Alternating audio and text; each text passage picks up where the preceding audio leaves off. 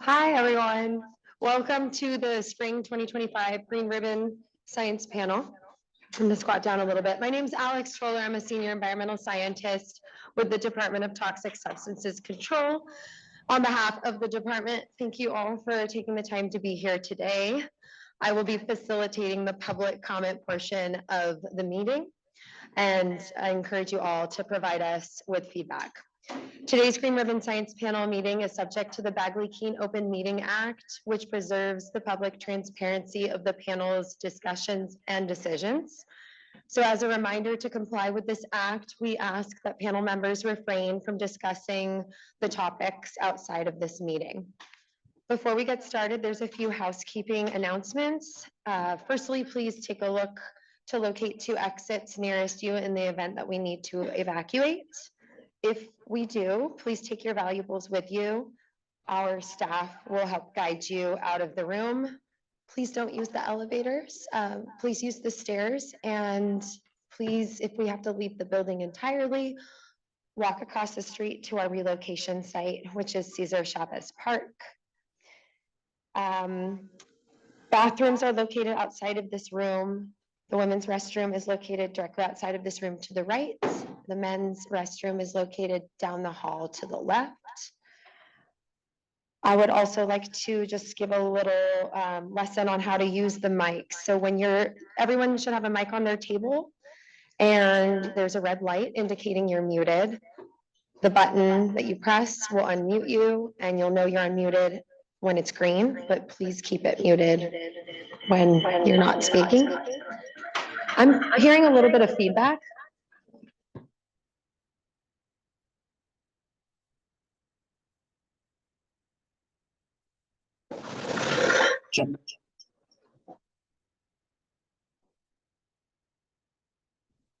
Another reminder is if you have your laptops open, please turn your volume down all the way. On Zoom.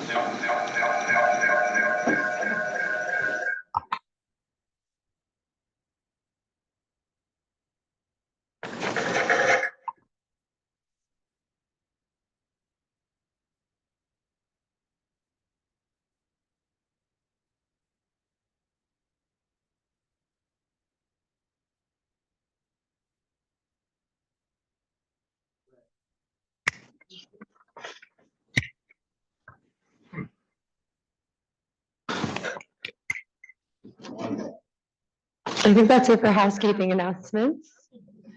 So now I would like to pass it off to Katie Butler, the director of the DTSC, for some opening remarks. And she will be followed by Robin Christensen, the deputy director of the Safer Consumer Products Program. So I will pass it off now. And I'm especially proud of the compliance report for PFAS in rugs and carpets that the program did. An exciting development is the information call-in authority that will be launched next week. And it's my hope that we can leverage this authority so that we can better prioritize the product and chemical combinations that we're regulating and help us better predict, which regulatory path each priority product can take or should take. So SCP has been working to stand this new module up, and I encourage, I don't know if we'll be talking about it over the next couple of days, but that's something that we're very excited about. Turning to collaboration. So as I mentioned, this has always been a pillar of SCP's work. And specifically, for 6-PPD in tires, our partnership with the Washington Department of Ecology has been instrumental since they are also regulating 6-PPD. And so connecting with innovators with new alternatives to 6-PPD as well, and learning about the roles of retailers and distributors that sell tires. So there's all these moving parts, and that collaboration becomes essential to a successful path forward. Last but not least, strengthening community engagement is something that we will continue to do at DTSC, and SCP has really been a leader in this area. They've learned well, early on in the implementation of their program, how beneficial it is to engage with stakeholders early and often for successful regulations. SCP's work the last 2 years with the Berkeley Center for Green Chemistry has allowed us to identify ways to incorporate environmental justice into the alternative analysis process. And that has driven home the need to engage well before the AA process. So even as the federal government is moving away from supporting diversity, equity, and environmental justice, this remains a core value for us at DTSC. And in fact, we have a new environmental justice training that we're rolling out for our staff later this year. It's really integral to everything we do at DTSC.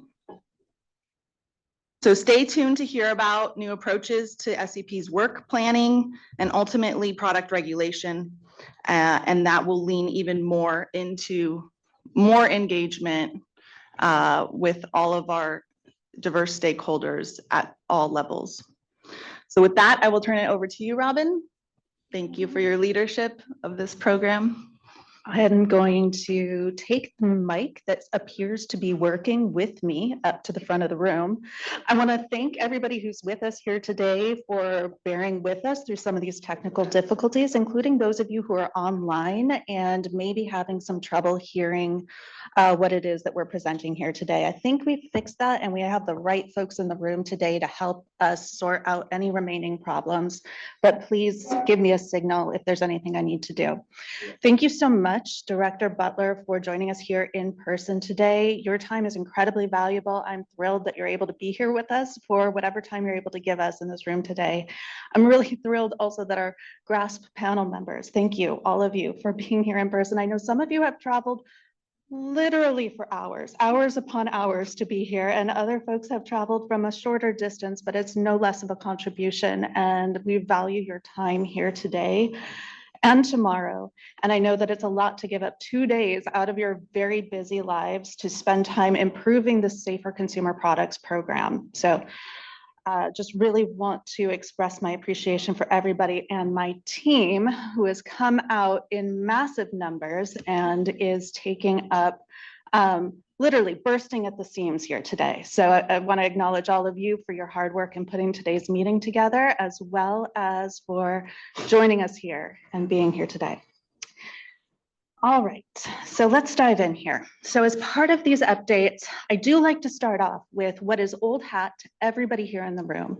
This is our SCP regulatory framework. Because it's a public meeting, bear with me as I go through the 4-step regulatory process that we have here in SCP. Our SCP framework regulations lay out what is known as the candidate chemicals list. We then define what are known as priority products. We do this through a rulemaking process, so it's a priority product listing in our SCP regulations, at which point the people that we are working with, the manufacturers who are responsible for developing and manufacturing safer consumer products, they are then tasked with this alternatives analysis process. And then we move into a regulatory response phase. So as I said, everybody in this room already knows this. And you also know that this is an incomplete model to define all of the incredible volume of work that we do in the SCP program, which is why in December, the last time that we met, I tried to show all of our work that's going on concurrently in this framework, where I'm showing here that we had work going on to list new proposed candidate chemicals, new proposed priority products, alternatives analysis that was ongoing, and regulatory response. So this was our December 2024. Here we are in May, and I want to draw your attention to the things that have stars here, because these are things that I think are of particular interest to the team. Since we met last, we had some really significant advancements in rulemaking related to candidate chemicals. So you see here that there are two. One is microplastics, which we anticipate will notice in June. This will be a new addition to our candidate chemicals list, which will name microplastics as a potential candidate chemical for us to consider in the process of rulemaking. Then our PPD derivatives. We anticipate that this notice will go live in July. And the PPD derivatives, of course, will allow us to consider those derivatives of PPDs in the process of thinking about alternatives to 6-PPD quinone. We've also proposed a new addition to our candidate chemicals list, which would be 12 specific acids and bases.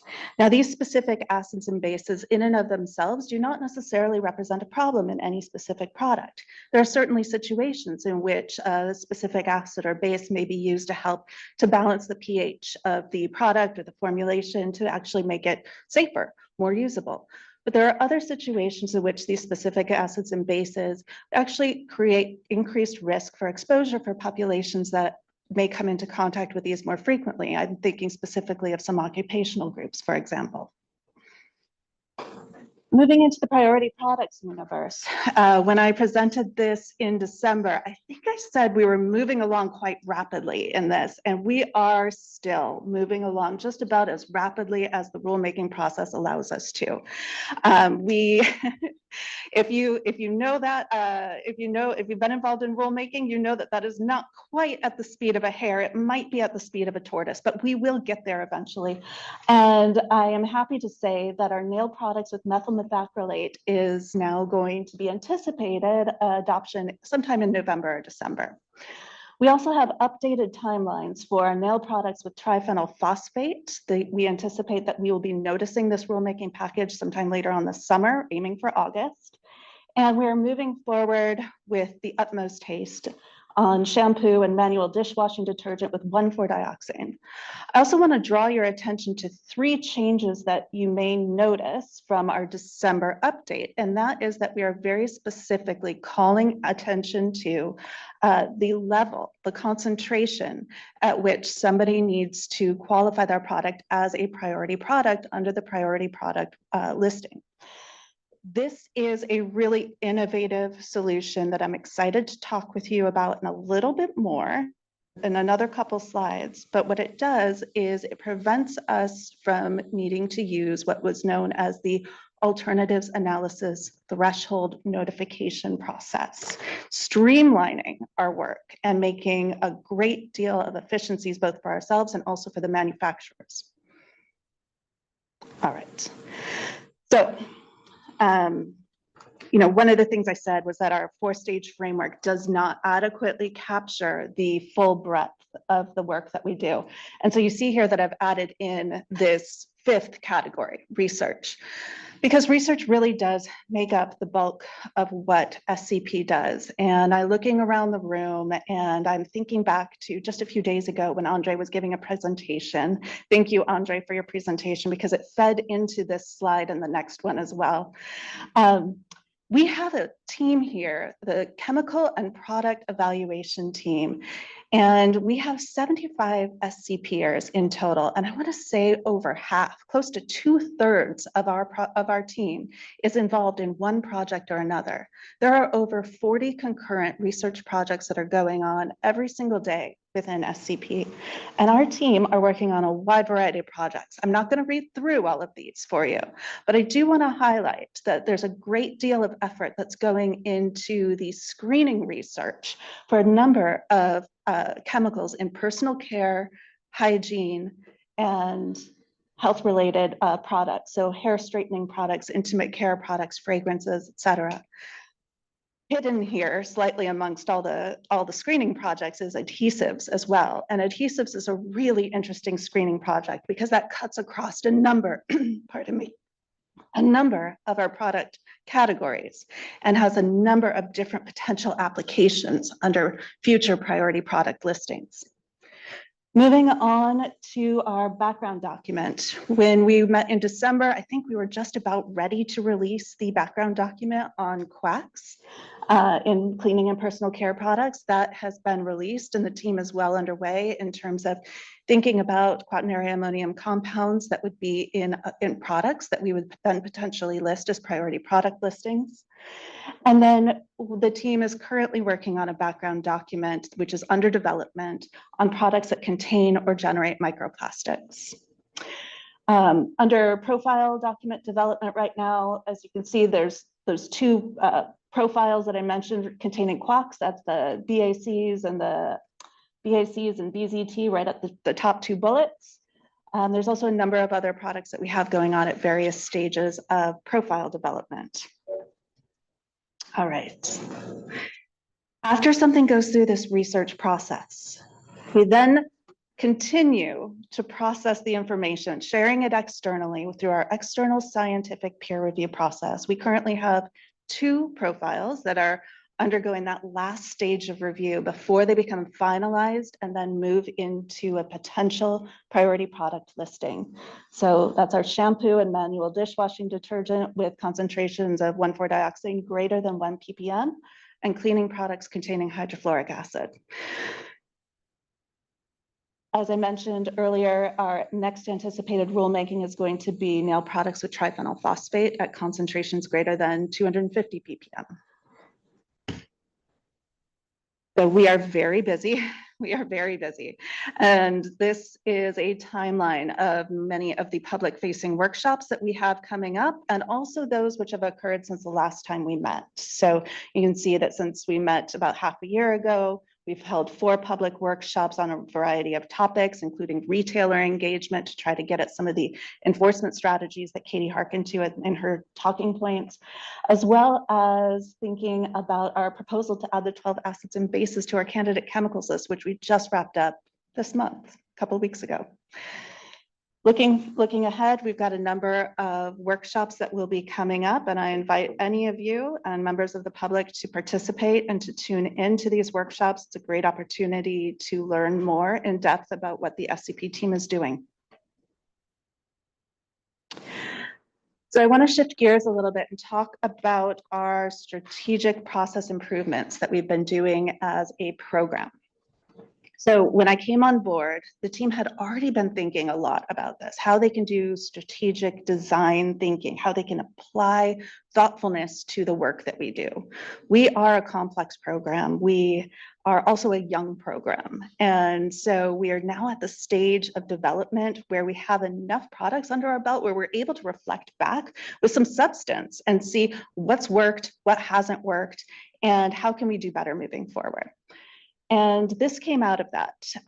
This is the strategic use of defining concentrations. So after several experiences where we were relying on what was known as the alternatives analysis threshold and relying on manufacturers to submit what are known as alternatives analysis threshold notifications.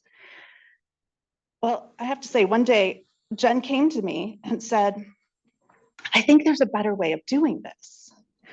Because what the alternatives analysis threshold notification was doing was it was putting a requirement on manufacturers to submit a notification to tell us that they have concentrations of the chemical of concern below that of which we were concerned about. And her question was, why are we focusing our resources, effort, time, and compliance on the individual, on the companies, on the entities out there that already have the levels at a concentration that is at a level that we consider to be reasonably safe? And fair question. So I give credit to our team for thinking creatively about this, to our legal team for helping support us through this process, and for the rulemaking team who's come up with this new strategy, which not only saves our time, but also saves time of those who are working with us. And it allows us to focus our resources on those who really do need more help, support to come into compliance. Speaking of rulemaking, our next strategic process improvement, this is a little bit of inside baseball, but I will say that we have done an evaluation of how we're doing some of these cost analyses, how we're doing the economic and fiscal analyses of our programs and predicting what the actual impact is going to be both on California's economy, but also on the costs to the state of California, supporting the resources of all of the individuals in this room working on the project.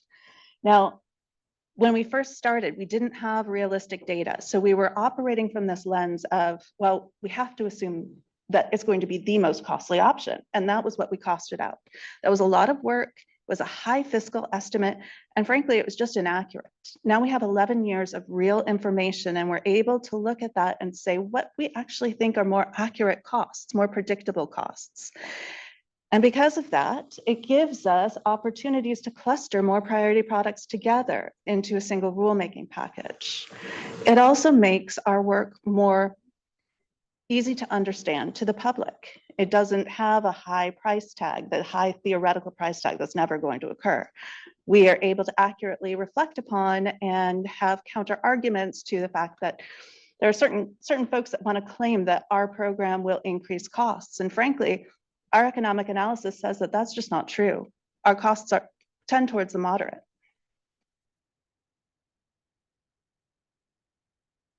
Third process improvement. I mentioned piloting multiple priority products in one rulemaking package. I cannot stress how much this is an exciting opportunity for us. This sounds like a very small thing, but putting multiple products together in one rulemaking package is a terrific way of increasing efficiency in our process. Rulemaking by its nature takes a long time, and it does because it's supposed to. We need to have opportunities for public engagement. We need to have a transparent process throughout. And this allows us to cluster multiple products in a strategic way when it makes sense to do so. It also reduces workload throughout the department through the leadership chain of review that has to review this. Fewer packages means less work for everyone. I'm not going to cover this at all because there's a presentation later on today where Armin and Andre will be providing more information about the priority product work plan. But I will say that we've been thinking really strategically about how we can increase and move up engagement more proactively regarding our priority product work plan. This is the tool that defines the work that we do over a 3-year span of time. And we're thinking a lot about how we can improve this, as well as how we can make it more meaningful, concise, and strategic, so that we can help to drive some of the market shifts that we are looking to do here at SCP. Fifth, we are currently conducting an analysis of our alternatives analysis process. This came out actually of the presentation that Tom gave at the last Green Ribbon Science Panel meeting, where we shared out and solicited input from the panel on our alternatives analysis process. And we got some feedback, and very, very good feedback, I think, that gave us a lot to think about in terms of how we should be approaching our alternatives analysis process. There's currently a project team that's working on this. This is underway, and I hope that at a future meeting, we'll be able to share out some of their findings. And finally, as Katie mentioned, we are leaning heavily into engagement. We cannot underscore the need for early engagement and the need for getting the right people at the table at the right time and having meaningful conversations. So we are looking at our engagement guidance and how we plan on adjusting some of the guidance for each phase and stage in our project. All right, let's shift gears. We're really excited about this. This is our formal information request. Katie did mention this in her talking points, and I'm sorry, I do not see Rob in the room, so I'm going to, Rob is online. Rob is online hearing about this, but this is a slide I borrowed from him. So Rob Brusha has led this project where he is looking at how we can implement our SB 502 authorities to request information from manufacturers and retailers and distributors, but primarily manufacturers so far. very excited to say that we've piloted this new authority. We're calling it the FIR, the Formal Information Request. We've piloted this in March, and we piloted it the old-fashioned way, as we do, but we are very, very excited about how we are about to launch the new Formal Information Request module, which will be in CalSafer. And I want to give a shout out to the CalSafer team that has worked so hard to get this ready and ready to go for this is not only going to be a way in which we can collect information, but by moving it into CalSafer, it allows for more efficient data management and information management, and it will contain a record that we'll have available in a way that just is so much more efficient and reduces the odds of human error. Shifting gears entirely, I'd like to give a little bit of a shout out to my team. We are so very happy to announce that Simona Ballon has been promoted to a branch manager. When we last spoke, I mentioned that Nancy had retired, and Simona is now in Nancy's position. She is our branch manager overseeing our regulations and policy branch, which is currently a misnomer because it includes so much more than regulations and policy. It includes market research, communications, environmental justice, operations, and she's very well suited for the job with her past experience. We're excited to have her as part of our management team. I also want to say welcome to Wen Ting, who I believe is in the room or is in the audience, but she is our, hello Wen Ting. She is our latest addition to the SCP team, and she's been a great fit. She's joined our team of Toxies, and we're happy to have her on board. We currently have just 5 vacancies, which is amazing to think about. That's a 7% vacancy rate. We have made offers on 3 of those vacant positions. So if you're doing the math, if everything works out, I may actually be in the very bizarre position of having absolutely no vacancies in the next year. I don't know what I'm going to do when that occurs, but I will say, I think we're going to throw a celebration for our personnel liaison who's helped get us through this. And I also want to celebrate our management team who's helped to set the culture so that people want to work here and continue to stay and work with SCP.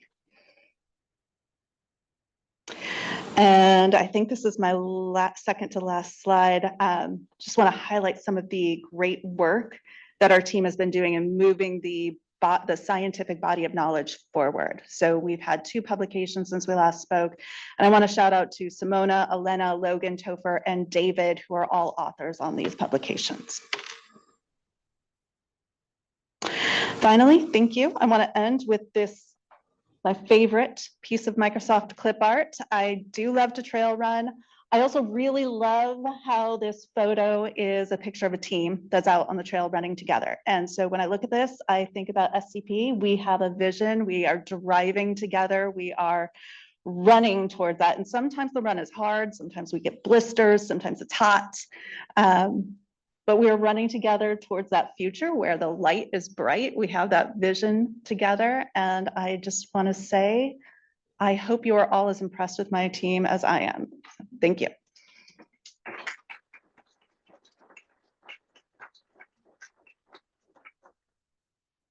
Thank you, Robin. I'm going to now pass it off to our co-chairs, Mike and Molly, to give a couple instructions and Zoom housekeeping information. Great. Hi, everybody. Molly Jacobs, and it's a pleasure to be here with you and to be joined by my co-chair, Mike, here. Yes, so first the mundane. This is a hybrid meeting. We all know that. For those of us around the table, on the panel, and staff, if there's if you're looking to express a thought, an idea, a remark, we always use the table tents, put them upright, and help Mike and I try to honor the order of which they were placed and support discussion. And we're looking forward to very robust discussion over the next day and a half. We have panelists that are joining us by Zoom. I know of 2, 3. How many do we have by Zoom today? Usually we have a screen of them. We have 3. Okay. So if I had a crystal ball, I would say it's Julie out there, it's Elaine out there, and Kyle and Alex. I'm will- sorry, Suzanne. Wonderful. All right. And so Suzanne and Julie and Elaine, we can't see you, but the staff are going to be monitoring your hands and letting us know. So do raise your hand if you have a comment to share to the group. And as you know, just the general etiquette of Zoom, just keep yourself muted if you're not on camera or on the mic. And yeah, with that, I think Mike and I were just going to offer a few words of welcome, and I'll get us started. And, you know, I think the first place I want to start when I was thinking about this meeting is, boy, a lot of things changed in 6 months since we last gathered. And with that, you know, inevitably, people always say, you know, the times are unprecedented. And then you talk to anybody that, you know, is a historian of anything. There's like, if you look back enough, nothing is unprecedented if you're a historian, right? Like this country in many ways, states have been here before at different degrees for sure. But in my career, you know, working in environmental health, public health, I've never seen the challenges that we're currently facing to do our work. You know, resources, not just funding, are being pulled, people are being pulled, tools are being pulled, databases are being pulled. And so it's even that much more challenging to do our research, to have the impact that we want to have, right? And so I just want to honor that challenge, but also express gratitude because it's the state of California that we hold a bright light to, and helping to guide us through kind of these, what I think, dark times for public health and the environment. And I also want to express gratitude to our panelists here. It's there because of this work. This panel shows up and is passionate about everything that is going on and the great impact, the great progression, the great strategic thinking that is going on. Mike's first day back to work is here. He's been off for a number of months, right? And is showing up. His very first day back to work is at the Green Ribbon Science Panel meeting. So thank you to that. We have people on this panel that are here on their own time because of what's going on in their own organizations, right? But are dedicated to this program to be here. And so I want to thank you for that. And I also want to honor a long-standing panelist, Anne Blake, and this is going to be her last meeting. And for that, I am deeply saddened because Anne brings so much strategic systems thinking to this work. She's been at this panel, with this panel since its inception, I believe. And with that has a lot of institutional knowledge and expertise about how this program has grown, how the regulatory environment has changed. She's always been a champion for the workers, making sure we never forget that in our thinking, and also for the vulnerable. She always brings out those remarks and the practical, right? She's got a very industry-wise perspective that she never fails to support thoughts on this. So I know I'm going to miss her comments because they always probe my own thinking. Oh yeah, I can build on that, right? You always want to have Anne start you off, right? Because then she lays it all out and all of us like build off of it. So, so thank you, Anne. Yeah. And with that, I'm really looking forward to the agenda that we have, and I'll describe it in a minute, but I'm going to pass the baton off to Mike. Yeah, and I don't know how I follow that up because, you know, Molly did an excellent job expressing how we both feel. You know, Robin, your presentation was very well done, and it really, I shouldn't look at you, I should face the mic, I suppose. You know, it really showed to me, you know, how excellent the staff here is doing, how you're really transitioning the program to meet the times. but it also showed in looking at some of the piece of the slide and then some of the background information, how much when the panel suggests something, we have a discussion with you, you take it to heart and you implement that. You know, it wasn't that long ago. We were really talking about, you know, there's so much expertise here. You know, if you guys published more, possibly, then you'll garner more respect, you know, more acknowledgement, and people will realize you're here. And here you are showing, here's more publications, you know, things like that, that really show the depth of knowledge and talent here in the staff, and also the just the way you adapt to things we just say. And it might be some off remark one of us makes, but it's really important then as panel members to remember that they really do listen to what we're saying. So contribute as much as you can, because they do take it to heart in the staff. And, you know, foreshadowing some stuff we're talking about later in the meeting, you know, when they say they want to reach out and talk, they really do. With my surgery, I'm not eating much. So I offered, and I wasn't going to order lunch. So I'm going to meet with some staff folks on a separate topic today, because they really like that input. So, and we're going to talk about that more, I think, tomorrow.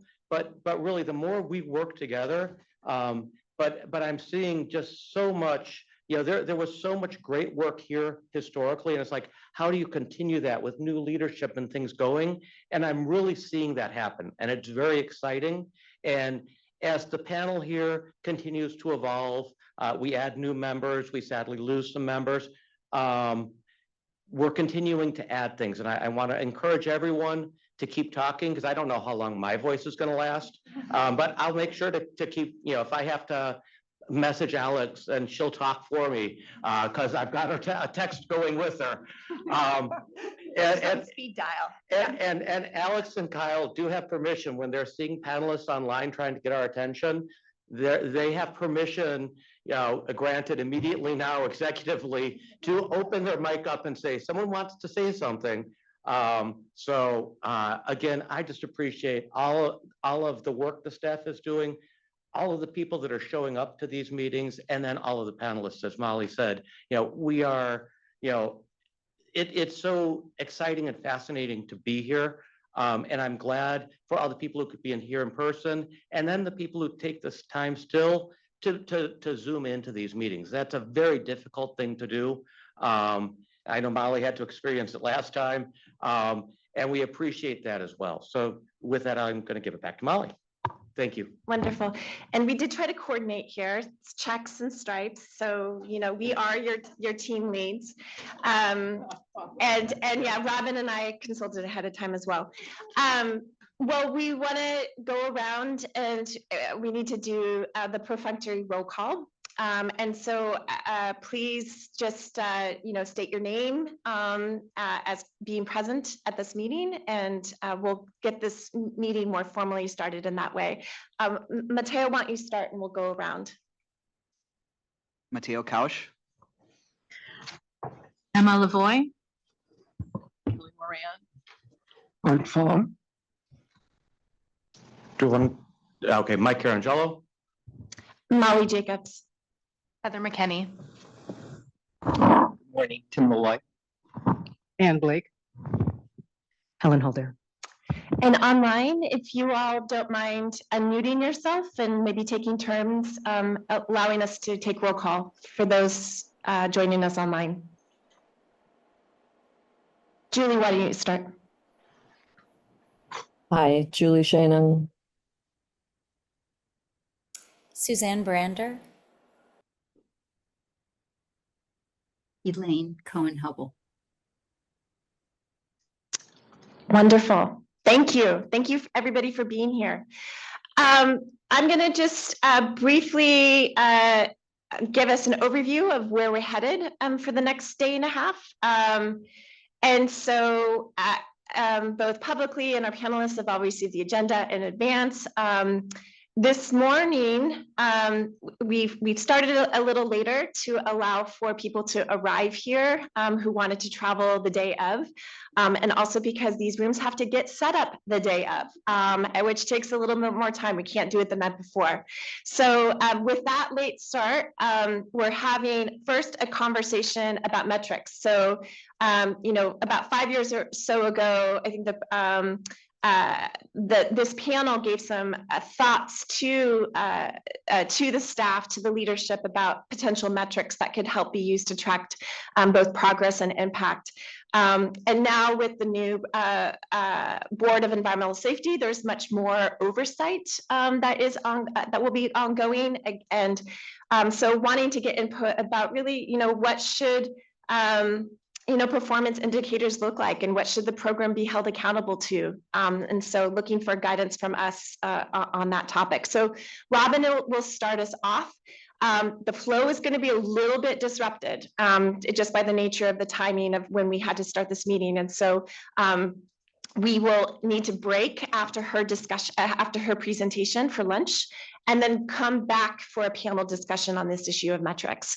And so hopefully there's still time after Robin's presentation for some clarifying questions before we break for lunch, but hold your thoughts. Don't talk about them with each other at lunch, given Bagley King, but go wanting to have, after we're all energized from a good lunch, to come back and give some insights about metrics. In the next part of the our discussion about metrics, we're going to hear from Andre and Armin about work to both streamline and to make more effective and engaging the priority product plan process. And then tomorrow, our plan is to break probably and in the meeting around 4:30 today. There might be some interventions from the staff probing all of us about potential scheduling options for this next meeting at the end of our day today, because we're thinking that this is the best time given the presence of most people in attendance today versus tomorrow. So don't go away after this meeting, because we need to think about the next time that we all are going to convene and what's going to work best. Tomorrow, I'm really looking forward to a thought-provoking discussion about the Promoting Transparency and Emerging Alternatives Recognition List. I like the acronym PEARL. Kim gives a thumbs up to that too. This is a really interesting project initiative. I have insights here. I think it's going to have lots of ideas given Safer Choices, where Safer Choice has gone over the years around some of these topics. Really important, I think, to make more available information on alternatives. I've seen this kind of conversation go on in Europe too, so this is very timely, and I'm glad that California is trying to lead this conversation about how we can do this better. And lastly, we're going to end our agenda together, and the discussion is going to be on us as panelists. It's going to be a more free-form discussion. The staff is really looking for us to reflect on our own research, on our own work, on trends that we see happening, on challenges and opportunities that we see unfolding in the work that we all collectively work on, to potentially identify some new opportunities, trajectories, ideas for the program going forward, if I understand that right. So it's meant to be free form. There's no charge questions, with the exception of hearing from us. But as it relates to the program, as it relates again to challenges and opportunities going forward. And with that, I think we should get it started. So I'm going to hand it back to Alex for our open public comment period.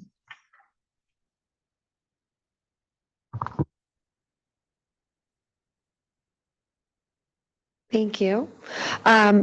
Yes, we were now going to open up for public comment, and we ask that for anyone with a public comment, please direct those comments to the Green Ribbon Science Panel, and that they be focused on our agenda topics.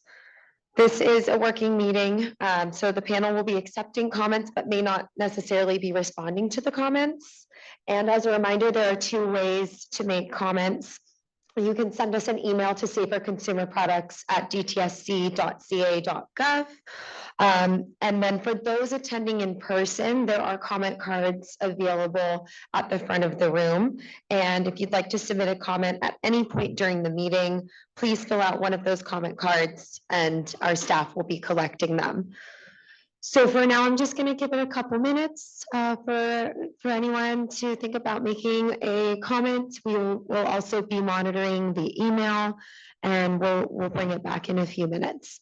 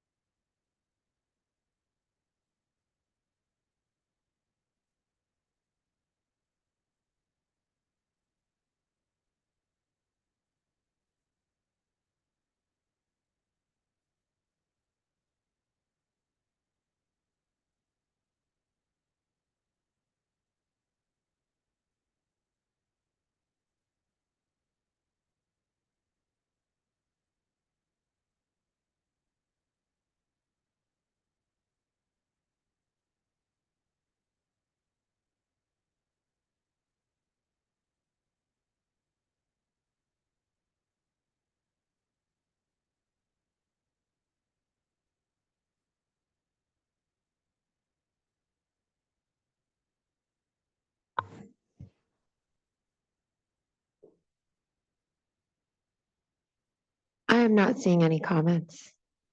So we're gonna move forward.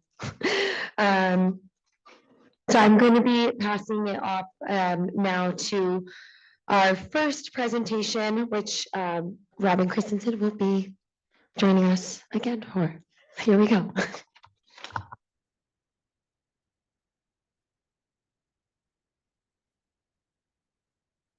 Okay, gosh, this is the Robin morning. It's all Robin all the time, except it's not, because I'm actually sharing this space with the Board of Environmental Safety. And I'm very happy that we're able to be joined here in person today by our board chair, Andrew Rakestraw.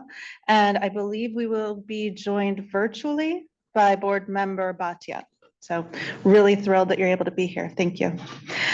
All right, let's move ahead with utmost haste through the next agenda item. Actually, I'm gonna need to have eyes on folks for helping me with the timekeeping. I do want to make sure that we're allowing time for any clarifying questions after my presentation, as well as Andrew and Sushma's presentation that will follow my own. So Jen, please throw up a white flag, red flag, whenever I'm getting too close to going over. All right, so, actually, before I dive in, I want to say I am uniquely excited and eager about this topic in a really, really geeky sort of way that's slightly embarrassing. And you guys don't know me that well, but in order to share a little bit about myself in this process, I want you to know that I am the type of person that makes smart objectives for my New Year's resolutions. I have done it for years. It's really obnoxious when you are holding yourself up to this standard of like, I need to read the 52 books every year. I need to get in 10 servings of fruits and vegetables a day. That one didn't work, by the way. I didn't accomplish that goal. But I do really like to set these metrics and targets for my own personal improvement. And I was thinking about that too, when, I put on this Apple Watch every single day, which helps to keep me motivated in terms of my steps. Am I walking enough? Am I moving enough? But of course, the steps, the step count, the movement, the calories burned, all of the things that I'm like tracking and honing in on a day-to-day basis, that's not really telling me whether I'm healthy or whether I'm doing the things that I need to for my heart. And so today's presentation, I want you to think about both of those things, right? Both things are important. We have a lot of information that comes into us from a lot of different spaces. How many books are we reading? But how many books are we retaining, right? When I was reading 52 books a week, was I a better person for it? I wasn't. Sorry, 52 books a year. 52 books a year. I know. I saw the smiles in the room. You're like, you're doing the math in your head. You're like, Robin, you didn't do that. So that's true. I did not. But I did read 52 books in a year. And I can tell you, I don't remember what they were. So we're here to talk today about measuring what matters. And I do want to take a moment to also admit that I am a little bit of a gold star student. So when I heard the rumor that you guys did talk about this back in 2019, I did my homework and I went online and I watched the April 2019 Green Ribbon Science Panel meeting and I read the transcript. Thank you to whomever tracked it down and sent it to me because I wanted to know what had been said before and what we were talking about then and how it might be different from where we are right now and what we want to do moving forward, because I think that's a really important bit of context to set. So think back to 2019. SCP was in a completely different frame. We had, I think, 30 people in the program. We were a baby program. And we had just come out of this environment where we've been pretty heavily scrutinized in a public-facing report that came out in 2018 that was not exactly glowing, reflecting upon our progress. And so we were hypercritical, we were self-critical, and we were looking inward in terms of how we can do better. And we had brought this item up to the board.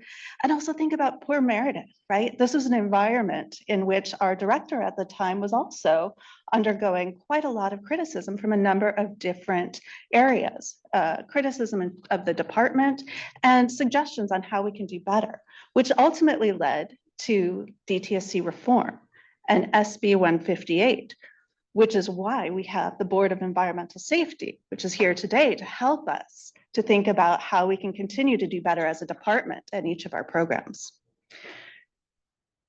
So as I was listening in on the April 2019 meeting, I heard a lot of familiar voices. Mike, I heard your voice in the room. Kelly, I definitely heard your voice in the room.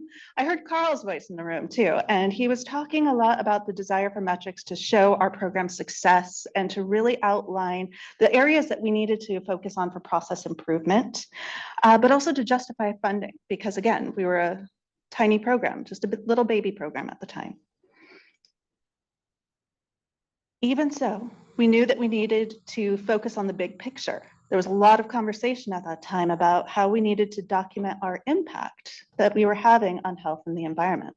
There were some concerns that were brought up around metrics, and this conversation around metrics at the time, one of the very key concerns I think that is still really important for us to hold in our minds today is that there are issues around equating success with the number of priority products which we list. There's also concerns around prevention being a very difficult thing to quantify. How do you quantify the absence of a thing? And I come from the universe of public health where we actually feel pretty comfortable doing this. We do it all the time in terms of public health program evaluation. But I think it is very challenging, particularly for some of the folks that have a more, come from a different line of training. We have a number of scientists in the room who very clearly want to be able to articulate what the SCP attributable outcomes are, instead of focusing on our impact as part of a larger movement. But it is important to consider, how do we consider that shadow? We know, we say this all the time, it's our common phrase, our shadow is bigger than our shape. So how do we measure the shadow while also focusing on the impact that the shape is having? Who was this? This was Meg Schwartzman. I want to quote Meg here because she said, don't be overly concerned with confounding, be bold, be bold. And I'm including this here. I have the privilege of being the deputy director, so I'm including the things that I like. All right, so in 2019, we did go through a number of the data sources, and I'm not going to go through all of these. I don't think the data sources have changed all that much, but the one major change that has occurred is SB 502 now provides us with the authority to do these formal information requests. And the formal information requests are a treasure trove of information that we can use to evaluate our program. The other thing that I'll highlight is some of the data sources that we were just thinking about as potential sources of information, like Cleria. In 2019, it was just a brand new thing that I think Andre was telling me that Meredith had met with Cleria and had just heard about it at this point in time. But now we're using Cleria, and we have a great deal of information that we can draw down from some of these existing data sources that are external to our program. And of course, some of the considerations that we talked about in 2019 remain the same, but the answers may be different now. So can it be measured? Are there methods to measure it? Are the data feasible to collect? Well, I would say that some of those data are a lot easier to collect now. We know more and we have access to more information. I was also very impressed that even in 2019, when we were a tiny little program, there were some pretty big, hairy, audacious ideas that came out of this group. So I want to thank your past selves for putting those forward. There was one big idea that I can't recall who voiced this, but I think it came up a couple times. Pay attention to a specific product category thoroughly so that you can have a stronger impact in a specific area. It gives you something that's a bit easier to measure, potentially. Very important to tie to our consumer health and the environment, to think big. Mike, this one was you. Measure more, measure earlier, because you can always drop off those indicators, but you can't go back and recreate baseline data. And gosh, I think it was Jack who said, tracking replacement chemicals and compare it and evaluate that comparison to the original. If you think about one of our goals as a program is to track the regrettable substitutions, we now could be able to actually put together a study where we look at data and we say, okay, well, we know the harms from this chemical. We know how many pounds of this chemical were removed, but what was it replaced with? And can we evaluate the benefit of what the product contains now compared to what it had then? Art, this was you. Metrics are powerful and can inspire change. And so think about what it is that you're measuring because it motivates others. And I am blatantly calling on some of the experts in the room here. These are quotes from that meeting. Kelly, I love this quote and I included it in some of the materials that we sent out in advance because it's true. It's so true. The screen's too small. I can't read it. So I have to turn over here. One of the things I've learned over my more than 2 decades of measuring the environmental outcomes associated with preventing pollution is the number of things you do is the least useful thing you can measure. I think that's a powerful statement. And then Carl said, we may have a greater impact in either a class of chemicals or a category of products. Measurable, transformative, as opposed to us nipping at the heels of a variety of chemicals and products. And this was not said in the room. This is actually John Doerr, who wrote the book literally on measuring what matters. Not everything that can be counted counts, and not everything that counts can be counted. So what did we select? After all of this discussion, what did we end up selecting as our KPIs? Okay, I admit, it ended up being a pragmatic compromise. So we started off with our key performance indicators because we knew that they needed to reflect the DTSC strategic plan, as well as be presented on a public-facing dashboard and to show progress over time. We did select to focus on the outputs. We did count the things that could be counted because we needed to have something that could be counted and could show progress over time on a public-facing dashboard. It made sense.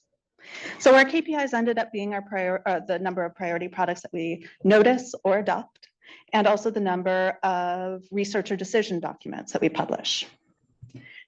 But we took your input to heart. We did. We listened and we took the input from the GRSP and we developed the accomplishments report. So our 10-year accomplishments report tried to target some of these things that really got at the outcomes and not just the outputs.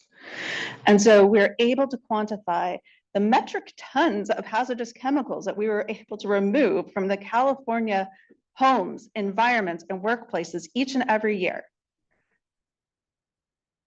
We were able to quantify even outside of the SCP framework by focusing on the brake pad law, for example. More than 60% of brake pads in California are now copper-free, which corresponds to an estimated 28% decrease in copper entering urban runoff. That's phenomenal.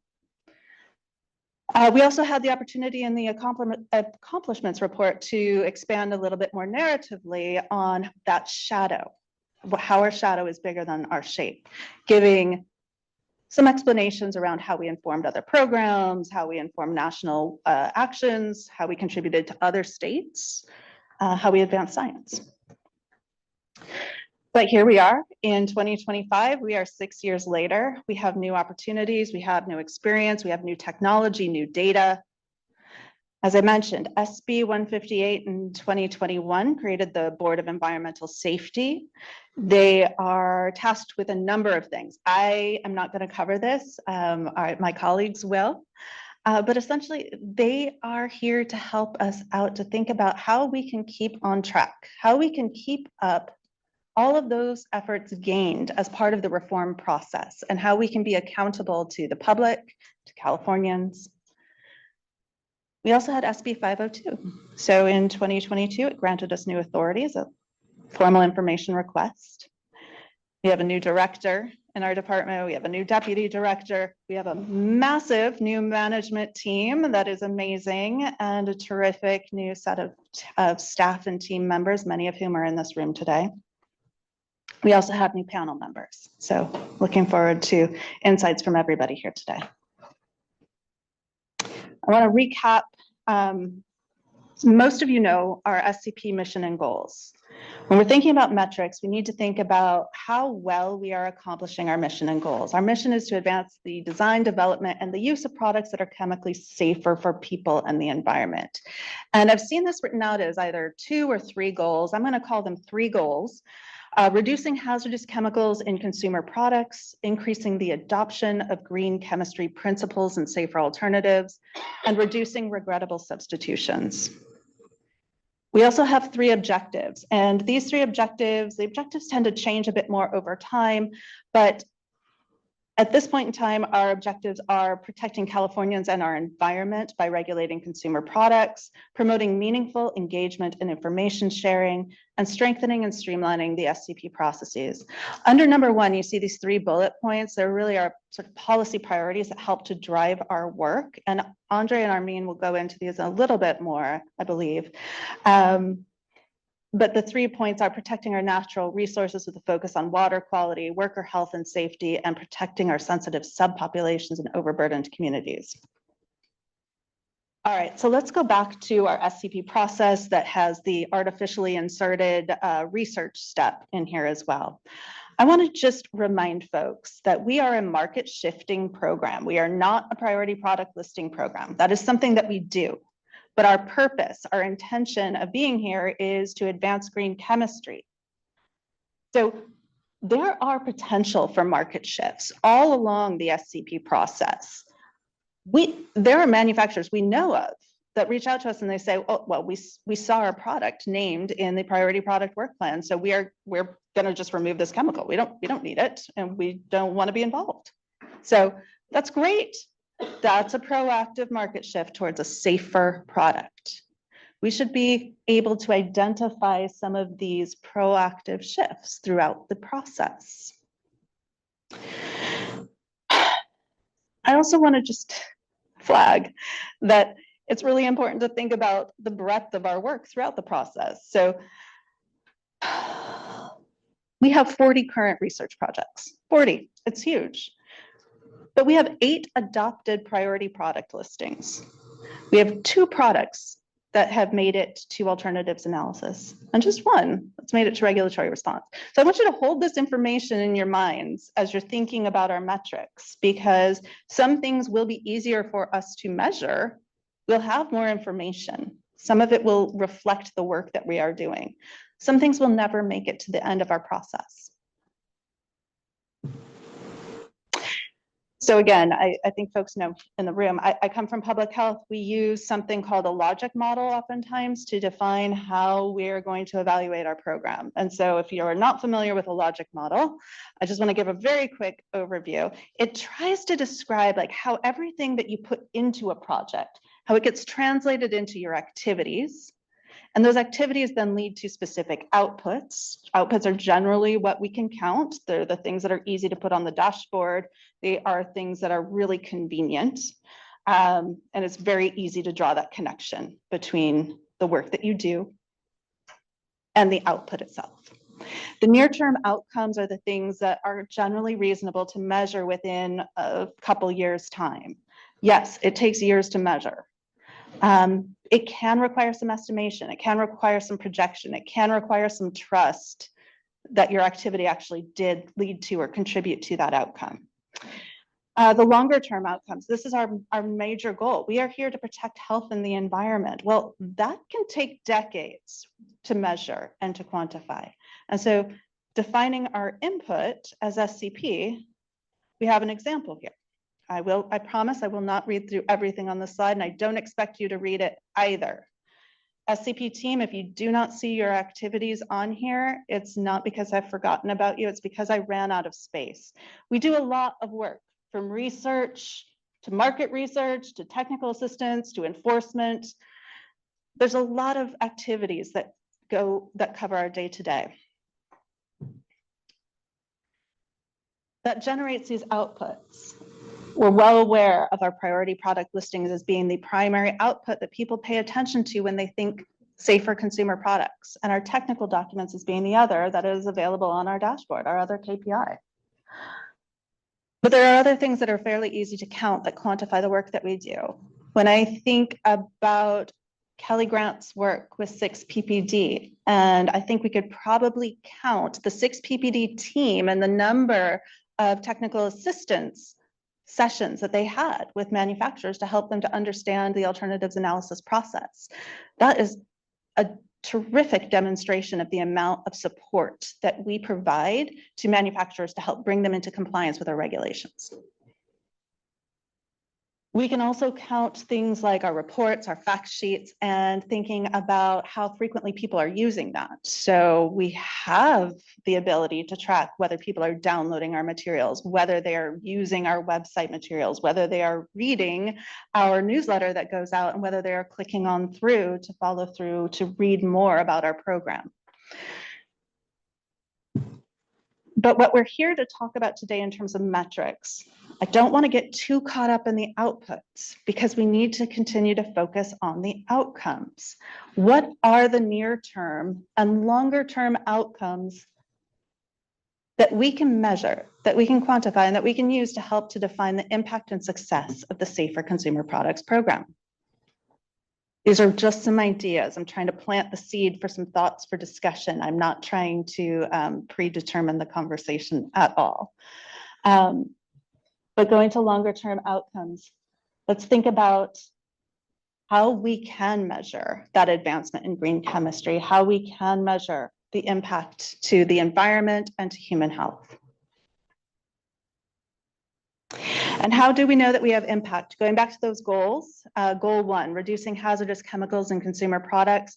Of course, we have a lot of information, and I think one of the best recent illustrations that we have is our compliance report on carpets and rugs that came out demonstrating that there's a before and after effect. The orange dots indicating what had occurred before our priority product listing, the teal dots shortly thereafter, when the carpet industry moved away from using PFAS in carpets and rugs.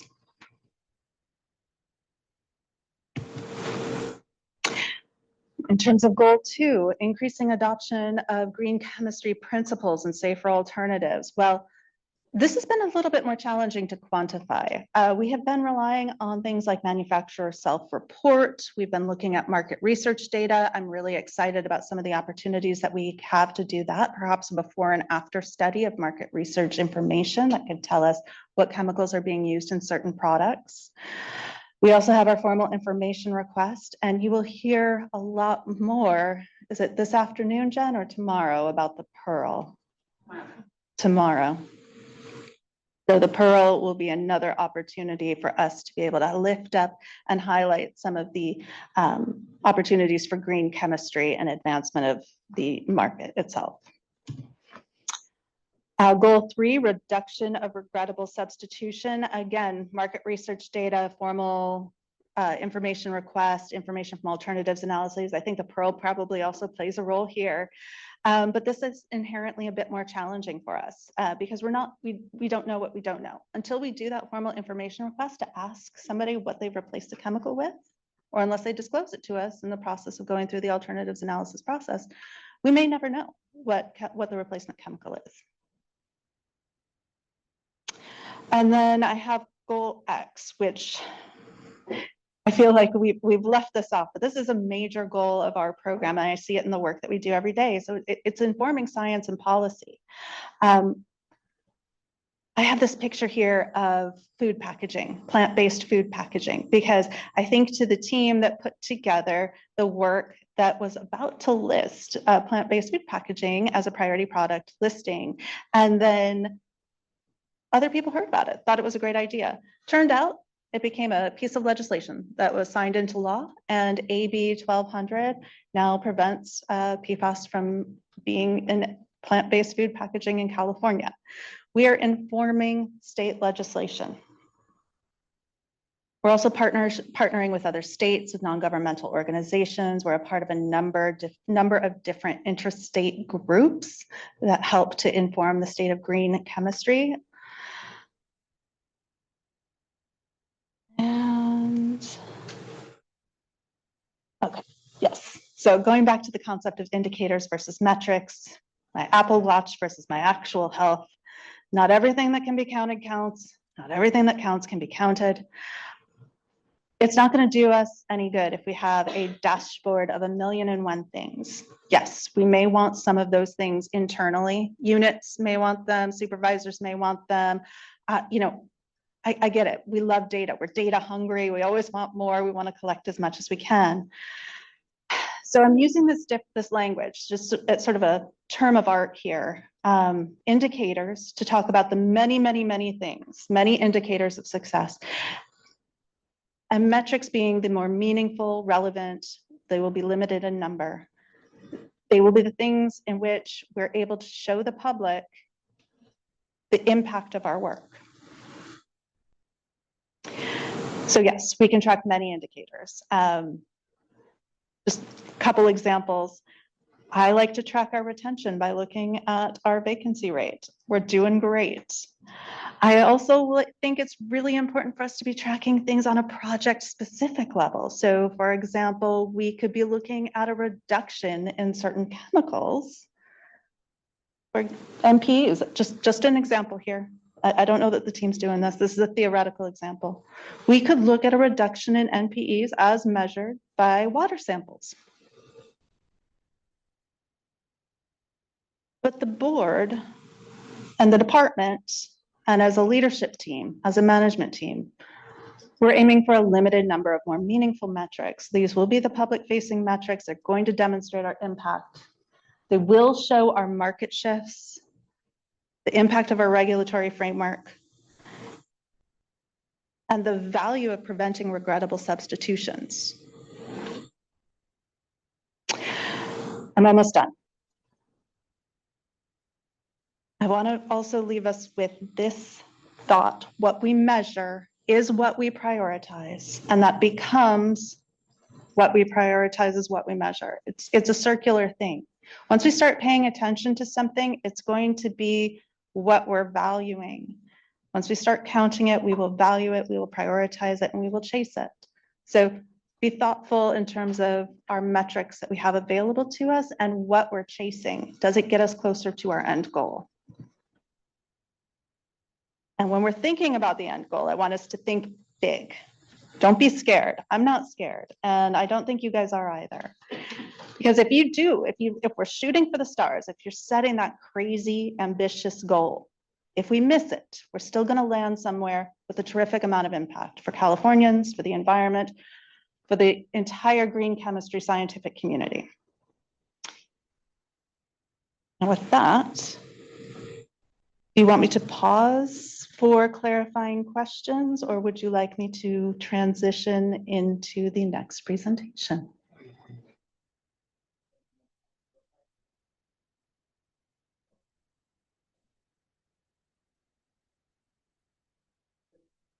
All right, I'm very happy to invite up Andrew.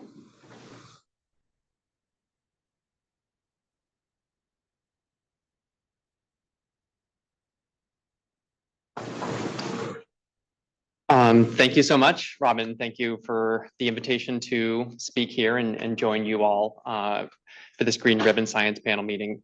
It's very clear, Robin, so far that you put an enormous amount of thought into this. So I'm really looking forward to the discussion and the panel members' reflections here. So just to briefly introduce myself, my name is Andrew Rakestraw. I'm 1 month into my term as chair of the Board of Environmental Safety. Most recently, I come from the federal government, where I was the deputy lead negotiator for the US for the UN climate talks. So really look forward to this discussion today. Also wanted to highlight, we have our board counsel, Greg Forrest, is in the audience here as well. So if you have any legal questions, be sure to grab him as well. Also, I'll be splitting this presentation with a fellow board member, Sushma Bhatia, who I see is appearing on the screen right now. So I look. This little clicker, I think, is.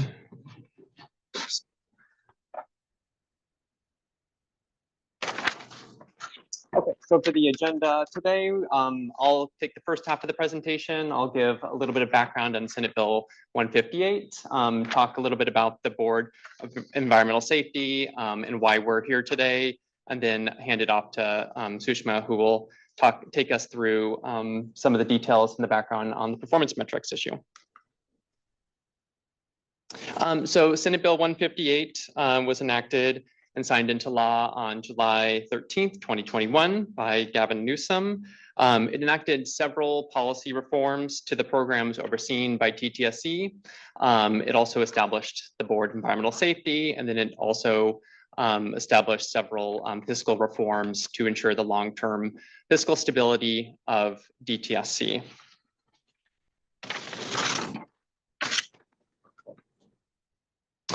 So the Board of Environmental Safety is made up of one full-time chair. That's me. And then there's 4 part-time members. 3 of those members are appointed by the governor and go through the Senate confirmation process. 1 is by the Assembly and 1 is by the Senate. Our board is supported by 12 full-time staff. So in terms of the role of the board, so the SB 158 states that the Board of Environmental Safety members shall represent the general public interest and act to protect public health and reduce risks of toxic exposure, with a particular focus on disproportionately burdened and vulnerable communities. So the board plays a key role in guiding, advising, and overseeing DTSC's efforts to manage and regulate toxic substances. And then SB 158 lays out a number of different, very specific mandates for the board, including working in consultation with the director to establish performance metrics. That's why we're here today. So the board holds regular public meetings. One of the key aspects or mandates of the board is to engage the public in the work of the board and consequently in the work of DTSC. So the board holds a minimum of 6 public meetings per year. At least 3 of those meetings are supposed to be held outside of Sacramento, near the regulated community, near the community that is impacted by the facilities. As part of our board meeting, DTSC regularly presents updates on the department's priorities and allows for public comment and public participation to receive input on DTSC's activities. So how we organize ourselves, we are a small board with a small staff, and DTSC is a large department with a large staff. So how we generally organize ourselves is in terms of subcommittees, both because Bagley-Keene has certain limitations in terms of board work. We are a work-like board in the sense of we have full-time staff and we have a full-time chair. So we've established several subcommittees that really speak to the specific mandates that SB 158 sets out for the board. So the hazardous waste management plan, which is another topic that's coming up this year. We set the fee rates and do fee analysis. As I mentioned, we look at performance metrics and reporting. We also established, or SB 158 established, an ombuds person to receive input and be responsive to the public. There's a board subcommittee on the Cleanup in Vulnerable Communities initiative, on environmental justice, and the department's evaluation. We also have what are called working groups, which are basically dedicated to specific issues and specific sites that aren't necessarily mentioned in SB 158, but that either the public or regulated community has emphasized are of importance to us. So I will now hand it over to Sushma to walk us through the rest of the presentation, including on the hazardous waste management plan. Thanks. Thank you, Andrew. Can you all hear me and see me? Yes. Yes, we can. Wonderful. Awesome. As Andrew mentioned, I'm Sushma. I'm a fellow board member. And Andrew mentioned that there are several topics that we as a board are working on. And oftentimes we work on those topics through a subcommittee construct. So what I'm going to do is share an overview of the work being done in two specific subcommittees. Those are the Hazardous Waste Management Plan Subcommittee and the Fees Subcommittee. We feel that those pieces of work are somewhat adjacent to the work that this team is doing, which is why we're highlighting them. So starting with the first one, which is the Hazardous Waste Management Subcommittee, I'm going to give you a little bit of context and then talk to you about what is on this slide. So by way of context, SB 158, which is the mandate that created our board, also mandated that DTSC create a report summarizing the hazardous waste generated in California, starting in 2023. And this report is meant to be updated every 3 years. In addition, DTSC is also mandated to create a hazardous waste management plan that outlines recommendations for hazardous waste management in California that is based on this data gathered through the report. Okay, so again, this is the hazardous waste management plan. The reason it is so exciting is it's because it's the first of its kind. It sets a vision and it's meant to be a comprehensive guiding document for how the state thinks about hazardous waste. The role that we play as a board is to ensure that there is adequate public participation, and we ultimately are responsible for approving the reports and the plan if we deem that the documents meet the mandate and adequately address the vision and the public comments. So that is the role we are playing at the moment. The draft hazardous waste management plan is actually open for public comment at the moment. You can go to DTSC's website and get it. And the reason we're bringing this to you is because some of those plan recommendations touch upon source reduction. And earlier we talked about how some of the work you're doing is actually market moving and does drive reductions. So how might we find synergies between the work you're doing and ensure that it's adequately represented in the hazardous waste management plan? So if you choose to engage, you can provide comments in writing. Or you can join an upcoming workshop, and there's some dates coming up in a subsequent slide. Next slide. Wonderful. I'm switching gears to talk about another topic that Andrew briefly mentioned in his opening. This is another mandate of the board, which is to set the fees on an annual basis and to conduct fee analysis. It is one of the mandates laid out in 158. So every year we as a board review DTSC's financial data and ultimately set fee rates that are to be paid by the businesses. And this is based on an evaluation of all the revenues coming in from the fees and what it costs DTSC to run all of its programs. So this fee setting that we do, it's an annual cycle. We do this every year. If you choose to engage in this fee setting process, you can join an upcoming workshop. It's coming up on June 17th. But in this construct, we're going to talk specifically about fee setting and ensuring that all of the good work that's being done by DTSC as it relates to safer consumer products continues.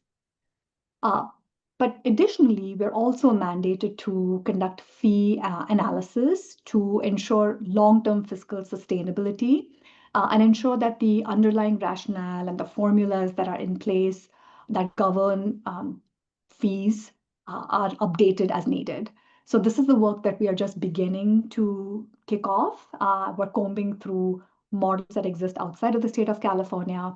And some of this work is also informed by the work done by UMass Lowell.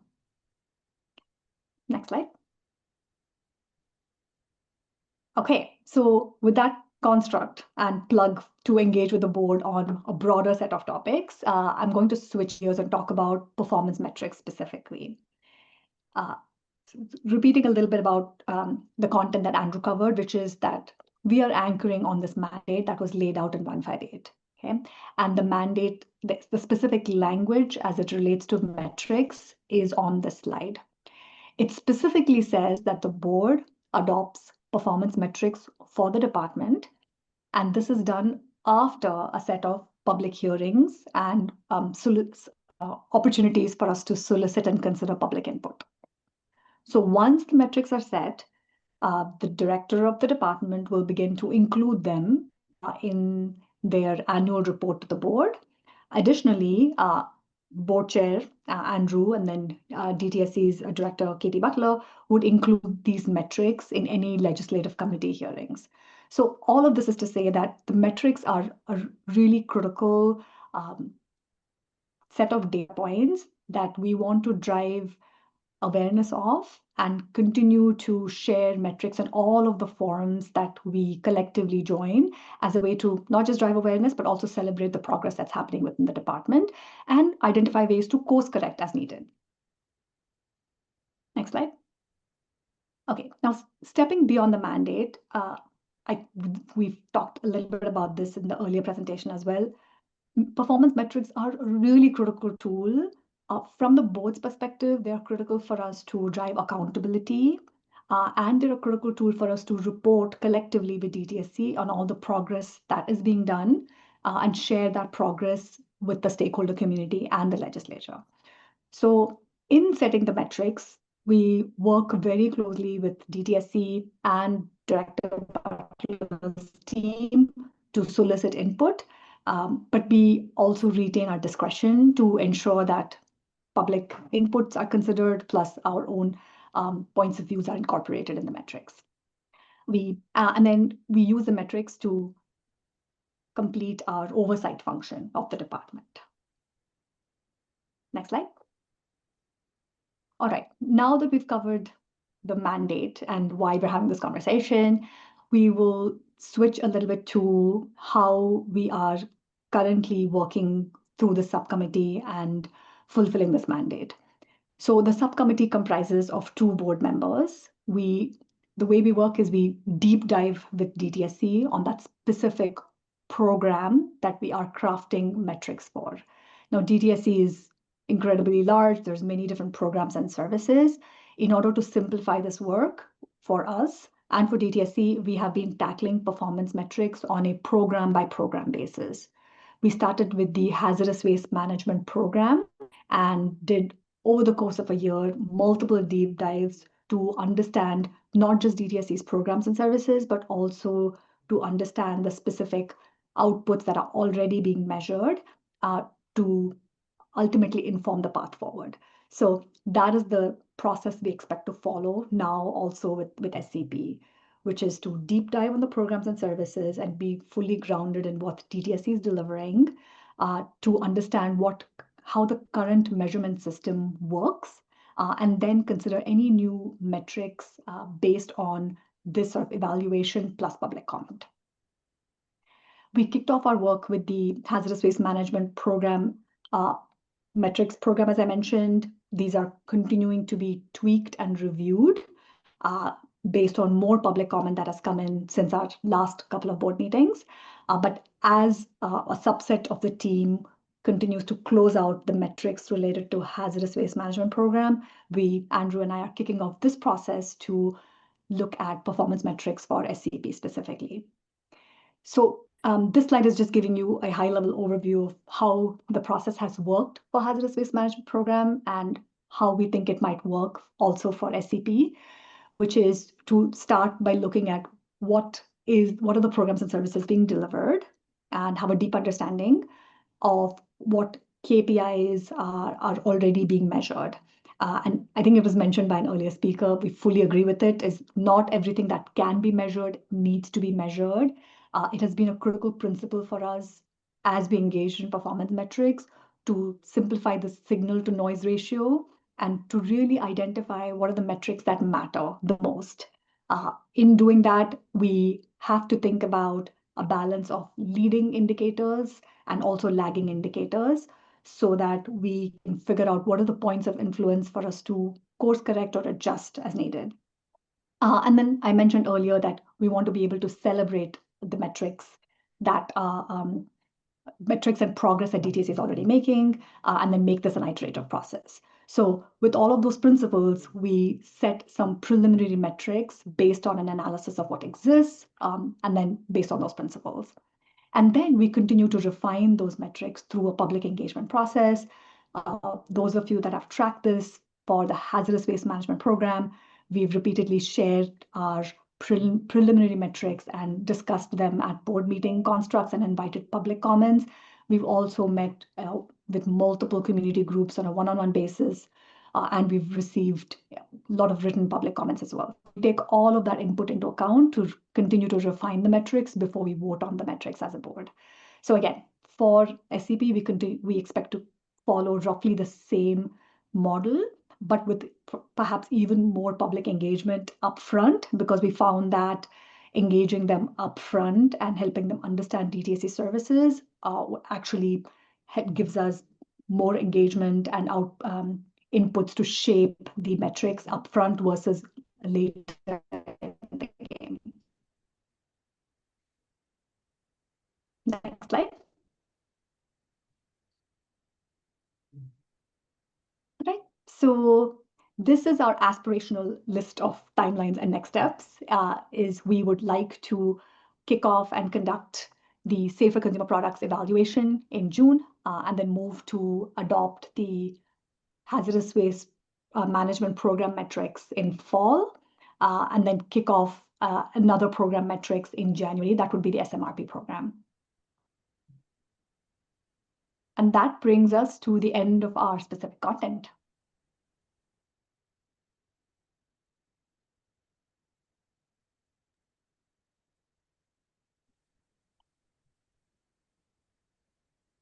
Are we taking questions? Hi. Okay. All right. Yeah, I just wanted to wrap up really quickly. I really appreciate, let me make sure, what have we got? There we go. We're not yet at lunch break. So really appreciate, thank you so much, Chair Rakestraw, Member Bhatia, Sushma, Andrew, for joining us here today. This is really critically important. We're bringing together two different groups of thought partners in a really critical exercise for SCP. And so I'm just really very, very pleased that the timing of all of this lined up and we were able to have the right people in the right room at the right time to start the conversation. And I know that we have some time right now before we break for lunch. So I think it would be a good opportunity for us to have a little bit of space for any like clarifying questions, or if folks want to make sure that we just have a solid understanding before we transition into the lunch period. Sound good?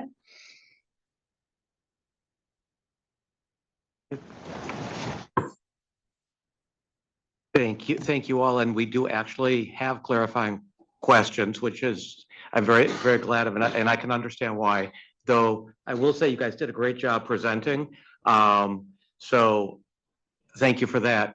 So I've got a list, and Bali's gonna probably get a better list because I can't move my head as quick. So I know I'm not in the right order, but we're going to start with Mateo, then I have Kelly, then I have Helen, then Tim, and I thought I saw Ann moving towards her, but not yet. She's making me wait. So Mateo, you are up. Thanks for the presentations. I had a question about the fee analysis. Is that specific to the hazardous waste management program, or are there any fees associated with the Safer Consumer Products program? I can take that. Thank you for the question. It is related to all of DTSC's programs. I'm going to oversimplify this, but all of DTSC's programs are funded by 3 different kinds of fees, and each of those fees funds a set of programs and services within DTSC. So one such fee actually funds SCP. Could you say more about that fee? I'm trying to understand the Absolutely. connection. Yes, I will share a little bit more. I found that with fees, things get super overly complicated very quickly. So you're gonna have to catch me if I go down the deep end.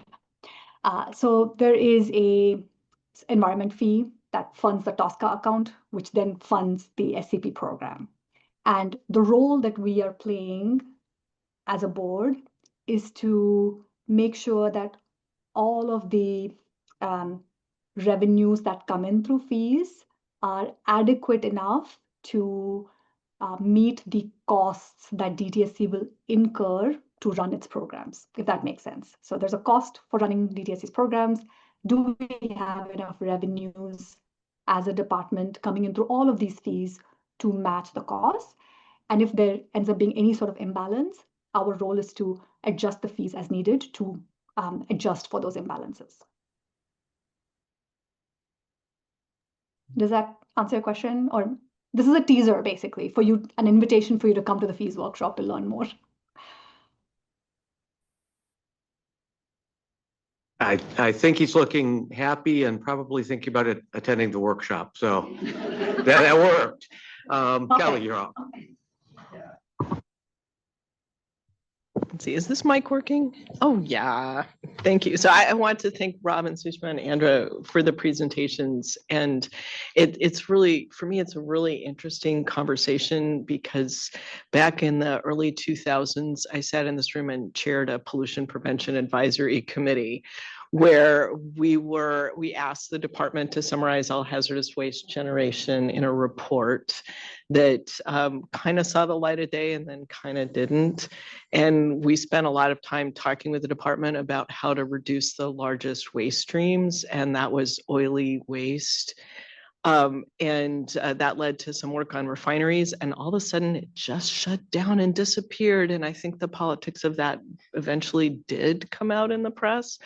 But it was uniquely disturbing to me.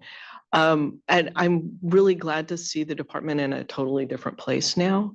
So I had a couple questions here. I'm trying to figure out how the work of Safer Consumer Products relates to these analyses, particularly the hazardous waste generation analyses, since so much of it is waste from cleanup from historic contamination.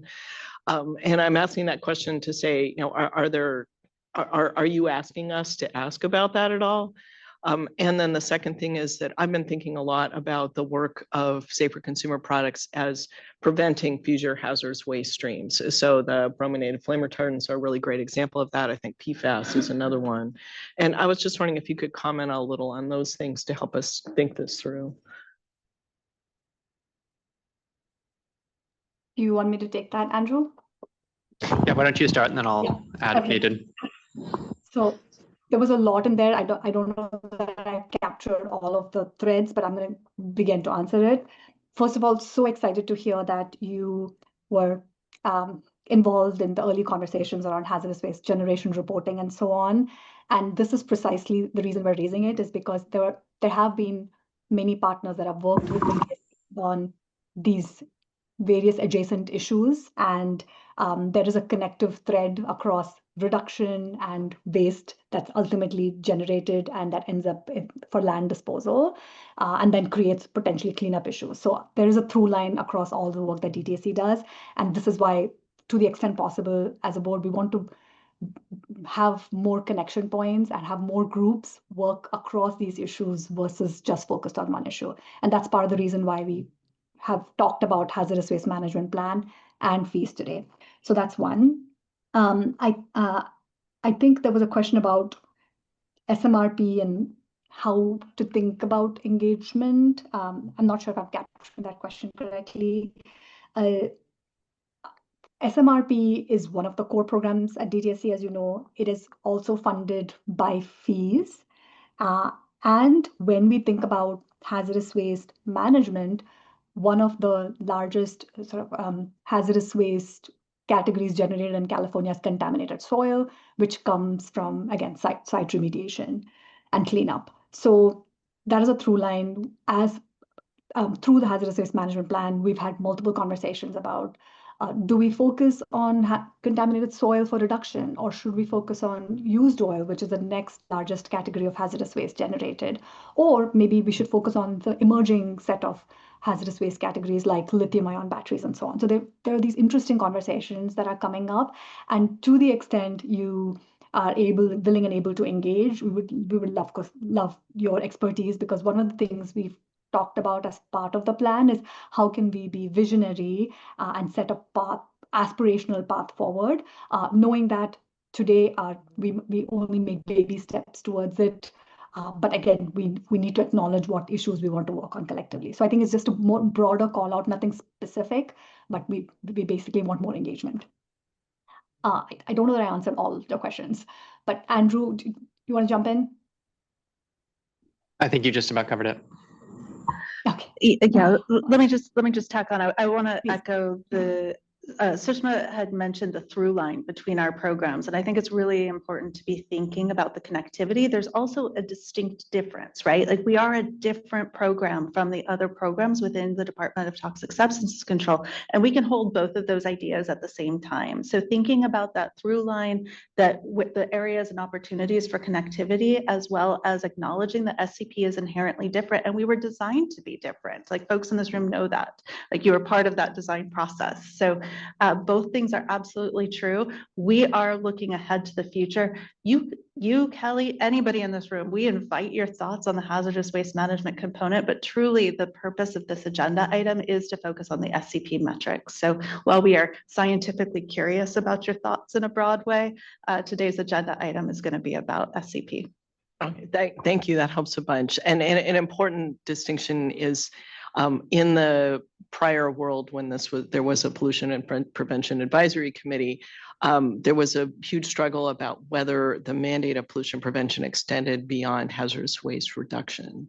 And I think we're past that now, and the public health protection is a really important role of the Safer Consumer Products Program. So I'm seeing the metrics and so forth, the process here as being much bigger than just hazardous waste reduction, although not forgetting that. I just wanted to confirm that's the case. It sounds like you were saying that. Yes, I'm nodding. So for folks online, yes, that is correct.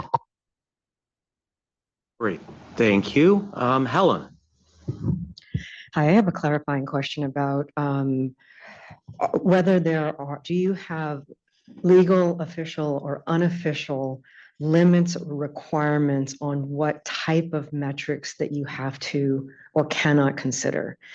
So for example, does it have to be something that's physically measurable, or can it be, can you have metrics that are things like the completion of a report doing a retrospective on the success of all the PFAS initiatives in the state? So just trying to get a sense of, like, are there any limits that are either being put on you or that you're putting on yourself about what class of things can be metrics? Greg, do you want to answer the first part of the question on the legality, and then I can jump in on the principles?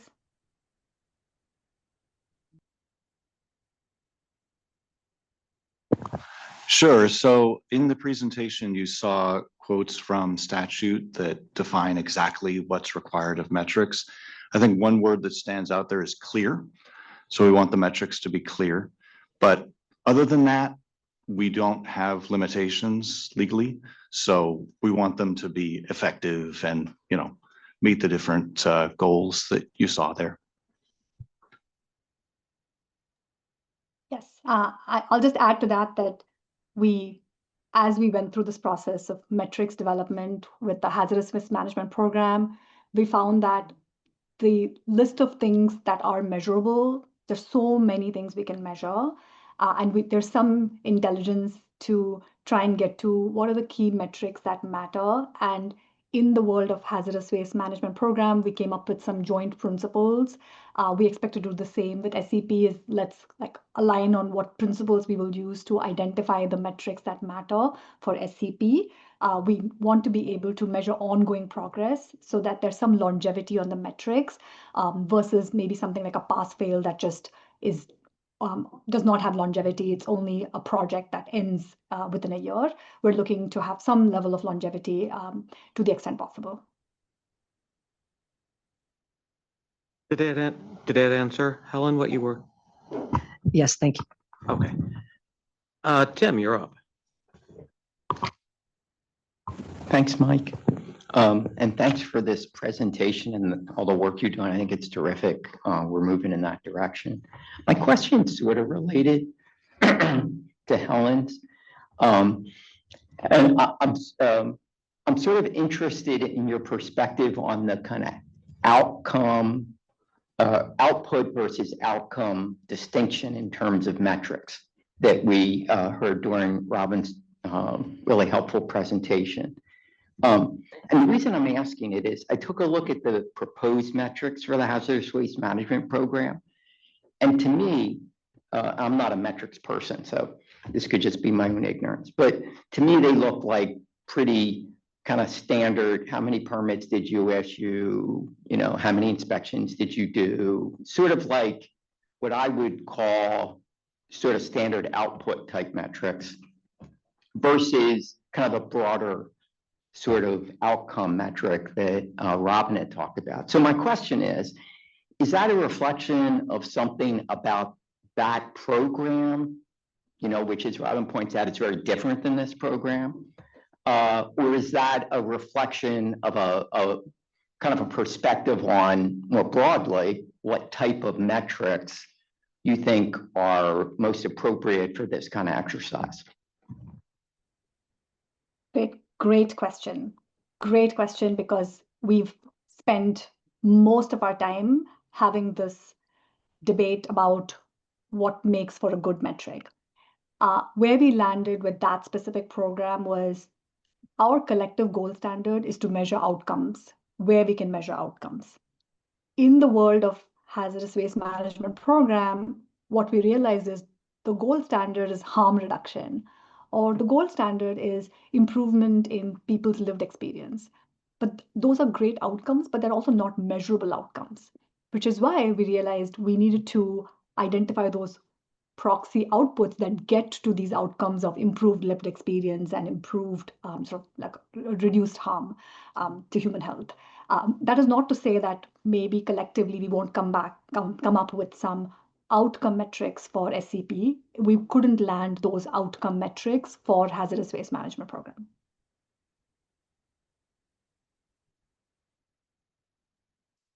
Did that answer for you, Tim? Okay. Thank you.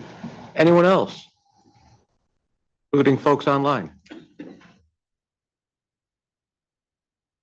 No, I think we're pretty good on time, maybe even a little early, which I know no one wants extra lunchtime.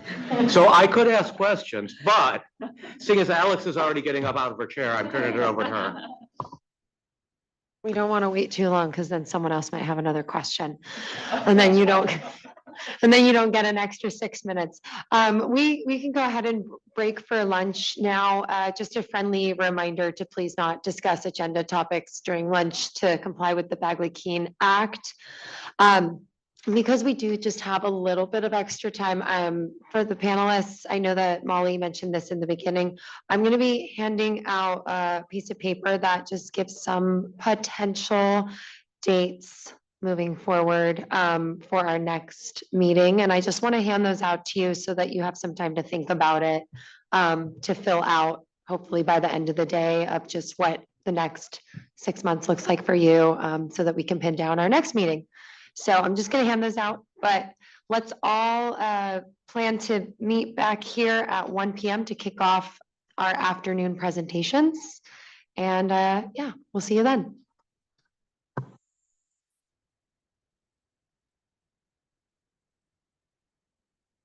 I hope everyone had a wonderful lunch.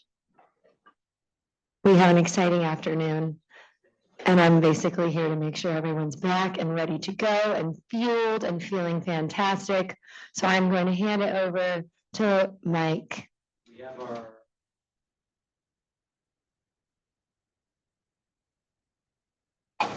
Is there?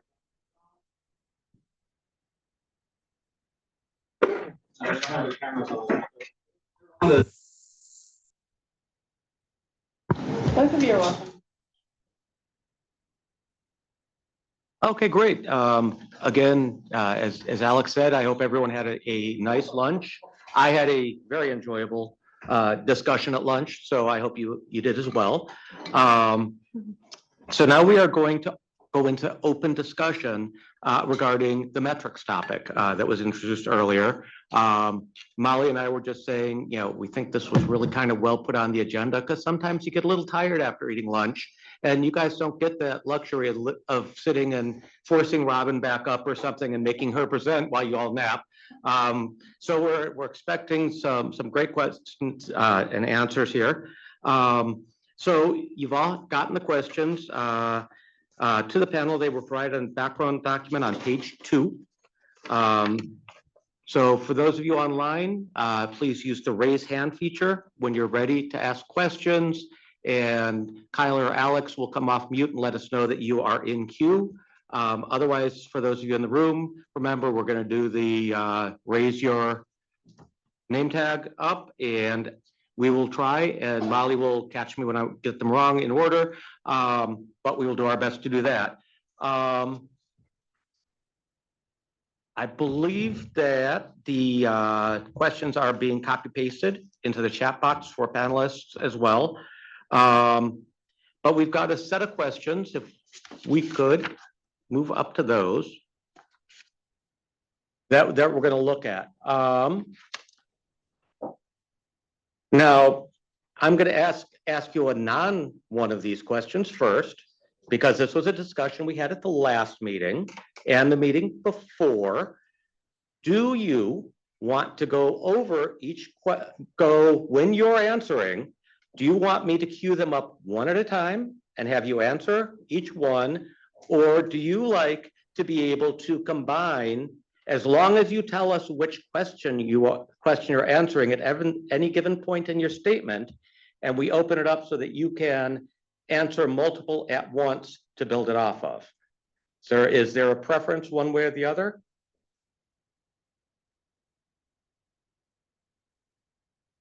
Okay, Robin. Is there a third option? Is there a third option as well for a little bit of an opportunity for free form flow? Yeah, I think that's what as long as they let us know that they're, right now I want to talk about question 1 and 3, and because they're interrelated, I think that's where we found the advantage of that. As long as the problem logistically we have with doing that on Molly and my part is that we find that if you don't let us know which question you're answering, then questions get skipped. And it's fine if no one has any comments on a question to skip a question. I'm not going to hold you to making stuff up.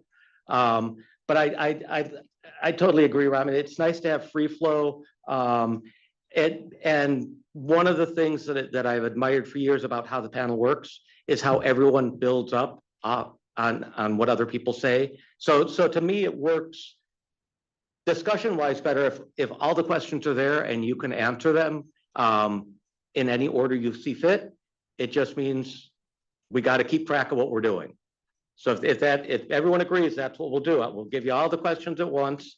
I will read them once so that you have a chance to get ready to raise your card so you can be first in line. Yeah, Robin's gonna put hers down. But I will go through them and then we will open it up and you can answer questions in whatever order you like, but and I'm not even gonna make you answer only one at a time. So if you have thoughts on a couple that are interrelated, but once you're done and your card goes down, and then you think, oh, wait, someone said something great, put your card back up and we'll put you in the queue again. I mean, it's exactly what Kelly and Art did forever and ever. But don't hesitate. Okay, and I see Helen is the winner here. Good job. So now I'll get off my soapbox and I will give you the charge questions. So thinking beyond rulemakings, what other elements of SCP's work are most critical to measure and report out on? For example, public engagement, interstate collaboration, market shifts. Second one, what metrics might be more universally relevant across a breadth of products and product categories? And it is fine once you've got your card up to say, can someone on staff explain what they're really asking? That's a fair counter question. Number three, prevention can be challenging to quantify. What measures of SCP performance might we track to indicate whether SCP is successful at pollution prevention?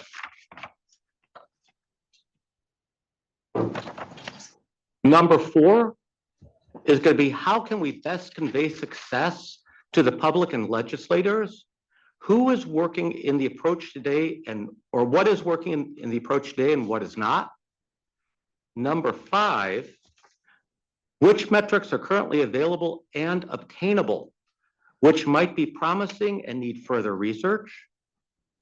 Number six, are there relevant metrics used in similar programs, say the Washington Department of Ecology, Massachusetts, TURI, et cetera, And number seven, what challenges do you envision for SCP as we work to establish these metrics?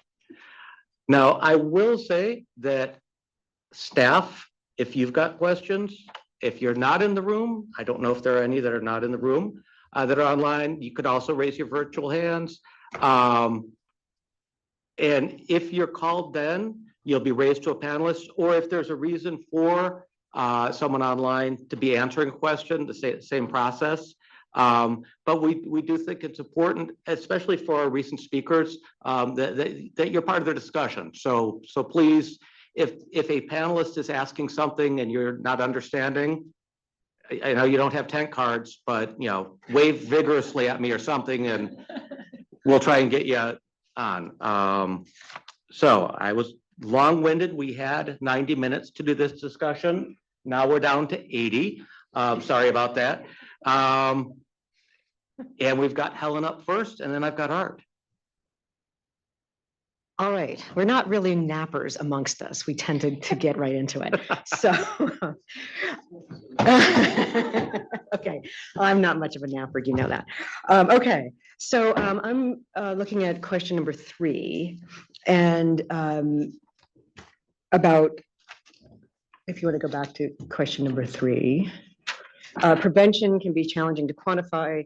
What measures of SCP performance might we track to indicate whether we're successful? I just wanted to support what you were calling logic model, what I call counterfactual analysis. I think it is very, very powerful, and it's probably one of the most effective from a communication perspective. So strongly support that. From the BES perspective, if there are any analytical requirements or requests that you have to structure how that's done, that would be something to think about.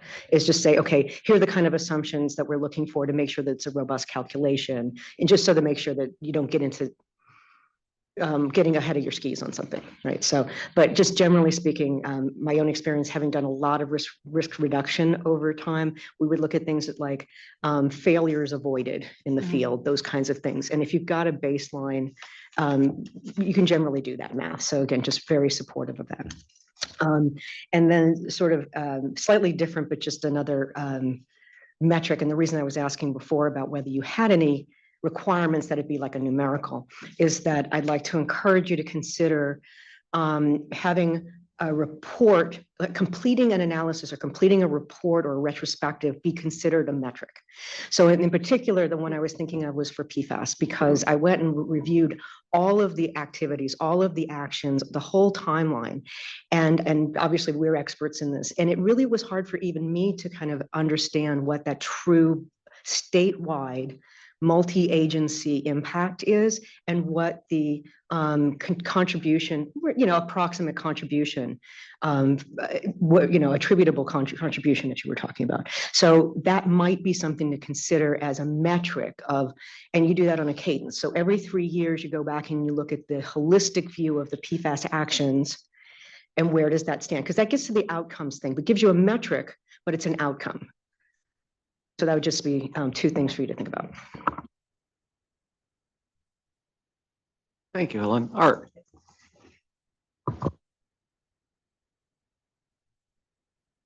Yeah, so as I was looking through the charge questions, something that came to mind is that, in order to really think about the charge questions, you have to have a definition of what success is. So without that, we're just making stuff up. And so to me, success in today's earlier presentations, we talked about output and outcome, but I think having a clear definition of what success is for this program, that will go a long way towards the metrics that you're thinking about and answering the charge questions. And so, some of the things that we talked about, I wrote down were things like, reductions in the use of hazardous chemicals in consumer products, adoption of safer alternatives, regulatory efficiency and responsiveness, and and influence on supply chains. And specifically, it's on influence on supply chain. One of the things that we've talked about in the past, and I've always tried to emphasize, is that it's about transparency and disclosure. Because unless you have a really solid understanding of the chemical ingredients and composition, you really can't, all the metrics are kind of like, what's it based on? So I think, again, transparency and disclosure is really important. And I know that's really, really hard to get at, especially for complex products like electronics. For formulated products, it's a little bit more straightforward. But again, unless you have a good, solid database of what's in this, what stuff is in the product, these, so you're measuring stuff. What exactly are you measuring? So, thank you. Thank you, Art. So I know my list is out of order, but here is what it is, and it is what it is. So I have Molly, then Emma, then Mateo, then Elaine, and then Heather right now. So we are going to turn it to Molly. Thanks, Mike. I had a similar questioning about the charge questions in the background that Art just mentioned, and your presentation was perfect because it did outline those really important things of the goals of the program. And I too am public health trained, so when I was thinking about this, I was like, well, they need to do a logic model. And so seeing that you did I was like, okay, we're on the same page, because it's about matching metrics to goals, right? If this is the goal, then the metrics to track progress towards that goal need to look like X.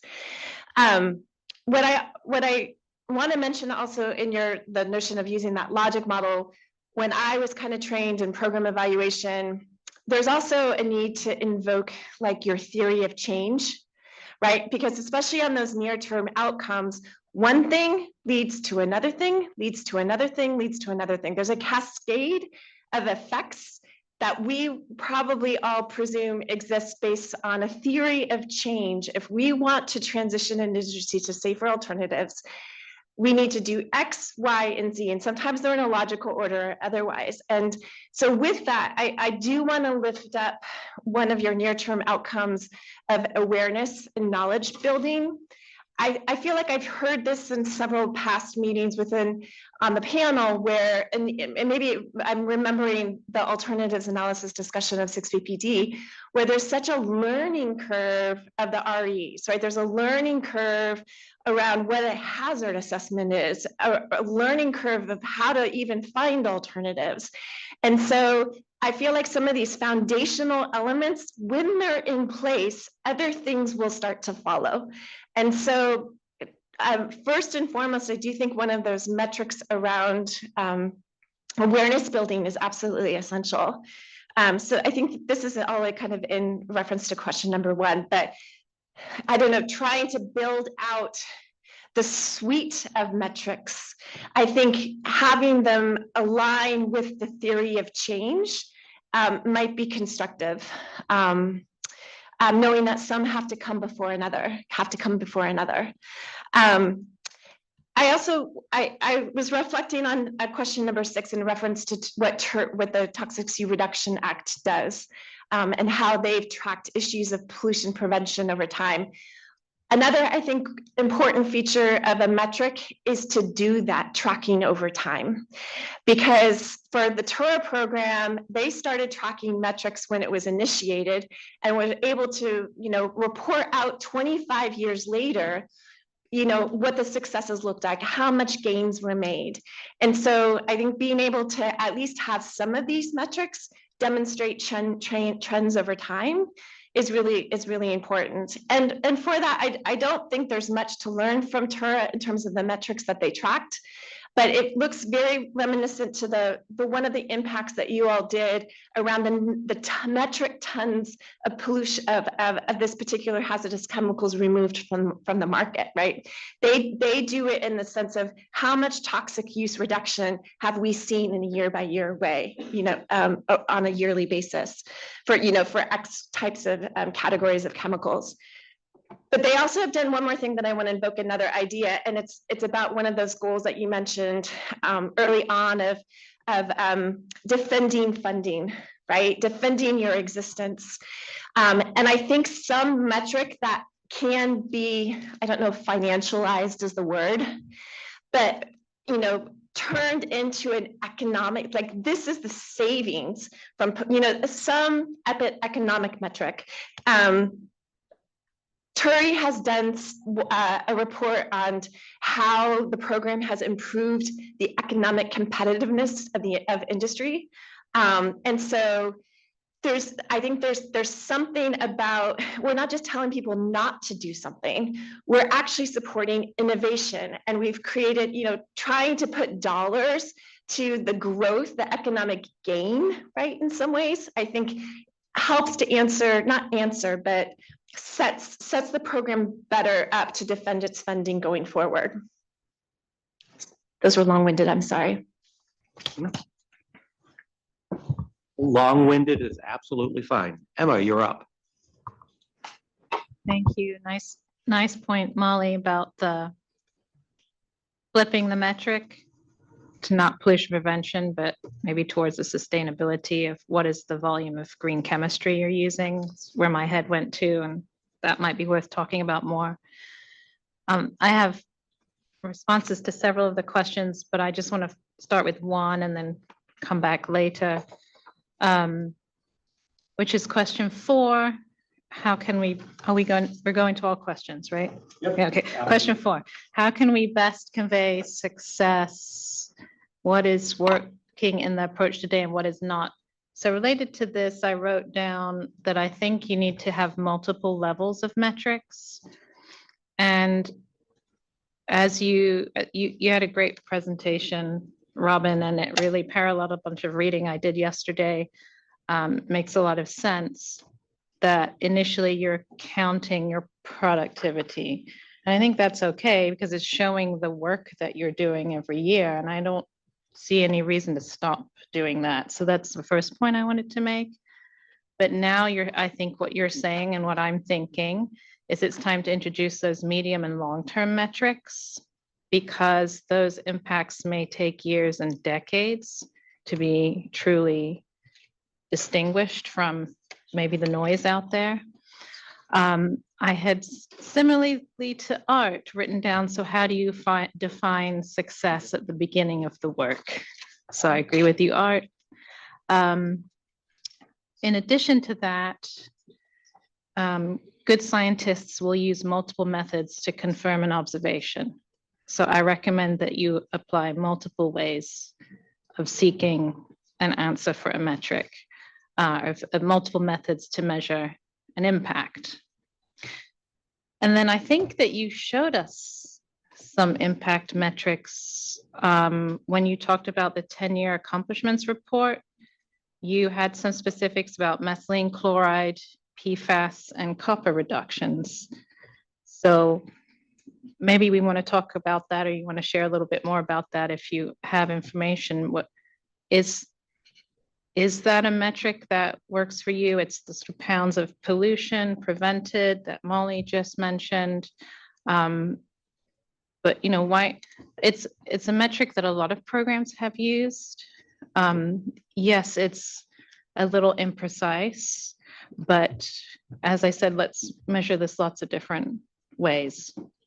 That's my first point. I'm a big fan of the accomplishments report. Folks on the line, it's Robin Christensen, Deputy Director, Safer Consumer Products Program. Yeah, I'm a big fan of the accomplishments report. I think the team did a terrific job at developing methodology to be able to really estimate and quantify the impact of our work. And as much as I love the report, what I've heard from them is that it's not entirely easy, and it's not uniformly easy from product to product to product. And so the things that were selected and that we shared out, they were selected because we could report out on them, not because they represent everything that we can do. So there are some limits to that type of reporting as well. Great, thank you. So Mateo, you're next, and who I have in line after is Elaine, then Heather, then Kelly, then Tim. Thank you. Yeah, so I have some thoughts, I think, related to questions 1, 2, and maybe a little 6. So on 1, what to think about beyond rulemaking, I was struck by, that one slide that you had, Robin, that kind of showed this funnel of the work, right? Like that there's a lot of research, right? And then a few priority products, and then it kind of, the numbers get smaller, right, along that funnel, right?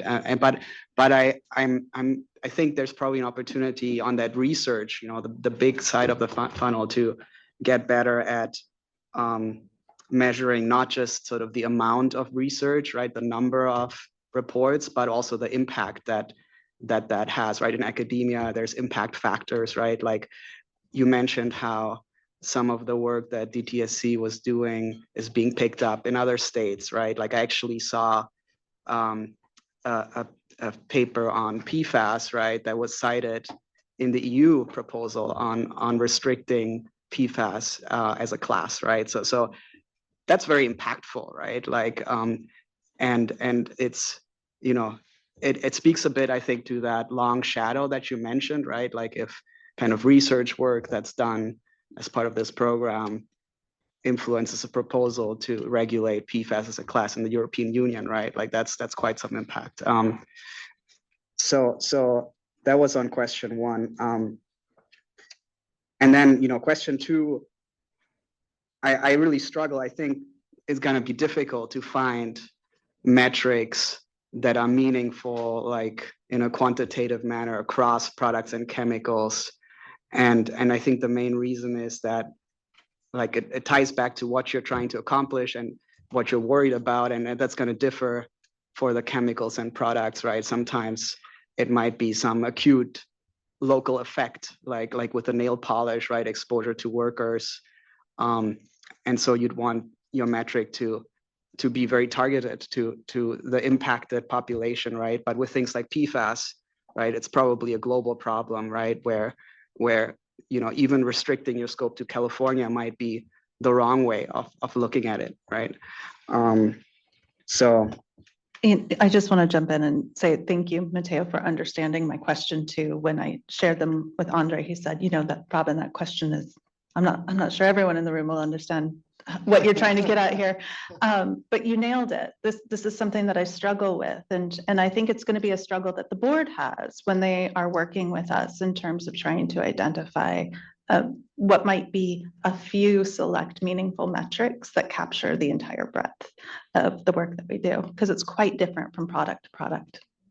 Yeah, absolutely. So I think, the examples that you shared were, I think impressive, right? But of course, those you're not going to be able to apply those across products and chemicals. And probably, unless somebody else has some brilliant idea, maybe that could be a fool's errand.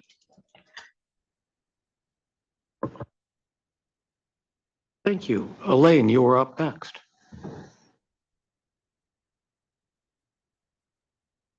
Okay, thank you. I'll give a couple thoughts, and then I wanted to actually ask Helen. It's a little hard not being in the room I wanted to hear a little more what she meant about using the PFAS report. I wanted a little more on that, but I'll just share a couple things. So I'll go.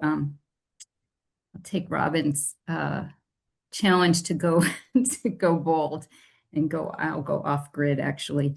So first on number one, in terms of, I actually think rulemaking is one of the least impactful things that this program does. And I've always been really excited about the way that it does really push the envelope in terms of,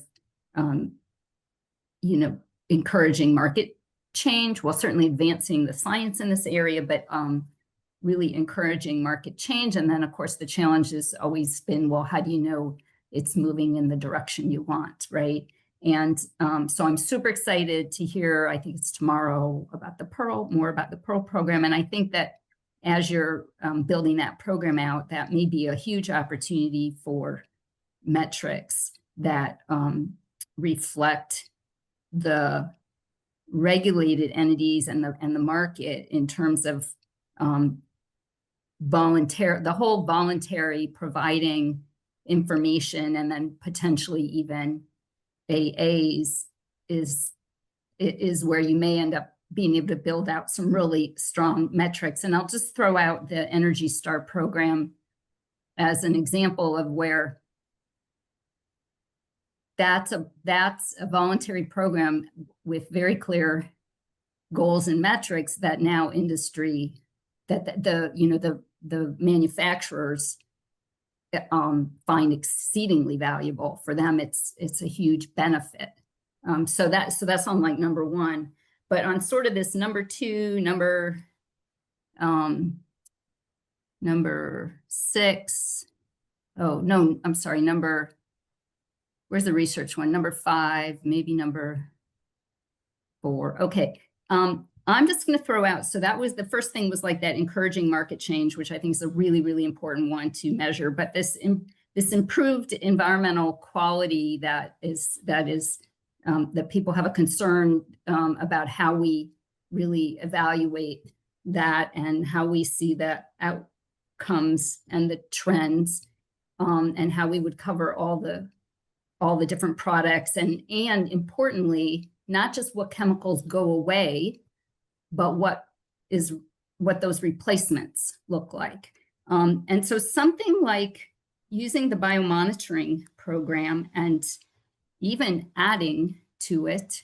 So the biomonitoring program, where you could start to do some non-targeted, and I'm going to sort of go big data here, but where non-targeted isn't necessarily used to look for everything, but used to look for differences over time. What's changed, right? So if you start to build up a library of non-targeted in the biomonitoring, you can start to see, without necessarily looking for every chemical, what changes and trends? Are things dropping? Did something new come up that we didn't expect or don't know what it is? How do we look into it?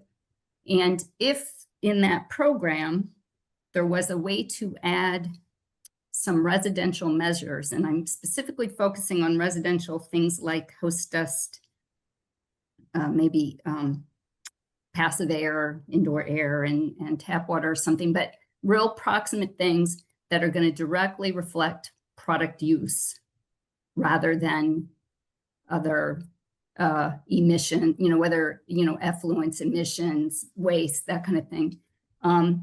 And again, having this NTA library where you're starting to build, like this is something I think we do nationally, but I think California may want to be the first. And so anyway, that's kind of it's a long-term thing, but it would be a way to track and in many ways figure out which things are potentially attributable to this program and or this, effort collectively across both California and manufacturers, retailers, and then just the alternatives, green chemistry kind of community in general. So I think I'll leave it at that. And and at some point, it'd be great if Helen could talk a little bit more about what she was thinking, because it seems very interesting to me, but I don't quite understand. Thank you. Did I respond? Yeah, if you would, Helen.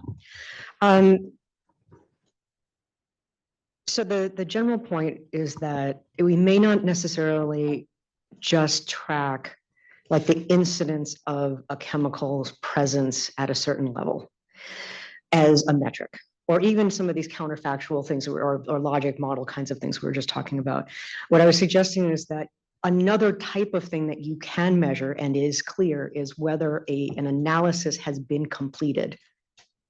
In the same way that we have, we're counting the number of products and priority products and so on. The reason this occurred to me specifically as I was doing my prep work reading PFAS is that I said, what would really have helped me in some of the other work that we're going to be doing in this session is to have the holistic view of all of the actions that we've taken, what are the baseline, and then what are the attributable contributions from these different actions to the extent that we can estimate them. And to have that on a periodic basis to see if we're making progress and if there's something that we have missed in some way. And so, it's a clear metric in the sense that whether that analysis has been completed or not, and you can put some guardrails or requirements on it to say it has to include a certain set of information. And it serves a very valuable purpose where you can pull out these counterfactual logic estimates from that baseline. And it tells you, that gets more to this outcome of, are we really accomplishing what we have set out to do? Rather than having the have we set it out, or have we accomplished it be the metric. It's the have we evaluated ourselves on this periodic basis be the metric. And then that tells you what the additional work might be. Is that clear? Okay, yeah, I really like that. And I like, and these reports in and of themselves are almost, first pass AAs. And could almost be packaged like that. But I like that because I think those products are incredibly valuable.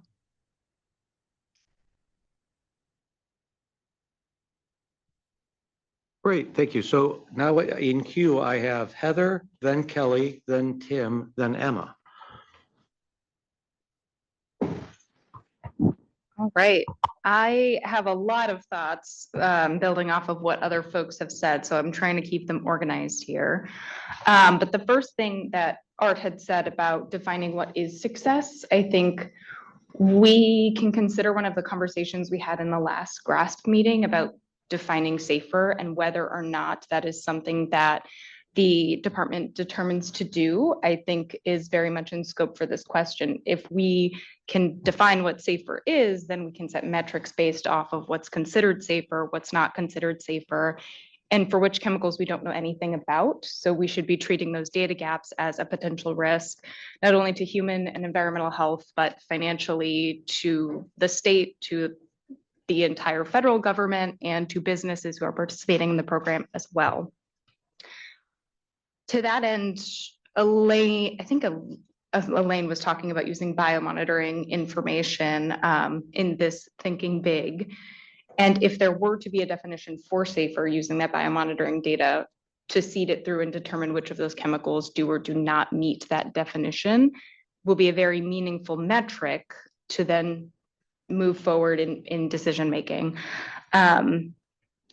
And so there has been some movement being done to define what that metric needs to look like. It's significantly more challenging in certain areas. Art alluded to the challenge that we have in electronics. If you don't even know what's going into the electronic product, then of course you can't even start to break down what the hazards associated with those chemicals might be.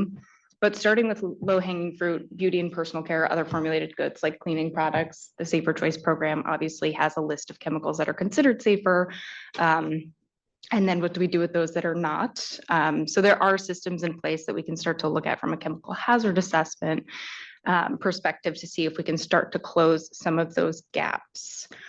One other thing I wanted to say with relation to research is the funnel that we were talking about.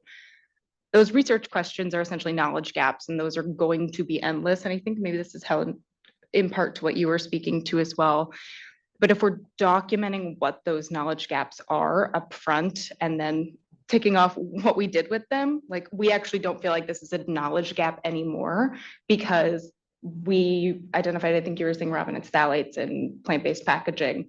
We know where that went, even though it didn't necessarily push through the entire SCP program. We know that a decision was made that's no longer a knowledge gap. I think that quantifying those closing of the books is very valuable. Great, thank you. Kelly, please. Yeah, I like that idea. Actually, because a lot of the stuff that comes through the department winds up getting implemented some other way. And I think that the department's been pretty shy about taking credit for that for political and other reasons, and maybe it should be a little less shy. So I also have a lot of thoughts, and they are not very well organized, so I want to apologize. I am going to start with a couple of simple things. One is that as much as I dislike counting activities, in the framework of what the BES is doing, I think it's going to be impossible to avoid those metrics. And in fact, those are the easiest metrics to track. So I'm fully expecting those are going to wind up being part of the metrics here, and just want to acknowledge that because that is, it helps with transparency of the public as to what's going on.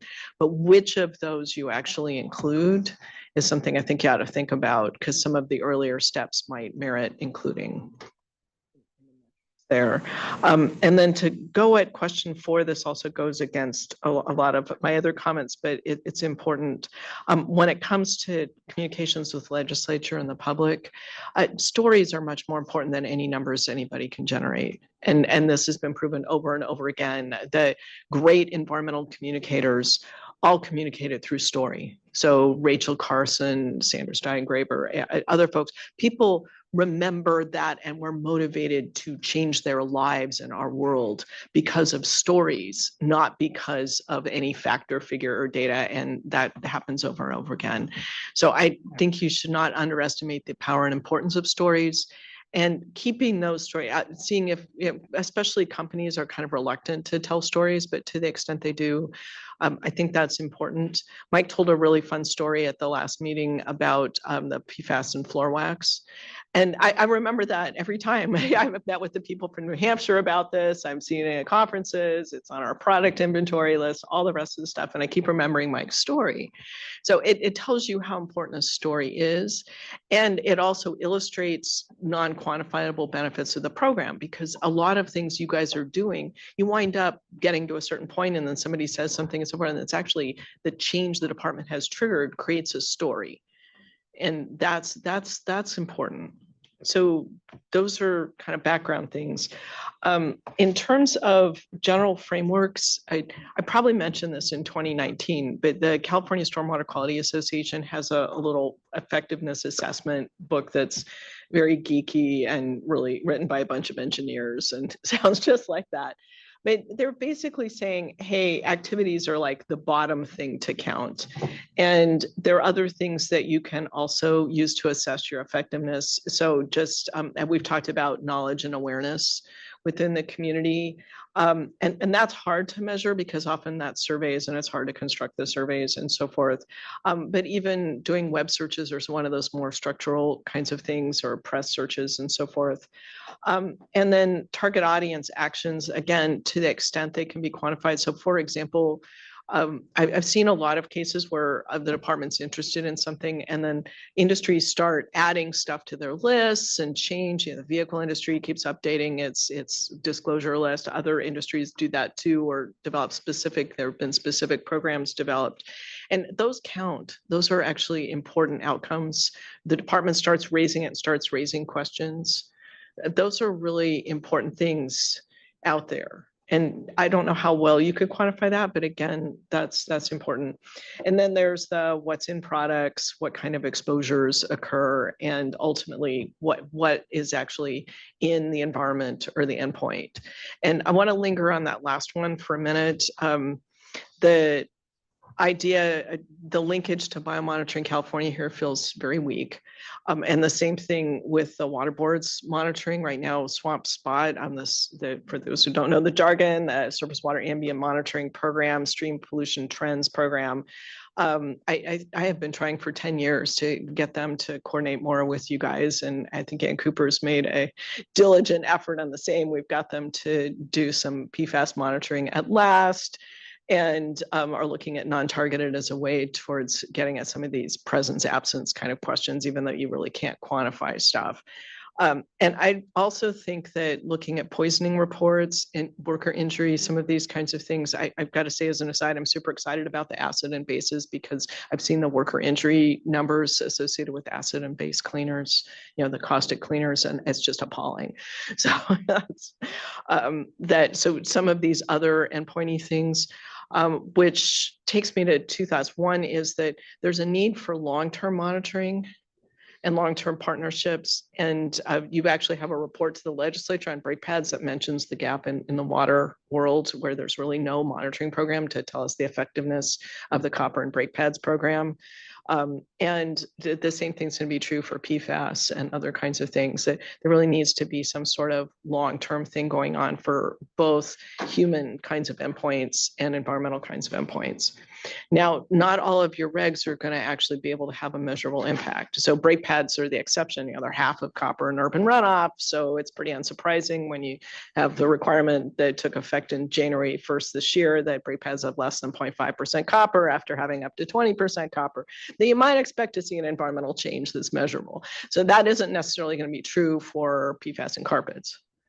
So that's it. So thinking this through on a product specific basis is also important. And I know you all are starting to do that already, but as you're approaching these things, I would certainly encourage there be thoughts about what kinds of metrics are appropriate for each individual product and thinking with the BES about how that might occur. And to that end, another thing that I've noticed in the communications on this program is that we always talk about the chemical in the product. We don't talk about why. We don't talk about, we regulated copper and brake pads because it's killing salmon. We're regulating 6-ppd quinone in tires because coho are dying an instant death, and it's really horrific, and we've already extirpated a lot of them. It's the same thing with a bunch of the other stuff that we're doing. There's a very specific harm we're trying to prevent, and linking more to that is important because sometimes that's not we're going to get rid of thousands of pounds of this stuff. It's that we're going to get rid of tiny amounts of stuff that are really exquisitely harmful and important for what that is worth. I think, let's see, what else did I want to say? So I did want to go follow up with Elaine in terms of exposure monitoring. So again, this is a gap in the state's programs. So there's not any kind of dust or other, it's easier to measure dust than people or silicon wristbands or other kinds of things, it's much easier to measure municipal wastewater. And that's a good metric for some pollutants. So I'm thinking a little bit about this kind of long-term thing and seeing whether the department might have more of a role than it has right now. Basically, the department's role has been, let's get other people to do it, and it hasn't happened, and it's been 15 years. So maybe it's time the department start thinking a little more about that, being more aggressive about that. I like non-targeted, as Elaine mentioned, but it's really good for what we call trends light. So basically presence, absence, change kind of things. It's not good for quantification at all. And then product monitoring is an area where I think now there's more opportunity. So in addition to the lab work the department's doing, using the databases and the data call-in authority to assess effectiveness is something I hope you all will be considering when you're thinking about that. It's hard to measure, but hazardous waste avoided is a really big thing. And I guess also I could just echo, I think Molly made some really great points about the theory of change, and Mateo's point about apples, oranges, and pears. We're measuring all of those things and not anyone. Just that really hit home to me, and that's why I was making the product specific evaluation thought. So sorry for rambling, and I appreciate your consideration. I'm gonna hop in and say thank you. I'm excited by the idea of product specific metrics, which whether or not we take it on as part of our metrics conversation with the board, I think is something we can start to think about internally as a management team, because it's an interesting idea for us to start to state those intended goals and be explicit about it, identify the gaps, see where we can make a difference and how we can report that out. Yeah. Thank you. Tim, I have you on next. Thank you. Yikes, there's like so much information coming at me. I'm like overloaded. And so I have three things I wanted to talk about briefly. Mike, I think I'm talking about 4. I think I'm talking about some others too. So, but can't put me down for 4. I don't know much about program evaluation. That's not really my area. So I took a little time and kind of like, just dipped my toes in it to read a little bit about it. And I found some helpful things that kind of inform my comments. So the one thing that struck me, and this goes back to a point that Robin made and Molly made about, and others, about how program evaluation is an important, well-established process in public health and in other areas as well, which I think is maybe the key point here. This is not like, even if you thought about AA as being something, we got to figure out how to do it. You don't have to figure out how to do it. There's lots of well-established approaches to program evaluation. So for example, I found the CDC program evaluation framework from 2024, which was tremendously helpful to me as somebody who didn't know what they were talking about, and really helped me kind of get my head wrapped around it. And then there was the Government Accountability Office 2021 program evaluation document. And the thing that struck me about, well, I draw a few things from each of these. All right. So one thing that struck me about it was the distinction the GAO made between program evaluation and performance evaluation. So I thought this was great. I love categorizing things. So program evaluation, you're asking, is it working? Is it doing what we hoped in our hearts and souls it would do? So essentially, is this theory of change actually coming to fruition, which I think of as like, okay, so that's like outcomes, like big outcomes, right? Are we changing the markets? Are we doing all these things that we hope to be doing? And that's a discrete kind of evaluation. It doesn't happen constantly, because it takes time to see this. So it happens discretely. And then you've got performance evaluation, which is more like, is your car running? Is the program doing what it's supposed to be doing? And that's something that you do regularly. And that's one that tends to be more quantitative and so on and so forth. And when I read that, I struck, that's why I asked the question about the hazardous waste management program metrics, because they struck me as performance evaluation, not program evaluation. Okay, so that got me, oh, okay, so let me throw in one other thing before I go on, which is number 4, when it says, how do we best convey success to public and legislature? That to me doesn't seem to be either of these two things. That seems to me to be more about, you know, how do we talk ourselves up? And I don't mean that in a dismissive way. I think it's important to like show people the effects.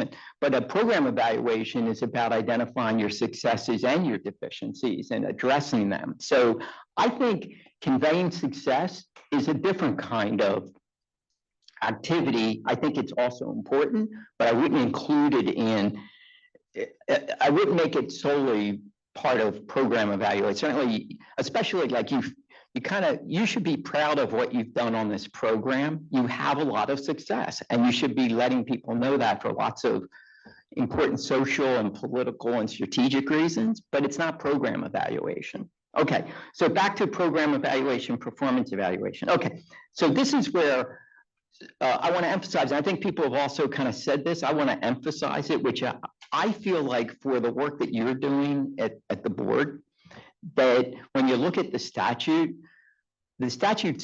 I think reads like performance evaluation. It's talking about develop metrics, annual meetings with people in the legislature, showing them how your metrics compare to, it's kind of confusing because sometimes it says objectives, sometimes it says priorities, they're not defined. It's not clear they're the same thing, or maybe they are the same thing, it's just lazy drafting. I don't know like what was going on there. But to me, that's like performance evaluation. So I would take the position, and especially, and you also have a very tight timeline, it looked like from the slides that you showed, like this is going to happen like by the end of the year, if I'm reading it right. So to me, it seems like don't think about building outcome evaluations into it. Don't do what the GAO calls program evaluation. Go the route that they went with the hazardous waste management program. Get some really helpful, nice, quantitative, you know, and I think things like, you know, the example you gave us of all that research that you're doing and how many, like it's really impressive, but it wasn't really definitive in terms of giving a sense of the breadth and scope of all that. So I think metrics that are purely quantitative, I agree with Kelly that doesn't always tell the story, but it tells this story, you know, the story for this purpose. And I would like focus on those and use those for now. And then my other recommendation would be, you know, I think it's important to do a program evaluation, but I would like not try to do it. I guess what I'm saying is, I would think about either in-house or through outside consultants, actually commission a real program about starting from the bare bones, building it up, out, and then having people look at the work plan. And then, so I would like, because I think it's important to do, but I think it goes a little bit to Art's point about, you know, is the tail wagging the dog? Are we coming up with, are we defining our goals by defining our metrics? Are we defining our goals first, then defining our we're doing a little bit like this, which I'm sure is the way it's always done, but it feels like less systematic than a program evaluation should be. And you should take that advice very seriously coming from someone who knows nothing about program evaluation other than what he read on the internet, you know. But it does feel like it would be worth kind of making this a more of a sort of the systematic stuff that you see in these programs, in these frameworks and whatnot that are out there, and severing that from metric development for purposes of, you know, explaining to legislatures that you're using your funds wisely and that you're doing the work that you're supposed to be doing. Okay, I think that's it. Thank you. Thank you, Tim. Emma, I've got you up next. Thank you. I just want to amplify a few things that our colleagues have said earlier. And I wrote it down now, I can't find my page. Anyway, Matteo introduced, so in response to question 1, research impact. I think that's highly valuable. Robin emphasized that research is sort of the unofficial fifth portion of the process. And of course, in reading, I ended up in a space of how people measure research and the variety of opinions out there about counting citations and using impact factors. But I think I settled in agreement with one commentator that said that citations are an imperfect metric. They lag, so you have to wait a while to actually see the impact. And that people will, of course, then take the actions they need to increase their citations and impact factor. But the bottom line is it is still a useful metric. So I think that measuring the impact of your publications, especially your peer-reviewed publications, should be a part of your set of metrics. And importantly, not just that they are cited or not. I think there may be some enthusiasm to cite your work because you are the state government, but who's citing your work and why are they citing your work? So there may be some sub-metrics within that. And I think over time, looking at that will actually start to define your impact. So that's number one. Yes, go ahead and count when people talk about what you're doing, cite what you're doing. I mean, the PFAS paper is one, right? That was a huge publication, a really important point of view on a very difficult issue. The second thing I want to amplify is the biomonitoring. I was looking a little bit yesterday and not nearly enough on what kind of health surveys or biomonitoring the state does have. And I think tying into that is going to be critical. From a public health point of view, there is work being done to try to utilize medical records. Learning a little bit from that may be valuable. Definitely tying into the long-term monitoring space. Long-term monitoring provides all kinds of really important information and indicators for all kinds of people. And then the third thing was surveys. Kelly, I think you raised surveys.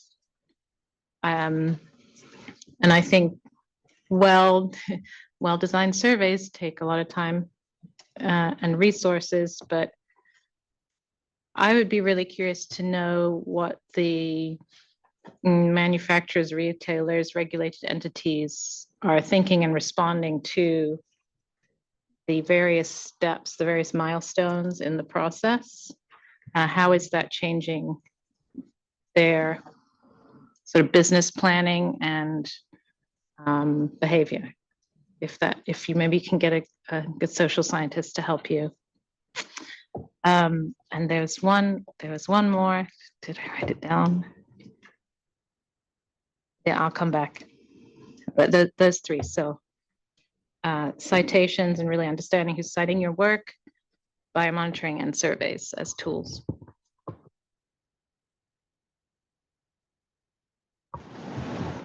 Thank you. It took me a while to get it turn on while I was looking. Anne, I have you next. Thank you. Excuse me. Of course, the voice decides to go out right as the microphone works. Thank you. First, on number one, I wanted to lift up and emphasize, and thank you, Emma, for expanding on Mateo's earlier point, which is do not underestimate the impact of the work that you do.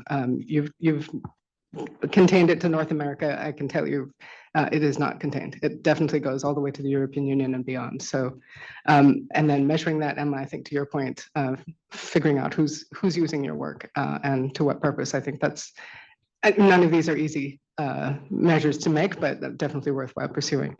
And also, since Kelly brought up the history of the P2 advisory committee, I was still working at DTSC then, and I can tell you we were having those conversations then, and to have the conversations now with the ability to track data and track chemical reductions and many other things, it's really quite yeah, it's kind of mind blowing how far we've come. Because I remember being very frustrated as part of P2, what we were measuring as how many brochures we had published. And I asked the crazy question of where are those brochures? And they were in a locked closet in Sacramento.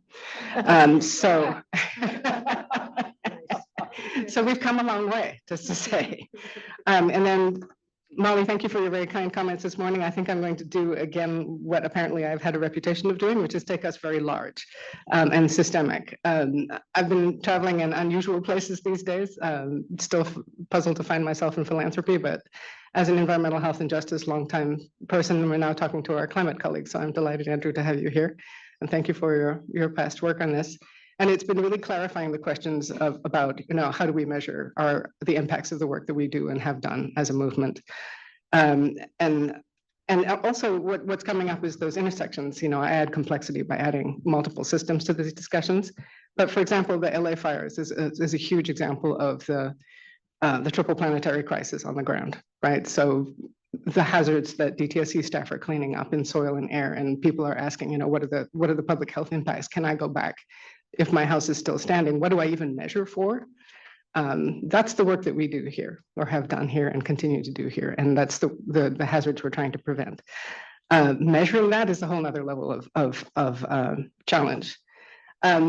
So I think I'm answering a series of questions. What metrics more universally relevant to 2, 3, 5, a whole gamish of these questions. I will tell you the kinds of metrics that people are discussing that I'm seeing on the broader conversations fall into 2 categories that I'm seeing, and I'm sure you're seeing this as well. One is avoided cost. I'm actually starting to see data on PFAS cleanup, the cost of PFAS cleanup. And yes, it's just the beginning of a couple of small places we know that PFAS is universal, is ubiquitous. It's going to be really, really hard to measure both its impact and its reduction, but people are trying to put estimates to that. So examining those methodologies. And also avoided health costs. I know you've all seen recent papers on 4 phthalates in plastics and the estimated costs already in the billions on health impacts. So I think that's one. And then the other thing I'm seeing is starting to see is reduced hazard. And to the point you've been talking about measuring this in products and classes, I'm delighted to see you taking on adhesives. It's one I've been lobbying for a while because it does cross a bunch of different sectors and there are alternatives available depending on the function. And it's one that's relatively easy to measure, reduction of hazard. Relatively key question there. And so also I wanted to emphasize the point that you brought up this morning, also the digging deeply into a particular sector or a product category. I think you can measure more accurately, and other colleagues, Art and others are involved in the Safer Chemistry Impact Fund. We talked about metrics in that context as well. Is can you take a sector and ask that sector, have you actually characterized the hazard of all of your chemistry? And then can you start measuring the reduction and move away from the worst of the worst to even, from red to yellow. And I know Chem Forward, of course, is very much a part of that as well.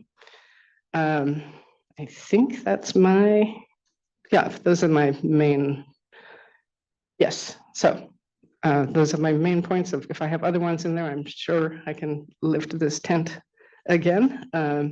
That's it for now. Thank you. And absolutely you can.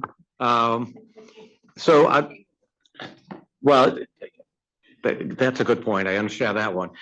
So on the list right now, I have Helen, myself, Molly, and Heather. So Helen, it's over to you. Yeah, I wanted to build on something that Kelly had said about the power of story. Now, I actually don't think that it's going to help very much in the hard metric category, but I think it does help a lot in the communication question. And I'm going to jump a little ahead to Andre's topic on EJ, which is that I'm a very big advocate of, in that early engagement, listening to the communities themselves. What are they concerned about? Bringing that in, building around it, and then meeting their needs. And back to your point of stories, that's how you can close the loop, because then you're talking to a person and people in the community saying, what do you need? They tell you what they want, you do that thing, and then you can do like a satisfaction survey at the end. How many of you are happy with having much less of this bad chemical? Everybody goes, yes, I would like that. So it gives you a way of telling that story. The earlier you bring them in, you're working on something they care about, and then they're willing to advocate on your behalf later when you solve their problem. So that's tomorrow. But I'm sorry, I got a little ahead on that, but just tying those things together. Thank you. Okay, I'm up next. And I'm gonna go for number 7 because it's the one I haven't done any ticking on here yet. So and it's gonna be just pretty common sense. But what challenges do I envision for SCP as you do this? First thing I want to say is how impressed I was at the joint presentation between the board and staff. You know, you guys are working together. This is a tough thing. You need to work in partnership. If you don't work in partnership, the board is bringing an outside view to this. You know, they've not been involved for years and years. They're bringing an outside view. It's hard to be scrutinized. As Robin said, you know, a lot of new staff, so maybe not as hard, but, you know, be ready to collaborate. Their intent is very good. You have a lot of metrics already. People will feel attached to the metrics they've been doing, and it's hard to let go. I think the staff as a whole needs to understand that we're not looking to say your metrics are bad. We are looking to say, here is how we want to drive metrics that are perhaps more meaningful to a different audience and less metrics because, you know, by my advice, I said take a lot and you guys did. But to really you're going to refine it. Look at this as a benefit, not as you've been doing something wrong. And then once that starts to happen, don't automate a system to collect your metrics before you start doing it basically manually. There is, you know, always the habit to build the process before you know what the process is. Don't look to create something that's automatically picking up these data points until you know that the data points you want.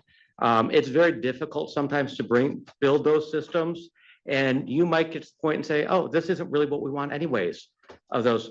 Build it somehow, and by manually, I don't mean someone having to sit down and handwrite something. It could be in Excel or something simple, but do it simple first.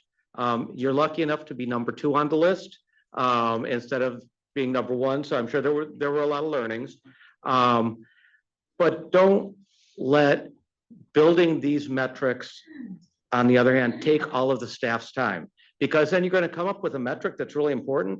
And maybe it was around research, and all the people that were doing research were busy scrambling around trying to put this metric together, and they haven't done any research.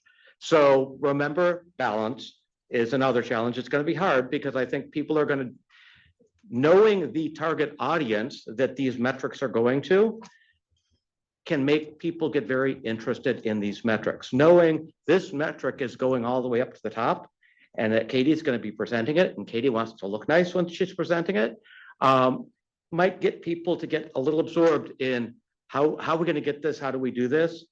Balance. You know, it's the board is there as that buffer to make sure that what is being presented is the right thing.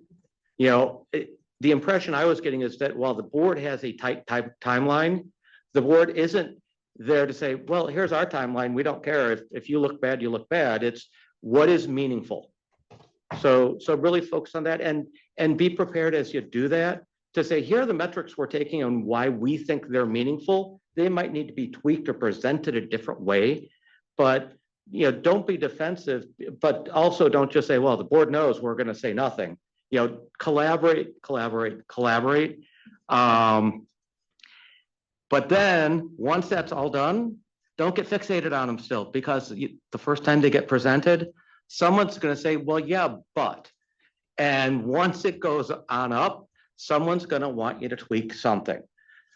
So, you know, just be prepared that even though, you know, you're going to do a lot of work, it's probably going to bounce around a few times, and it's all going to be good in the end though, because you're going to be getting attention. You know, once you've got that metric and it's humming along, and then you find that, oh, we could systematize this. You've opened doors because suddenly you've caught the right people's attention, and they're seeing, as Helen was saying, the story behind why this metric is important.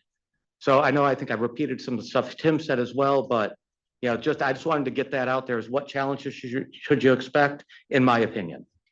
Go ahead, Robin. So In Andrew and Sushma's defense, I will say that part of that timeline is driven in part by me. So I did play a role in setting that timeline. And to ease any potential anxiety that might be in the staff behind me or online, I think we are all looking at this as an aspirational timeline, but we are very well aware that with the engagement process that the board is committed to and the iterative process of developing these metrics, that timeline is not set in stone. It is something that we are aiming for, not necessarily committed to in a way that should drive stress levels up or down. I really want to thank you though, Mike, for elevating some of those challenges, because I have to admit, it's a different lens than I had when I was giving my presentation. And so it's really good food for thought to think about how those metrics are going to be perceived by the team that's actually working to support and put those metrics into place. And I just want to thank you for putting the team at the heart of this conversation as well. Molly. So I think we're coming towards maybe the end of this discussion where what I'm just affirming. So things that I really want to affirm is also Kelly's point about stories. And I mention this because it's a strategy, again, that the TURA program has used to demonstrate, to do its evaluations over time. And what I've actually done in our own research, where you pair quantitative with the qualitative. The qualitative tells the story of the quantitative, right? It's just a natural way to, they have to go both, it's a both and, because dangle statistics in front of anyone or some trend over time, and it's about something that doesn't mean anything, but if you put a story attached to it that explains what that really means, it's so much more powerful. And it's done always in TURI's annual reports.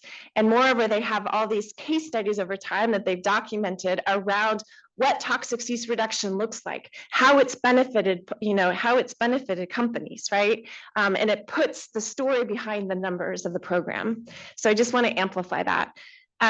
Maybe this is really not an amplification here, but Tim's point about, performance versus program, you're such an astute student, Tim. Now you can teach a program evaluation class.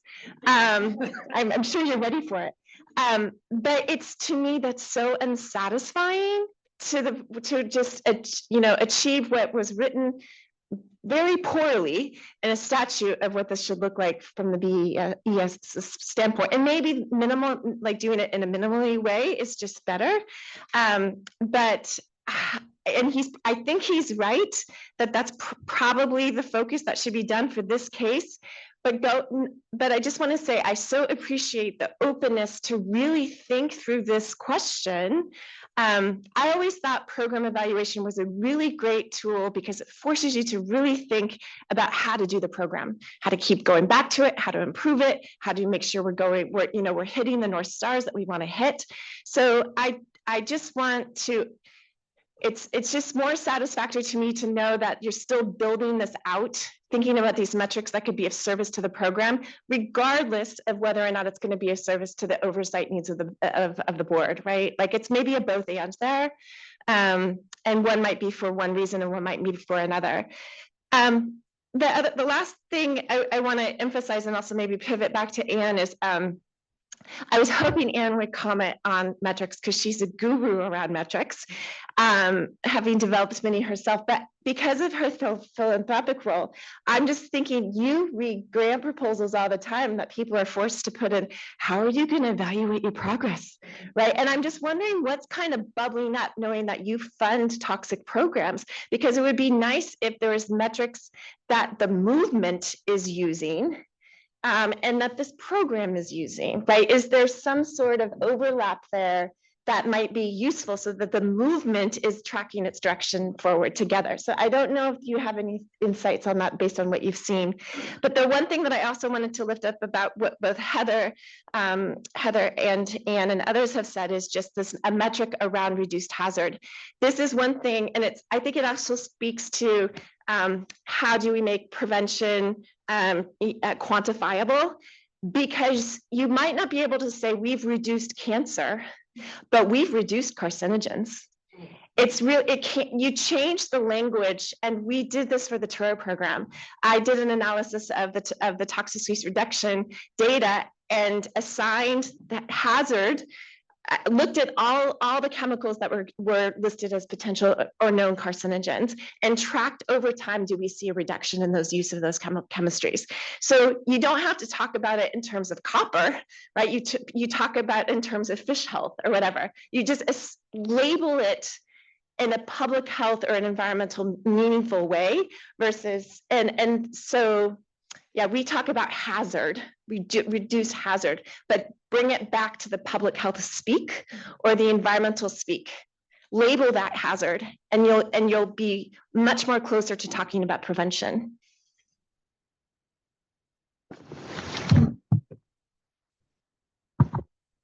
Sorry about that. No, that's my bad. So I have Heather next, and then Helen, and then Anne. Hey, well, I have two buckets of things. The first is very quickly, and it's to number 5, super practical measures that are maybe so obvious they go without saying, but I always wonder if nobody thought of it, and I should have said it anyway, so I'm going to do that. But the first being leveraging the existing databases that you have. So the notified products in CSCP, you can track changes in that database year over year. So pretty easy there. That's something you could immediately action on. And then also thinking about the challenges that you're facing now is an opportunity for a metric in the future. So thinking back to last GRASP, we talked about the number of deficient AAs that were submitted. That's an opportunity to track future improvement, and maybe it'll be tied back to a publication of an AA standard. We talked about that last time too. But how do you see those challenges that you're facing now become less of challenges over time? And then to Anne's point, and Molly brought it up again, but thank you for bringing up the Safer Chemistry Impact Fund. And I was thinking about both what Kelly said too of the storytelling, and part of why the Safer Chemistry Impact Fund started was rooted in this concept of planetary boundaries, which I'm certain many folks here have familiarity with. But the planetary boundaries authors said that the novel entities boundary, which is essentially chemical pollution, was surpassed in part when the production of chemicals outpaced the global capacity for assessment and monitoring. So that was taking a metric, saying why we've surpassed it, and giving the Safer Chemistry Impact Fund some of that fuel to say, okay, well, let's start to generate what that metric might need to look like. And so the first publication on behalf of the Impact Fund was in beauty and personal care, an easier area where we can actually quantify what goes into the products, whether or not those chemicals are considered safer or not. But when we presented those metrics to some of the early stakeholders, they saw a totally different story than we thought they would see. We wanted to talk about the safer chemicals and the non-safe chemicals that were in the market, but they saw the data gaps. They were like, oh my gosh, that 30% of uncharacterized chemicals that are in beauty and personal care products is the thing that makes us nervous. And that's the story that can be pulled through to their leadership within a beauty and personal care company that also resonates with their consumer and obviously presents risk for humans and the environment. So what I think I've learned from that is sharing slightly more raw metrics earlier on with the key stakeholders can help understand what the story is, and so that you can focus on where you need to kind of hone in a little bit more and get more data. Thank you, Heather. I have Helen next, then Anne, then Elaine. You had put your hand up and taken it down, so if you do want to talk, put your hand back up and they'll let me know. Helen. Thanks. So we've had a nice wide-ranging discussion. I think it's open-ended. I think it's great. I now want to turn to what Tim and Mike were making points about, and to get totally practical. Externally, we should have the least number of metrics possible to still do the job. Practically speaking, that's really going to help everybody. And it's actually going to help the department, and it's also going to help BES, because your metric is how many metrics you have. Kind of, right? So we want to make sure that it doesn't turn into make work. You don't want it to be make work. No one wants it to be make work. So let's make sure that what's essential is there. And if it doesn't have to be external, you can still do internal work. Right? So just bear that in mind as someone who's had to be on the hot seat for a very visible set of metrics. You don't want any more than is strictly necessary.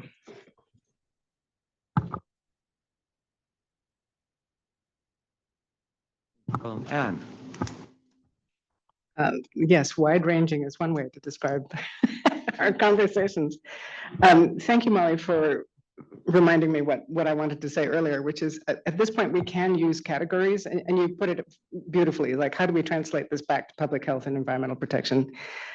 We do have enough data now. We didn't when this program started a while ago, but you can classify the PBTs, the CMRs, and now we have, thanks to the European Union and the interplay between us and the European Union, a definition of endocrine disrupting chemicals. Don't necessarily have tests that are straightforward yet, but we're getting there. It's only been 20 years, give us a few more years to do that. And so tracking those, as well as the product specific stuff and then sector specific stuff, I think broadly, these are the categories of hazards that have been reduced. I think that's another way to measure it. Molly, to your question about metrics for grants, this is kind of a painful subject for most of our grantees. Because what they do is taking all their work and then put it into a haiku, basically, which is really challenging. I would say just the little corner that I see, the grantees that I see do everything from place-based environmental justice work to international chemicals policy. So that is mind-blowing for me, even more mind-blowing for them. So I think the lesson to take from that is that the metrics are context-specific. So I think that's the main thing, which I think is what we're circling back to in terms of product and sector and overall hazard reduction. I hope that was helpful. It is, and also your comment before, though, especially in your circles that you've walked with the climate industry or the climate work. What I think that what's been so effective in the climate space is, in some cases, no matter, and it's not so much with goals, but even metrics. No matter where you're working, if you're working on climate, everybody there's such a harmony in the metrics. Right. And with that, everybody is aligned in the same direction, working on the same thing, trying to measure impact in the same way. And there's something very powerful about that. And it's what the toxics movement has never had. And maybe also why maybe we can't because it's too complicated. I don't know, but I'm just trying to think. And I asked about the grantees and again, the movement, because is there a way for us to all, again, scale impact because we're kind of measuring the same thing, right? So that's why I asked more what the grantees were using, because it's worked so well in the climate space. So this could take us down a rabbit hole, Molly, which the challenge has been, and we have had these discussions about, and I've tried to explain to my climate colleagues why it is so hard, as we all know in this room, to get the kind of singular metric. First off, the singular metric took a long time to establish. It's very effective in moving the movement forward. It also has some flaws. It leaves some things out. Thank you for nodding for that and not like exploding. So yes, I think that's where I would go. We are in discussions now about what's a narrative we can use that actually takes all the metrics from all the different levels. But I think maybe the response is similar to what I've been hearing here, which is that we need metrics at a bunch of different levels, right? And yeah, I totally agree with Helen. Don't do more than you need. Don't make work in terms of metrics. Okay, Art.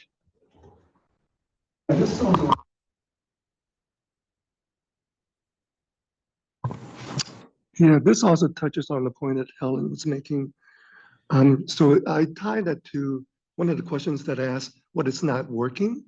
So to me, what's not working is an over-reliance on process and output metrics without context or demonstrated impact, which was what Kelly was trying to point out. So thank you. Thank you, Art. Looking at the time, we have 4 minutes left. So if anyone has any other comments, speak now, or Emma? Just make a quick one. Speaking of metrics and stories, couple of years ago, I read Hans Rosling's book, Factfulness. And there's a story in that book that resonates here. I don't remember exact details, but I will dig it up for you all later. Rosling is speaking to, I don't know if it was a president of a country in Africa or a local official of a town somewhere in Africa, about the sort of economic and social growth in this space. They were measuring some indicator. And the official said to Rosling, as the public health global expert, "That's all very nice. I don't care about those numbers. What I look at every year to judge the quality of life of my people is what kind of shoes they're wearing to their annual holiday festival." So I think that I share that story because it tells you to look at more than one thing and to look at not just the quantitative, but also the qualitative. So be observant is my message. Very nice, thank you. So, oh, Tim, good job. You're up next. Thank you, Molly. Thank you, Molly, for noticing my flag. I just wanted, you made me think of a talk I saw, and there's an accompanying article. I can't remember the author, Olivier Joulet, I think his name. So he did this study where it was like a big data study of exposures to a range of toxic chemicals. Maybe this gets to, you know what I'm talking about, where you get to the single measure. Really interesting thing. He's a life cycle assessment guy, and what he did is it ultimately comes down to how many minutes, I think it is, how many minutes you lose from your life for eating various things. You know what I'm talking about? So like a hot dog is like 16 minutes, and he's got this website, you can plug it in and see. Now, okay, I'm not saying that's the metric you should adopt, but I think going to Molly's, I think there's stuff out there that you could draw upon to start developing sort of single rough metrics for across toxic exposures using, so I couldn't help but raise it once I heard you talk about what your experience. Okay, great. Excellent job proving me wrong. I knew you wouldn't fall asleep after lunch, but I had to say it just to. Robin, do you want to say anything? Oh, she's not lifting her tent and she's just confusing me. Which is I'm stunned. I'm actually stunned. I got more out of today's conversation than I had hoped for or expected, and I'm really grateful for this conversation, and thank you all for bearing with me through the metrics presentation in the morning of Robin. You've given me literally pages of notes here, and we've got a note-taking team back there and a lot of good ideas. And some of the things to me that have percolated up to the top is the importance of being really strategic about which few metrics we choose, to compromise a little bit in terms of the loftiness and to retain those goals in a both and sort of manner. And so I'm sort of massaging some of this in my head along with like what I'm reflecting on and the feedback that we've gotten.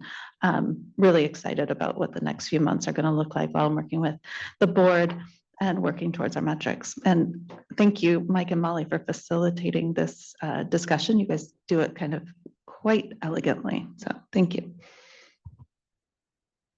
Okay, Alex, over to you. Time for a break. We're right on schedule. It is 2:30. So we are going to start back up at 2:50 with our afternoon presentation. So take some time to stretch your legs, hydrate, and we'll see you back at 2:50. I hope it was a great break. We're going to jump right into our next presentation. So I would like to welcome Armin Etemad and Andre Algazi, who will be discussing SCP's new approach to the 2027 through 2029 Priority Product Work Plan.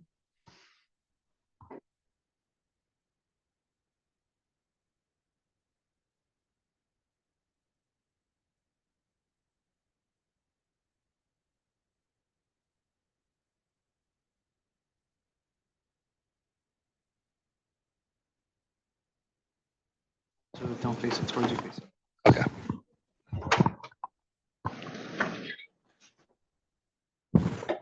Awesome. Good afternoon, everyone. My name is Armin Netamad, and we'll be joined later by Andre Algazi, and we'll be talking about a very important policy document called the Priority Product Work Plan, which I'll refer to just as the work plan from now on. This document tells a really interesting story about the past and present of the SCP program from cycle to cycle, but also provides a launching pad for all of the great work that our program plans to do in the coming years. First, I'd like to talk about what the work plan does. Essentially, every 3 years, we issue this document that identifies and describes the specific product categories that we're interested in evaluating, along with the rationale for why they were chosen. And this is in order to identify priority products in that given 3-year period. However, according to our regulations, there's 3 exceptions to this. One is a legislative mandate, second is an executive order, and third is if we choose to grant a petition, this petition can come from anyone, to add a product chemical combination to the priority products list. Where feasible, we use existing regulatory or statutory definitions to define each of our product categories and roll over these categories from work plan to work plan wherever possible. We also want to recognize that we have broad discretion over which products we can designate as priority products, and it is fundamentally a policy decision to select the priority products. And for this reason, each of our work plans has included a list of policy priorities and considerations that we apply to our decision-making process as we implement the work plan and select priority products. So what does the work plan not do is that first and foremost, it doesn't identify any new products just by mentioning any specific products or chemicals within the document itself. We rely instead on the robust chemical product evaluation side of our program and rulemaking side of our program to identify priority products, with many opportunities for public engagement in that process and many different documents that are published showing our findings. Also, the work plan does not identify any regulatory requirements or legal obligations, including anything suggesting regarding the product safety, or does it not restrict or prohibit the sale of the product in any one of those categories. Lastly, the work plan team doesn't lay out a comprehensive schedule in our work plans. We recognize that in the last work plan, there were some SB 502 requirements for some product timelines, but we instead rely on the Safer Consumer Products timeline to get to this requirement. And this timeline, which I'll show a snapshot of here, is curated on a quarterly basis to provide plenty of useful information about the projects that we're working on in our program and a timeline into what activities will follow. The work plan can be very useful for interested and affected parties in so many different ways. And since 2015, our program has issued 4 work plans and we're about to embark on our 5th one. One of the interesting aspects of the work plan is that we provide transparency in our program's work and signal to external parties about product chemical combinations that we are interested in. This allows product manufacturers to gain some sort of predictability about our plans to regulate their products and signal our concerns with any one of many product chemical combinations to encourage preemptive change in product formulations. I'd also like to highlight, as we just spoke about metrics in our last couple sessions, all of the great work that we've done on the CPET side of our program in just the first half of the 2024-2026 work plan cycle. You can see most of the work has been with profiles in the beauty, personal care, and hygiene products category and cleaning products category. However, we've also released some of our preliminary screening findings in the form of background documents as it relates to building products and materials used in construction and renovation and children's products as well. And for ongoing work for the rest of the work plan cycle, this was highlighted earlier in the day by Robin. I'd also recommend looking at the SCP timeline for updates to projects that are maybe still in the proposal phase and can still end up there, and ones that are in the works that we're currently researching as well. There's 2 key challenges that I want to highlight today as it relates to the work plan. And the first has to do with categorization and our strategy behind that. In December 2023, we presented to the GRASP our new strategy for proposing priority products from two different categories. One that's currently under evaluation, where we're doing active research and actively proposing priority products from, and a second bucket called intended for evaluation, where these are categories that we included for the interest of transparency, and we were able to do research in as resources allowed, but we're unlikely to have any priority product proposals from in the next 3 years. However, this creates the potential for a very complex situation. We've included an increasing number of product categories in our work plans as time has gone on. As you can see, there's 12 of them in our current work plan. And each of these 12 has a significant reasoning for why it's included in the work plan, with impacts to expose people and organisms to chemicals of concern. So this has led to many disadvantages that we're going to be highlighting. The first is for muddled messaging, which has hindered our ability to focus on which categories have the most meaningful impacts and why. And additionally, having too large of a product category selection can dilute their signal to the market, which means that we do want to send a signal to manufacturers as to which categories we're most interested in. However, we lose effectiveness in this communication as the number of categories increases. Another challenge I want to highlight is with this broad approach is the risk of spreading ourselves too thin. And when we do have a large number of product categories, we often are unable to make a meaningful impact in any one of them in a 3-year period. This is further exacerbated by the fact that we often begin working on some product categories, and there are some that we don't get to in any 3-year period, which reduces market signaling impacts even more. Another challenge I want to highlight today is related to engagement. So for the most part, from our previous work plans, we relied much more on internal recommendations and continuity with previous work plans in order to gather information for the next work plan. However, we recognize that reliable information, rigorous research, and robust dialogue continue to be the cornerstones of the SCP program, which is advancing the design, development, and use of products that are chemically safer for the people and environment in California. Thus, there's a clear benefit to seeking external information where possible on topics such as product formulations, supply chain considerations, toxicology, and other related areas as well.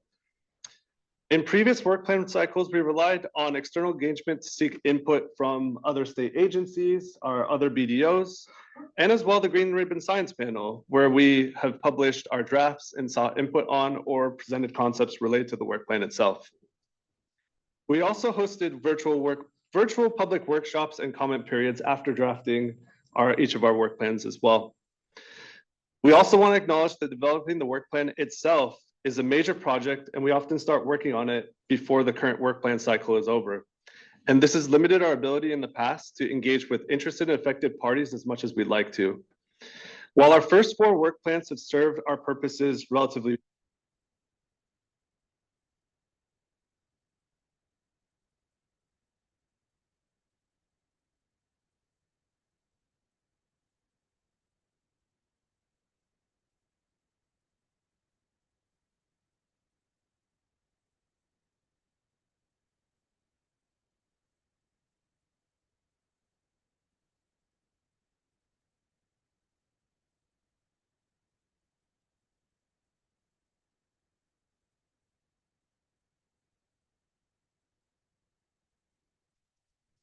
Okay, is this better?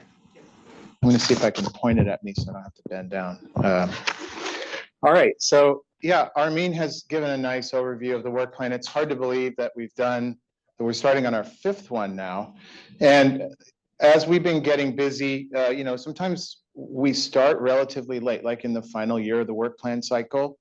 And at that point, we're really not able to engage as deeply with people and that might be interested in what we focus on, and as sort of as Armin alluded to. And so this new approach will kind of flip things around a little bit, and I think has the opportunity to bring in more people into the conversation earlier and let potentially people that we haven't had these types of conversations with have an impact on what we actually include in the work plan, what categories are included and things like that.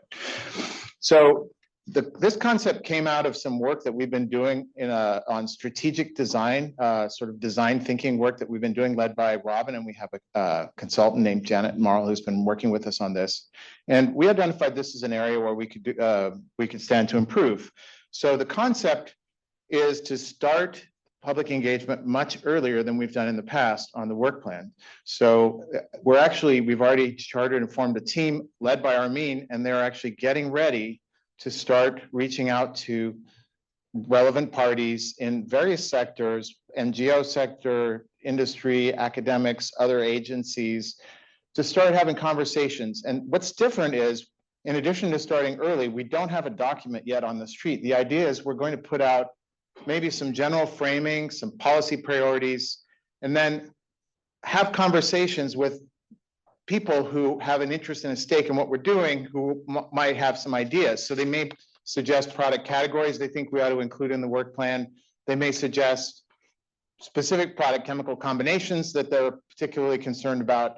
And Robin and I were just chatting, in engaging with some of these sort of community focused groups, we might actually get some help with the storytelling element that we heard a lot about today. So I think there was a lot of opportunities in this approach to have a work plan that's maybe more in touch with what our interested parties would like us to do, and just more engagement, more earlier engagement, things like that.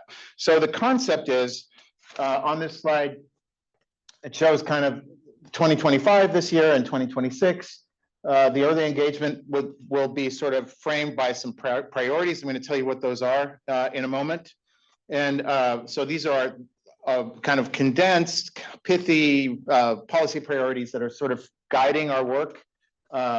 We're starting again before we've actually got a document drafted, and we're going to expand the methods of public engagement. So the way we've done it in the past is we've put together a draft work plan, which we often start kind of late, like in the last year, the current work plan cycle. We start the engagement late in the year, just as the work plan is about to expire, and then we're kind of into the new work plan cycle, and we still haven't finalized it because we have to consider all the comments and things. So we're going to actually start that sooner, and we'll have fewer policy priorities. I'll tell you what they are again. And another element of the new approach will be to actually put a little bit more specificity about when we intend to evaluate product categories than we have in the past. So the approach that we use, and we've talked about it, on many occasions with Green Ribbon Science Panel, is sort of iterative. We do all that research. Robin kind of showed that we had 40 projects active, of which most were sort of in the research phase. So a lot of times we don't know exactly where that's going to end up. That's sort of the point. However, we do have some general sort of idea that we might start looking at a particular category at a particular time. And, so we could actually provide a little bit more specificity. And so that could be helpful in sort of queuing up engagement with people who have, something to tell us and information to share with us. And so on the left, there's this sort of like a mock-up of our future work plan. The other idea is to have it quite a bit shorter. So only 5 product categories, maybe about 10 pages. So, a lot of good work has gone into the work plan, but maybe keeping it a little shorter, more to the point, actually could have some benefits too. So some of the engagement methods that we might use, in addition to sort of putting out documents and having public workshops as we've done in the past, could include things like reaching out to specific relevant parties and inviting them to meet with us either in small groups or in other venues. We could have sort of not focus groups in the sense of marketing a product, but inviting potentially specific NGOs and trying to have conversations or float ideas and kind of see what they think we ought to be focusing on. Small group meetings with various sectors and things like that. So these are our draft policy priorities for 2027 to 2029. We may tweak some of the wording. However, in concept, this is kind of what we're looking at. One is protecting natural resources with a focus on water quality. Secondly, focuses on workers' health and safety. And the third one is focusing on protecting sensitive populations and overburdened communities, and read sensitive populations to include ecological populations, not just human populations. So as I mentioned, we are already kicking off our new team to start work on the new work plan following this new approach. And they are working on developing the outreach strategy, identifying some external parties that we want to talk to, and setting up some meetings. The goal is to release the draft work plan sometime early in 2026. So in our framework, it says that we shall release the work plan in draft a year before the expiration of the current work plan. We've not done that to date, but that's the goal this time around. And actually, if it's not on the 1st of January, hopefully it'll be somewhere close to that. We will still have a public comment period on the draft work plan. The work plan will have been informed by all these engagements that we're starting now. And we're hoping to actually publish the final work plan on or before January 1st, 2027. So that's the idea. So I don't know if I'm going to go over these. So you've seen these questions. Should I go ahead, or do you want to, or? Do you want to do clarifying questions? Yeah, so I guess, are there any clarifying questions before we get into the charge questions? Panel. Yeah, thank you. Thank you both for this presentation. All right, we'll start out. Mateo, please. Thanks, super exciting. I had a question about the outreach plan that's being developed. So what do you consider in identifying kind of the entities to reach out to the stakeholders? Well, I think there's probably some brainstorming going on within the team as far as sort of identifying sectors that we want to talk to. So NGOs, particular interests, environmental justice oriented groups, people that are leaders in developing safer products. So I think that's still a little bit to be determined. I don't know if Armin, you want to speak to that at all? Yeah, it's still in development right now. We're hoping to launch that with GRSP and, kind of open that up to the public. But we do have a preliminary list, and we're looking to expand that as we continue to engage over the next couple months. And having said that, we probably will already be hopefully underway by the time the panel meets next. So maybe we'll be able to give a little update on that. And when we move into the panel questions, I think there may also be opportunities for folks to weigh in on potential other additions to the list. Mike. So, and maybe it's jumping ahead, but so when do you stop working on the 12 that are in the current plan and focus down to the 5? I mean, you're not gonna say, oh yeah, we're putting the January 1st, we got the new plan out, but guess what? December 31st, yeah, we covered all 12 that were in the old plan. I think we're going to be looking at, so if you look at the wording in our framework regulations about the work plan, it says we're supposed to include 2 elements in the priority product work plan. One is identify the product categories that we will evaluate to identify priority products or something to that effect, and then some rationale for choosing those. So I think it's almost a different framing. So there'll be work that carries over from the current work plan. We're still, only halfway through the current work plan cycle. So I think one thing in making a shorter document will be not to list all the product categories already underway, unless we're intending to do identify new products, product chemical combinations. So there's not a plan to stop work on projects that are already underway. There are things we haven't gotten a lot of progress on to date. So we'll have to take a hard look at those categories and decide what makes the cut. Am I missing anybody? There's someone online. Oh, great. Elaine. Hi, thank you. I like the idea of this being more streamlined.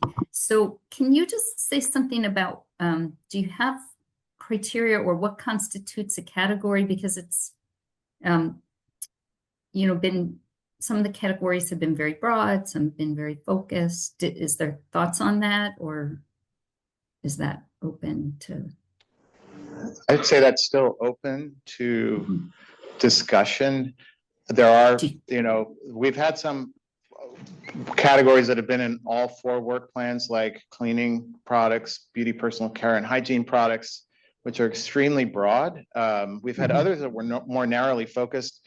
As Robin mentioned the accomplishments report this morning, one of the things cited in that, or highlighted in that report was we had a building, it's kind of evolved, but we have a building and materials used in construction category. I've forgotten what it's called now, but that was the one where we had talked about flooring and phthalates being a concern. And we were actually approached by the Floor Covering Industry Association saying, based on your inclusion of that in the work plan, we have phased out orthophthalates across our whole sector. And so I feel like that kind of shows the value of maybe having a more narrowly focused category, but I wouldn't take it off the table to have broader ones too. There's still, like we've heard in the past about the value of like really focusing on a particular category. So I think that's maybe if the panel has input on that, that would be interesting.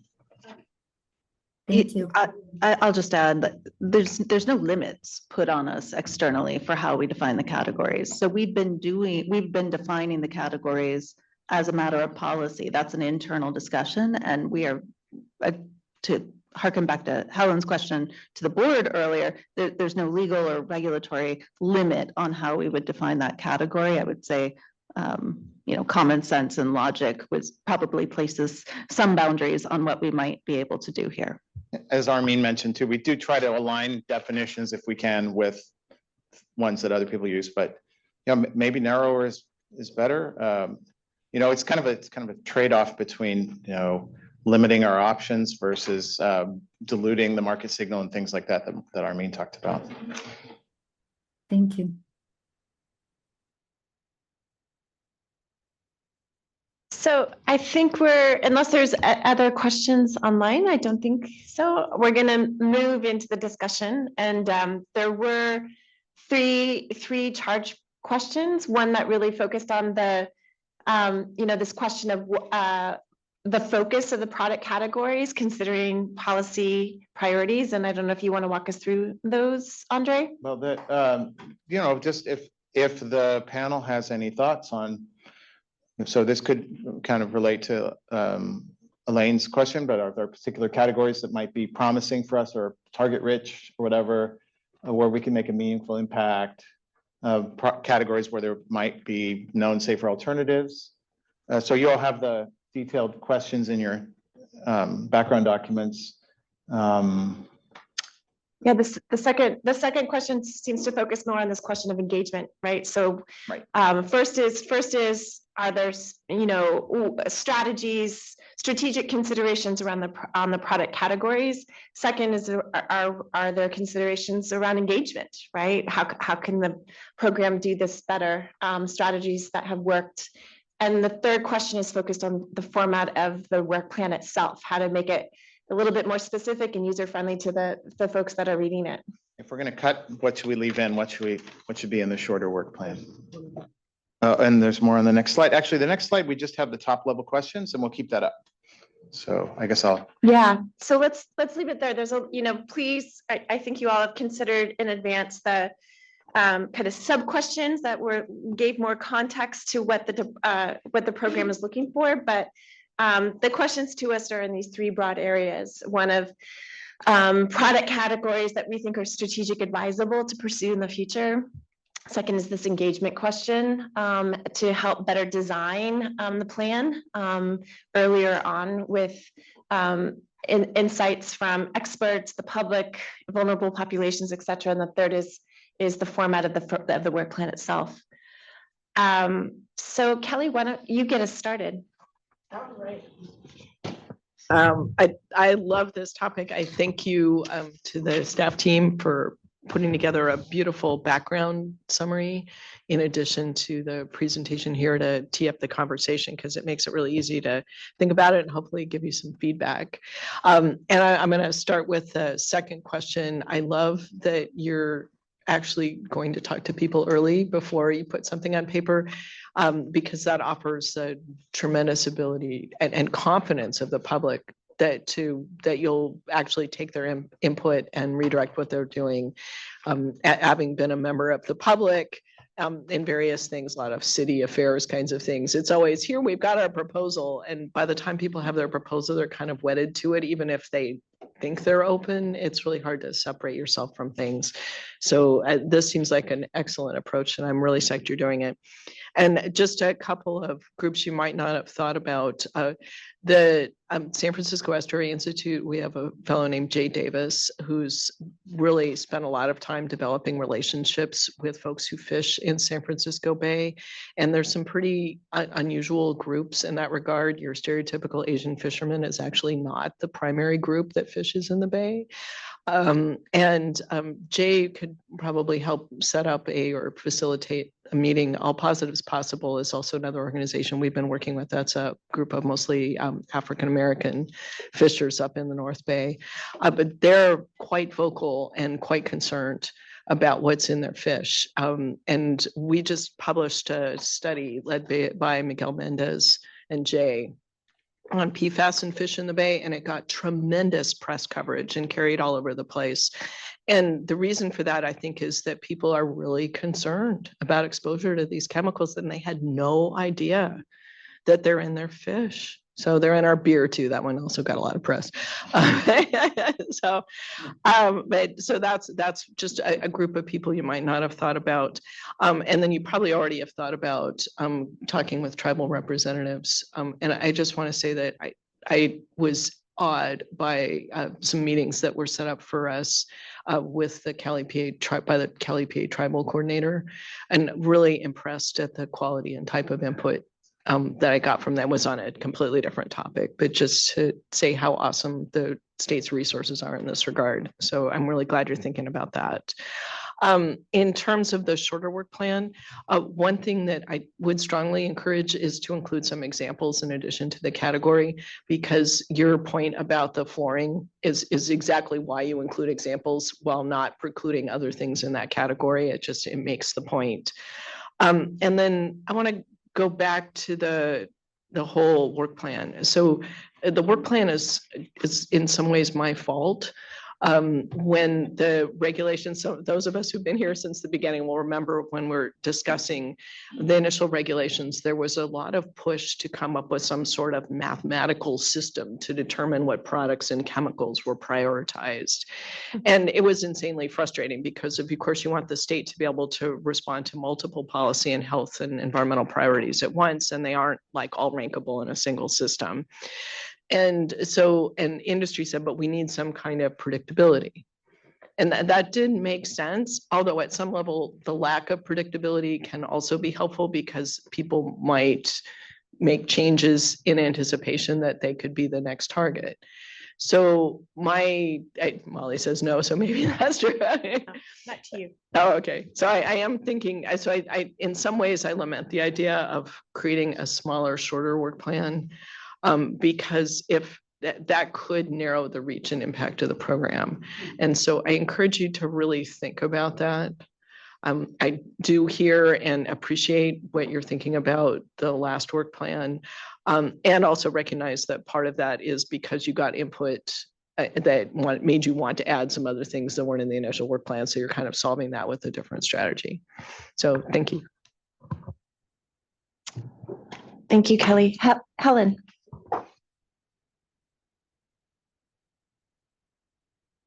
I want to go back to number 2 on the outreach again. So I know I jumped the gun in the last session, but I'm just very supportive of the idea of engaging communities early and also including lay stakeholders. So I do appreciate that sometimes it's easier to get access to an NGO or a group that's motivated on a particular topic.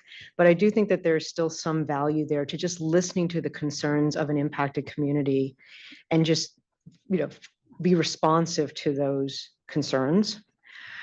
So I think, so that is just an encouragement to look at civic organizations, not necessarily environmental targeted NGOs. And sort of a similar sort of thing is, I'd also encourage you to look at student organizations, because they often have a lot of, they may have a different perspective than other types of stakeholders. So I think it's really worth doing that. And I'll do my my promo that I do almost every time, which is you must be on social media, you know, because that's how you're going to reach a lot of those the people that you want to hear what they're saying is through social media. Okay, Mike, go ahead.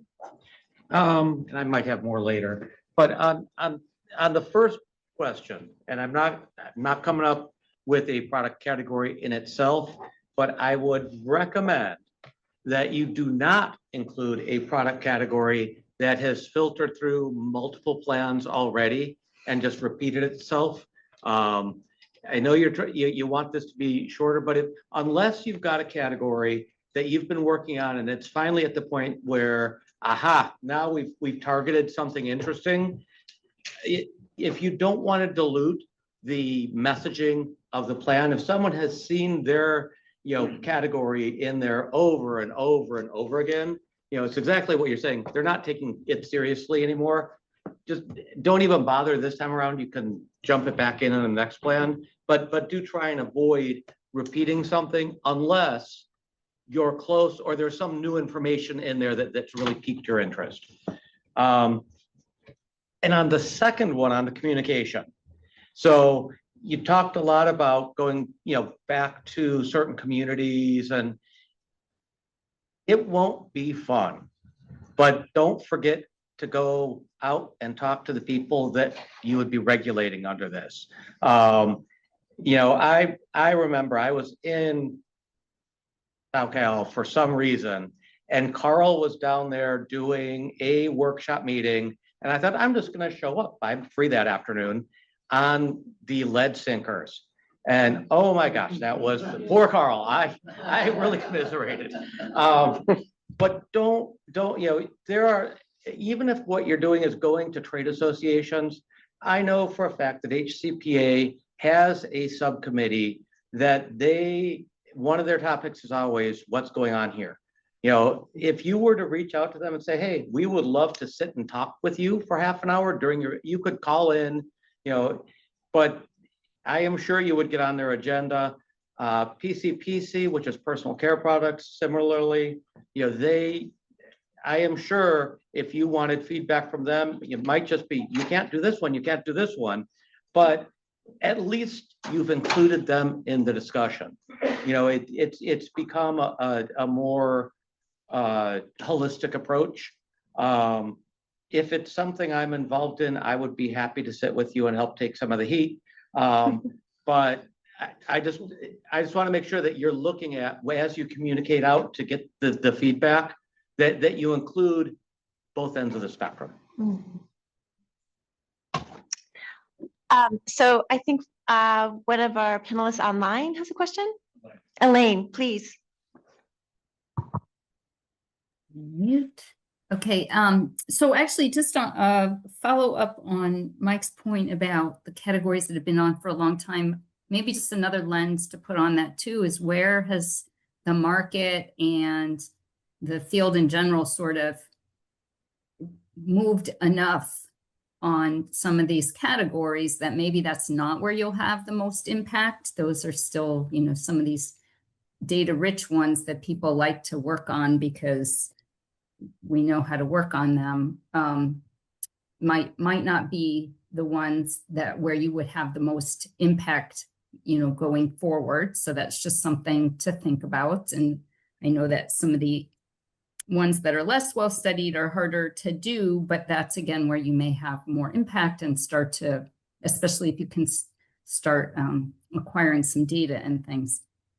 So that's just following on Mike's thought. And then so the other, I don't know if it's it's a group, it's a potentially interested and affected parties, but the life cycle the end of life that's the unanticipated end of life due to natural disasters on some, I think you've seen particularly in California, among other places, but certainly most recently in the LA fires, the products that have been a huge problem and left really significant problems. And some of the people that have been working on the disaster response and recovery might have good insights.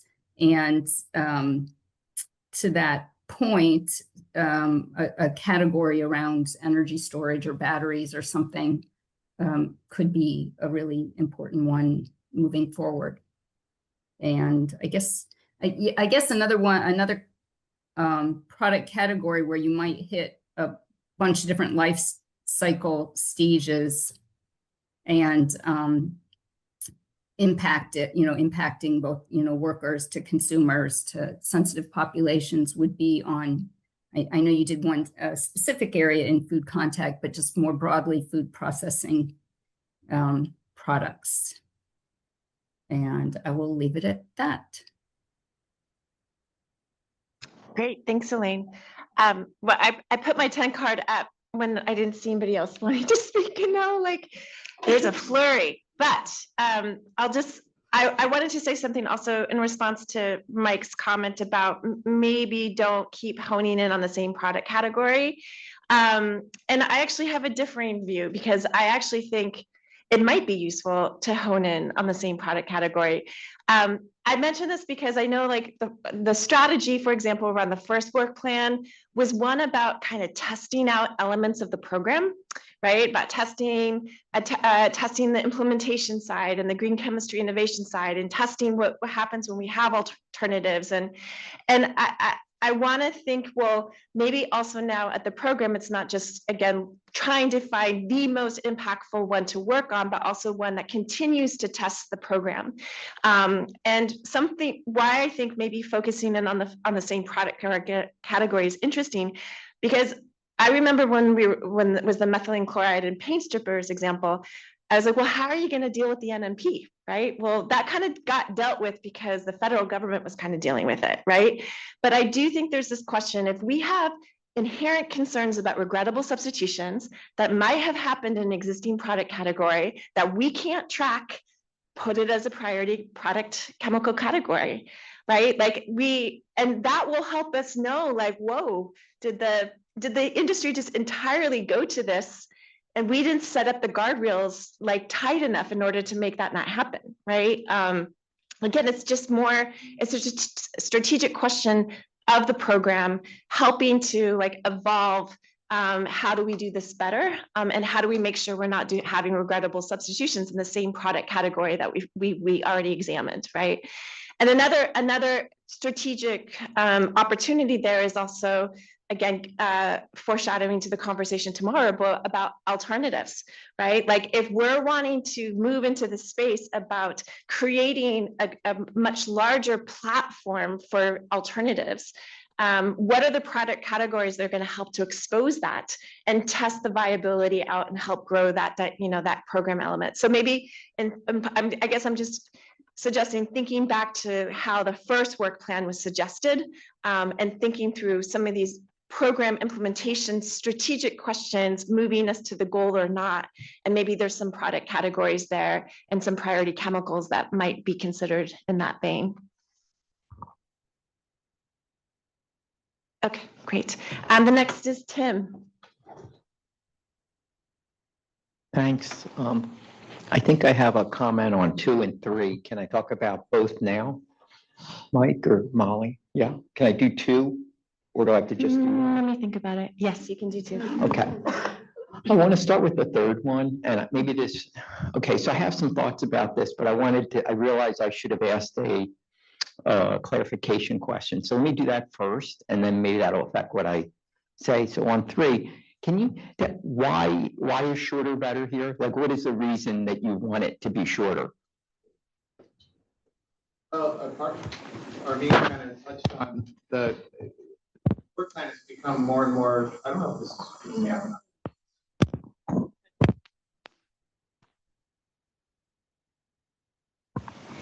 We've been, the work plan has kind of been expanding. It now has pretty extensive list of footnotes and references. We've been doing, a very thorough, detailed job, and perhaps looking back at what the regulations tell us should be included, suggests that it could be more concise and more effective. So, I don't know if you've looked at the current work plan recently, but it's fairly extensive, and I think we just thought maybe we could just have more impact by being more direct, simple, just articulating some rationale and things. I mean, there are arguments to be made for a longer work plan too. Yeah. Okay, that's helpful. So I can react from my own standpoint, like, because I went back and looked at it, was like 56 pages. And like, I think you look at it, 56 pages, but like the way I read documents, and I'm not sure how other people read it, but I looked at it, it's like, you had like 12 categories. Now that's gonna get shorter because you're not gonna have 12, right? But on average, your description for each one was between 2 to 3 pages. So there was only 36 pages of discussion of the actual categories, roughly.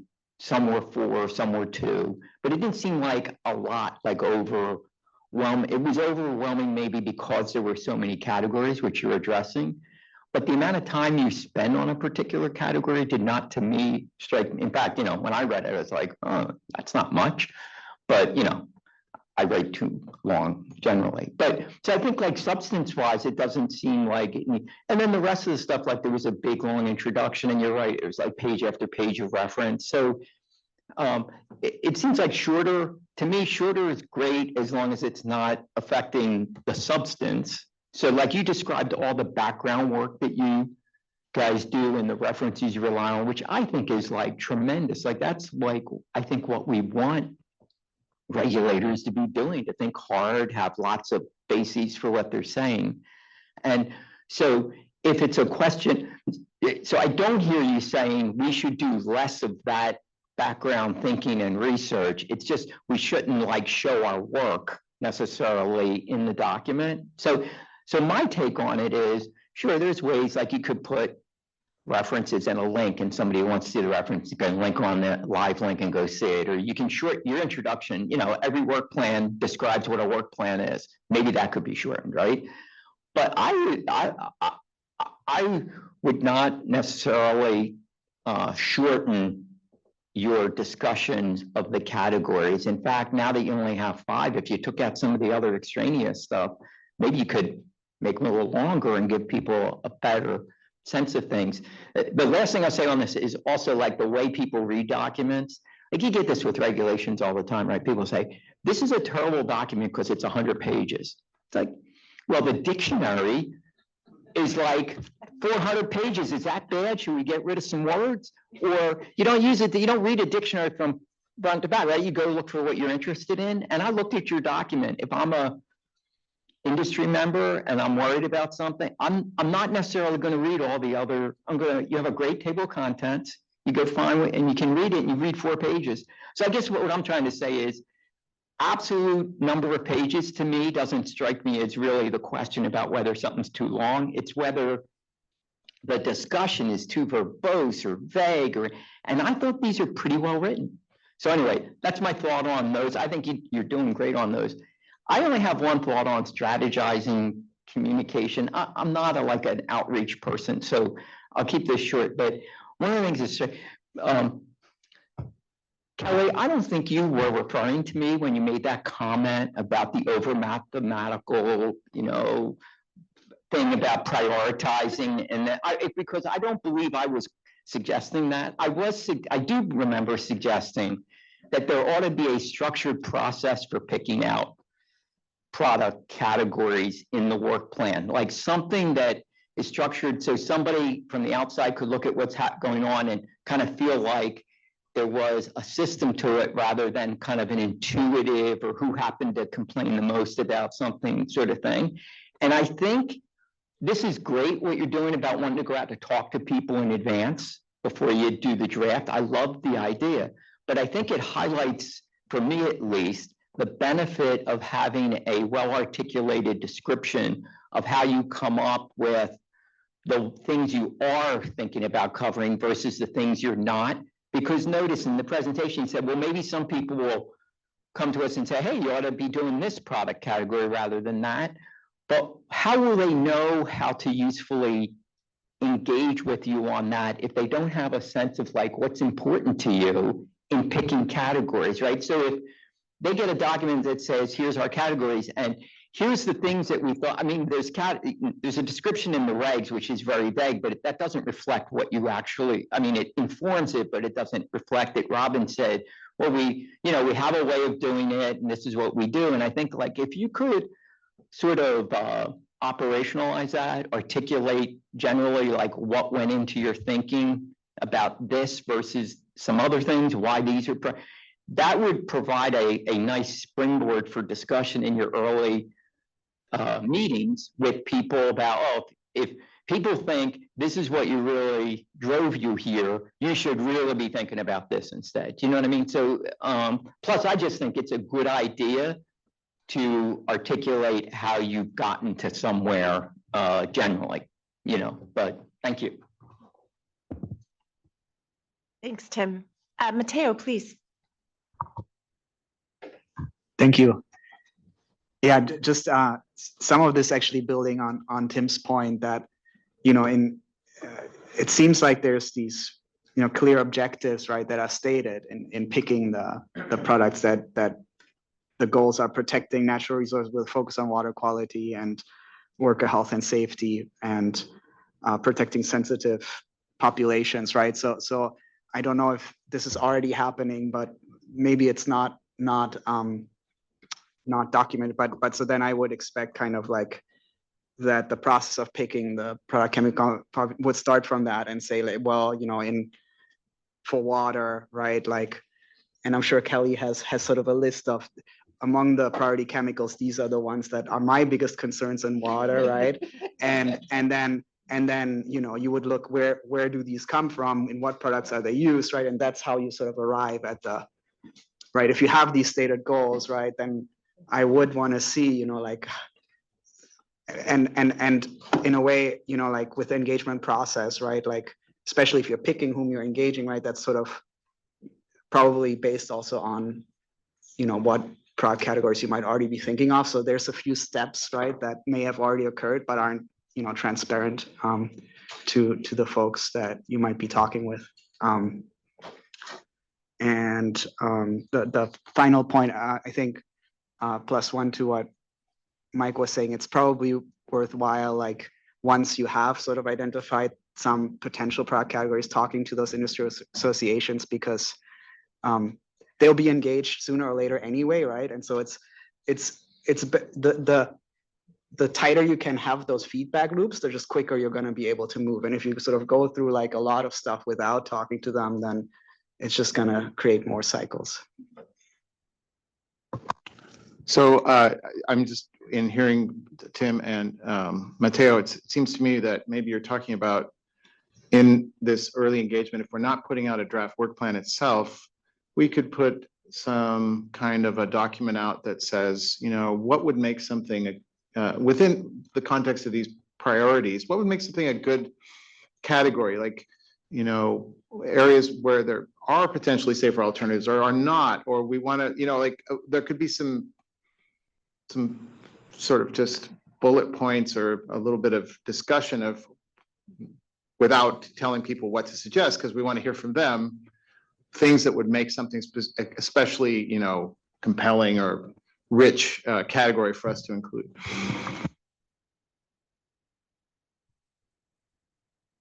I was going to say, does Matteo or Tim want to? Does that sound reasonable? What do you think? Yeah, I think it would be helpful, right? Like to just not like a detailed mathematical formula, but just to sort of understand sort of the process of how we get sort of from these stated objectives to candidate product chemical combinations, right? And then I think narrowing it down to 5 is a great idea to not dilute impact. We've talked about it to actually GRASP meeting years ago about some of the things we think about in trying to choose product categories. So that kind of stuff could be sort of repurposed and condensed and made, you know. Yeah, it sounds like just maybe being transparent with your own decision criteria, like, because that's going to guide others in thinking through those criteria to make suggestions, right? So just being transparent about that criteria. Oh, can I? Yes, say- please. Yeah, I agree with that. And I kind of feel like what you described, saying, here's are the sort of things that are important, that we think of as important as we're considering this, is kind of like a nice way, without like saying, here's our decision process and blah, blah, blah. It's like a nice way of signaling to people, here's the sorts of things that are important to the decision. It's not like you have to develop a decision tree that shows how you've reached your thing. And so I think that would be extremely helpful. I think our work is done here. No, okay, moving on. Art.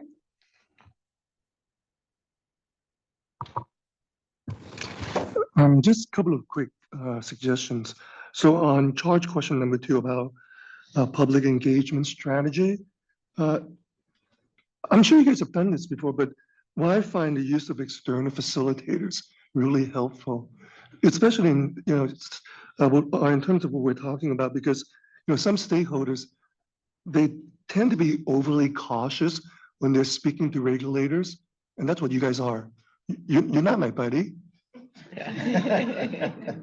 So that's just one suggestion, using external facilitators. And on the length of the work plan, I agree with Tim. I thought, gosh, this is great. Why can other documents be like 2 pages? So, but one thing that would make it simpler for somebody like me who's not good at reading is to see more use of graphics and visual icons, especially, when you have done it in the past on things like exposure pathways or life cycles. Those are really, really good. Let's see.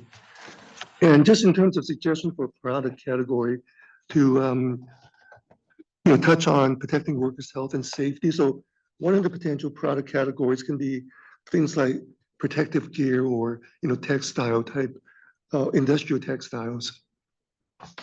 Great. Thank you very much. Great, Art. Next up is Kelly. I want to apologize. I forgot to address question 1, and Matteo reminded me of that in terms of what kinds of product categories. I'm actually going to mention some chemicals, even though I'm not supposed to do that. PFAS is clearly a top priority for the state. And more importantly, it's something that we can't treat out of the world. We're going to have to remove it. And there's work in Europe happening right now. ChemSec has this really cool list of alternatives and actually working on chemical suppliers, and that there's a ton of stuff happening in Europe. I'm guessing in Europe, they're only going to get to a partial implementation of their proposed full phase out of PFAS, just based on what I heard in Vienna. So I think there's a lot of opportunity for the state to address PFAS. We'll talk more about the work I'm doing and how with the state and our team tomorrow about that, which makes it hard. Right now, it is kind of hard to pick products, but I should mention specifically that I know that there's a data set coming out on PFAS in paints and coatings in the next 6 months that could be very informative. So I'd encourage consideration of that category. And the reason I'm interested in that is it involves both indoor and outdoor exposures to PFAS. Data set generated by my colleagues at the Estuary Institute suggests that the amount of PFAS in outdoor runoff rivals and could far exceed the amount going to sewage treatment plants. And so in terms of overall environmental exposure, these outdoor uses are things that a lot of folks haven't even thought about that could be really environmentally important and important to people as well. The other ones, chemicals that we've been prioritizing, so that the Becky could describe this far more articulately than I, but the regional monitoring program is trying to monitor the presence in the bay ecosystem, including fish that people eat, and various kinds of biota, as well as the water and sediment, stormwater, wastewater monitoring. And then for the organisms and the water pathways, we're taking a look at what's the potentially highest risks in a tiered risk-based framework based on toxicological data and exposure information. And in addition to PFAS being in our highest tier, organophosphate esters, which are flame retardants and plastic additives, are up there. They're a little harder to detect, and something I wanted to highlight as something the state should be thinking a lot about because of their ubiquitous use. Additionally, we've talked about tires before. You're working on tires. At CTEC's Vienna conference, I was reminded about the broad impacts and exposures of tires. And I know the tire industry is active and engaged and really appreciate that and their presence in Vienna as well. But the story there is not just about coho salmon and 6-PPD quinone. There's a lot of different chemicals in tires. There's very broad human exposure as well as environmental exposure to these because we all breathe the dust from tires. The nanoparticles are pretty amazing. So I would be concerned if tires were dropped, even though we're probably kind of at tire decay at some point. But there needs to be some sort of really big picture, long-term thinking about all the chemicals in tires and how to get to what's the journey to safer tires and how do we get there. So thank you. Oh, one last thing on PFAS. One important part of the conversation is around the relative importance of polymers. And there's pretty compelling information that the full life cycle of PFAS containing polymers includes PFAS releases all over the place, at the manufacturing site, various additives and so forth at the application. There's one class of polymers that's become, seems to be very broadly used, that they call them side chain fluoropolymers. So there's not a fluorine on the background bone, but there's things that stick out from that fluorine. Those things fall off. And there's some really interesting and exciting and scary recent studies about how those things falling off affect water quality, human exposures, all the rest. So something that the state could do that would be really landmark would be to either do a data call-in or consider picking a product category that involves those side chain fluoropolymers, because that would really send a signal to the market that these matter. Thank you. First, I just want to make sure, did you put your flag back up or did it? Okay, perfect. I just wasn't sure. Okay. Well, do you all mind? Please do. I just want to make a point about, the various lists of potential PFAS alternatives, that are safer to use. PFAS, it's really application specific. So just because you have a viable alternative or a safer alternative doesn't mean that it's going to work. Specifically in the case that Kelly mentioned about ChemSec, we're working with ChemSec because their list is just not as informative as it could be. Very good point. That's what I've seen also about many lists of alternatives, right? They're helpful, but so many applications are so dependent and context specific. Anne.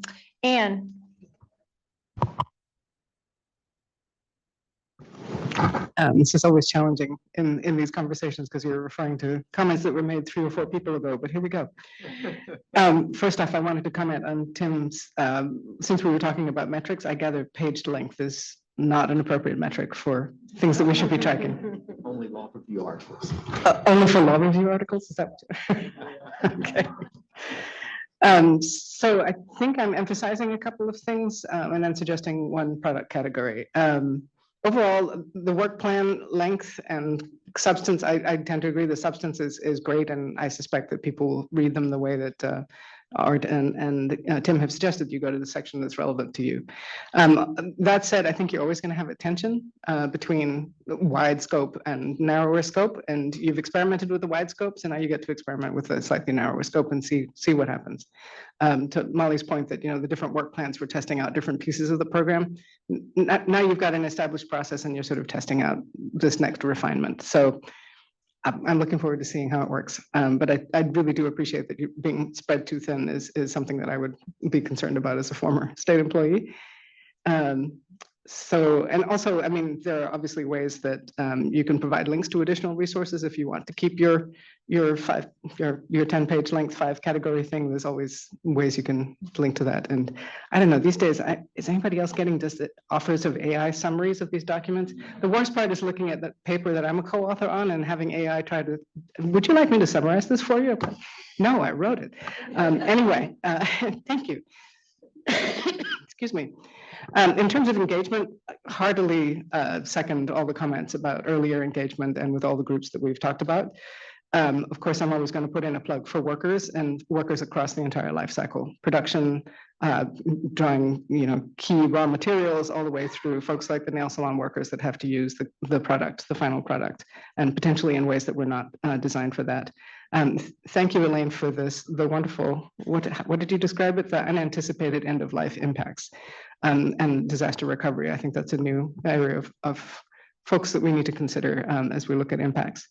And then in terms of a product category that crosses a lot of your priorities, I've already talked about building products and products in buildings, especially highlighted to us through the LA fires.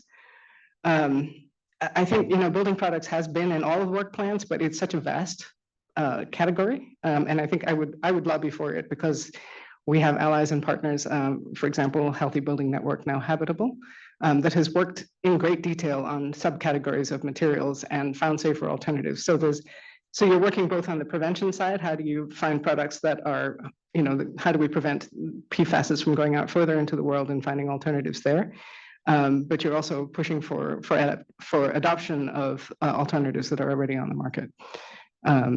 So I would lobby for product categories because it's time. And I will say all the conversations I'm having these days, it's all PFAS and plastics. And building products particularly is the second highest use of plastic beyond packaging. So that's something that I think is a good story that can be told as well. Is Helen next? Good. We're going to go to Heather and then Helen and then Emma. All right, thank you. I was having trouble kind of crystallizing this idea, and something Art said really framed why I think I was having a challenge with this. For number 2, this idea that the application is so critical to the identification of safer alternatives. What kept bouncing around in my mind was that both the regulated community and the NGO space often know where there need to be calls for innovation. There is not a safer alternative. And looking at I pulled up the SCP website, and it specifically states that the availability of safer alternatives is one of the determining factors as to why a priority product category might be identified. So this is maybe in part a clarifying question of, would the program decide not to list a priority product because there were no safer alternatives available? Or where do those opportunities go? Because I think that that's a great chance to engage with the regulated community, get their buy-in early, understand their challenges and their issues, so that as safer alternatives eventually perhaps end up on the market, then you start to have some of that early insight. So I suppose that's a question. Yeah, I think it cuts both ways. Sometimes it might be a reason to focus on a product. And I think it was Tim was talking about, the earliest work plan or the things we did initially. We actually chose something where we didn't think there was an alternative when we did think there was an alternative. So I think it could be a factor in, it's sort of thinking about outcomes and metrics in the discussion from this morning, like what's, we've been talking internally about what is it we're trying to, where do we want this to go? How do we think it's going to go? And, why are we taking this action? So I think it could be a reason to include a category, or maybe if there's already momentum, there's a safer alternative, it's already happening. There's nothing that we can add.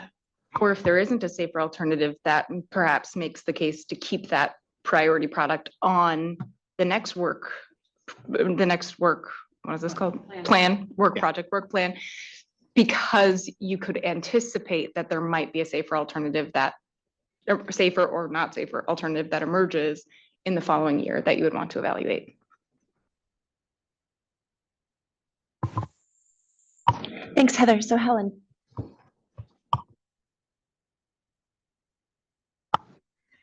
So I wanted to go back to question one about different places where you might have impact.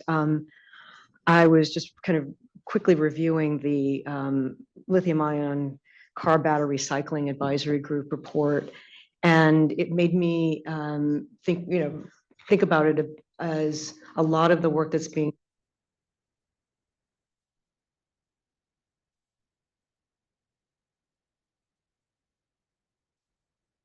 yes, we have batteries. A lot of the work that I'm seeing.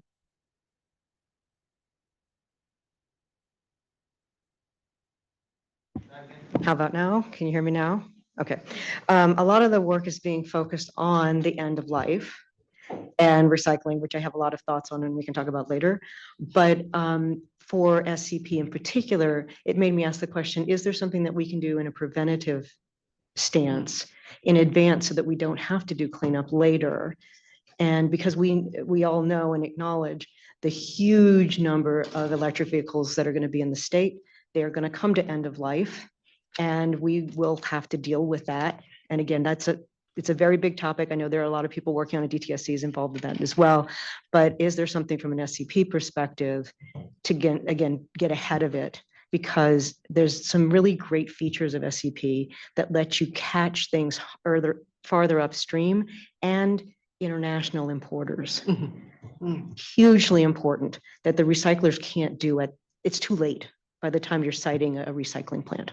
So that's just a thought for a category. Okay, I'll take this one.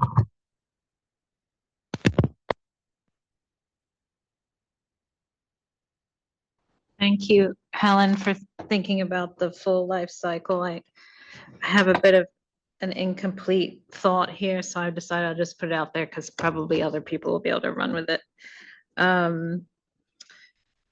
So as looking at the information you have here in the background document, right, we have seeking input from interested parties earlier, policy priorities of protecting natural resources, water quality, workers' health and safety, sensitive populations of urban communities.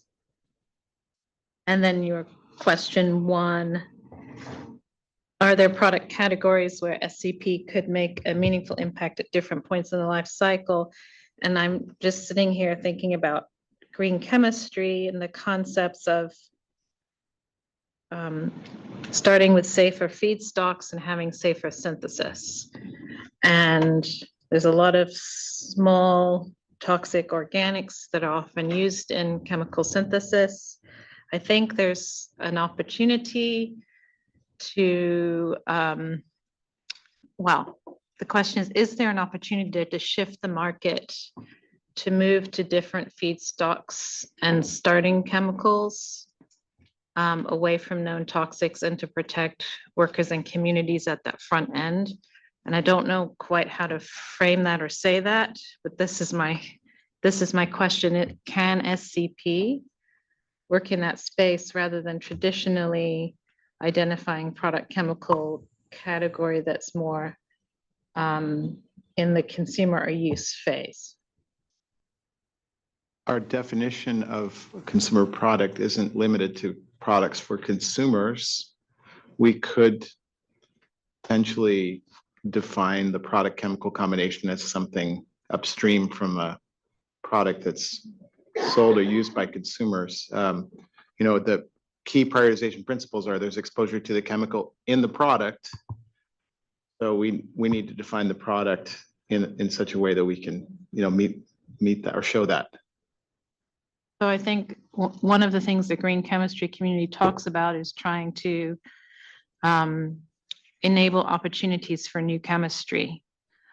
new and safer chemistry, where there's a traditional market that dominates, and we've all heard examples of where that's been difficult. So that's a thing we need to tackle. And I think it'd be nice to have a continuing conversation maybe about how this program could play a role there.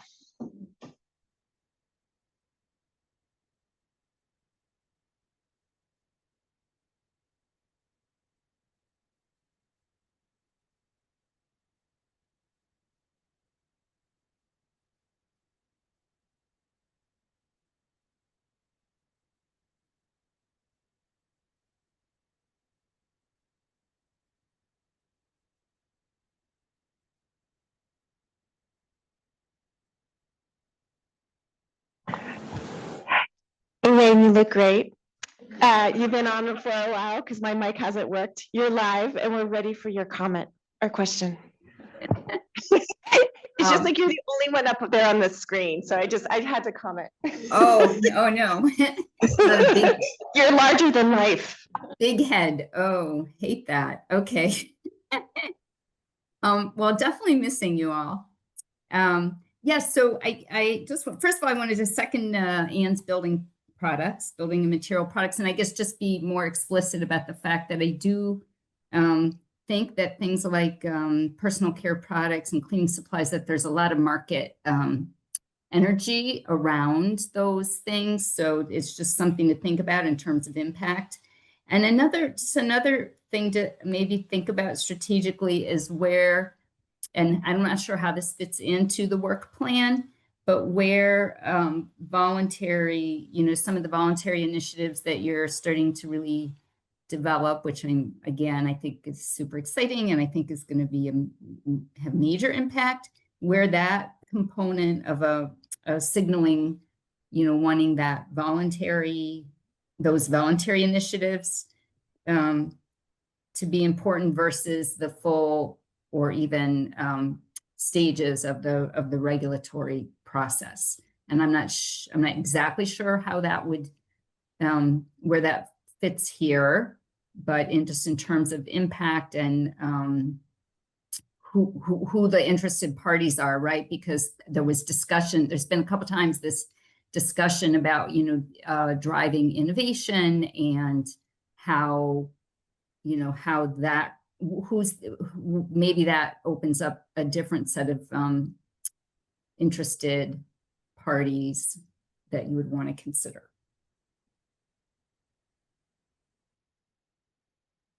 Mike, and then Kelly, and then I also have a comment.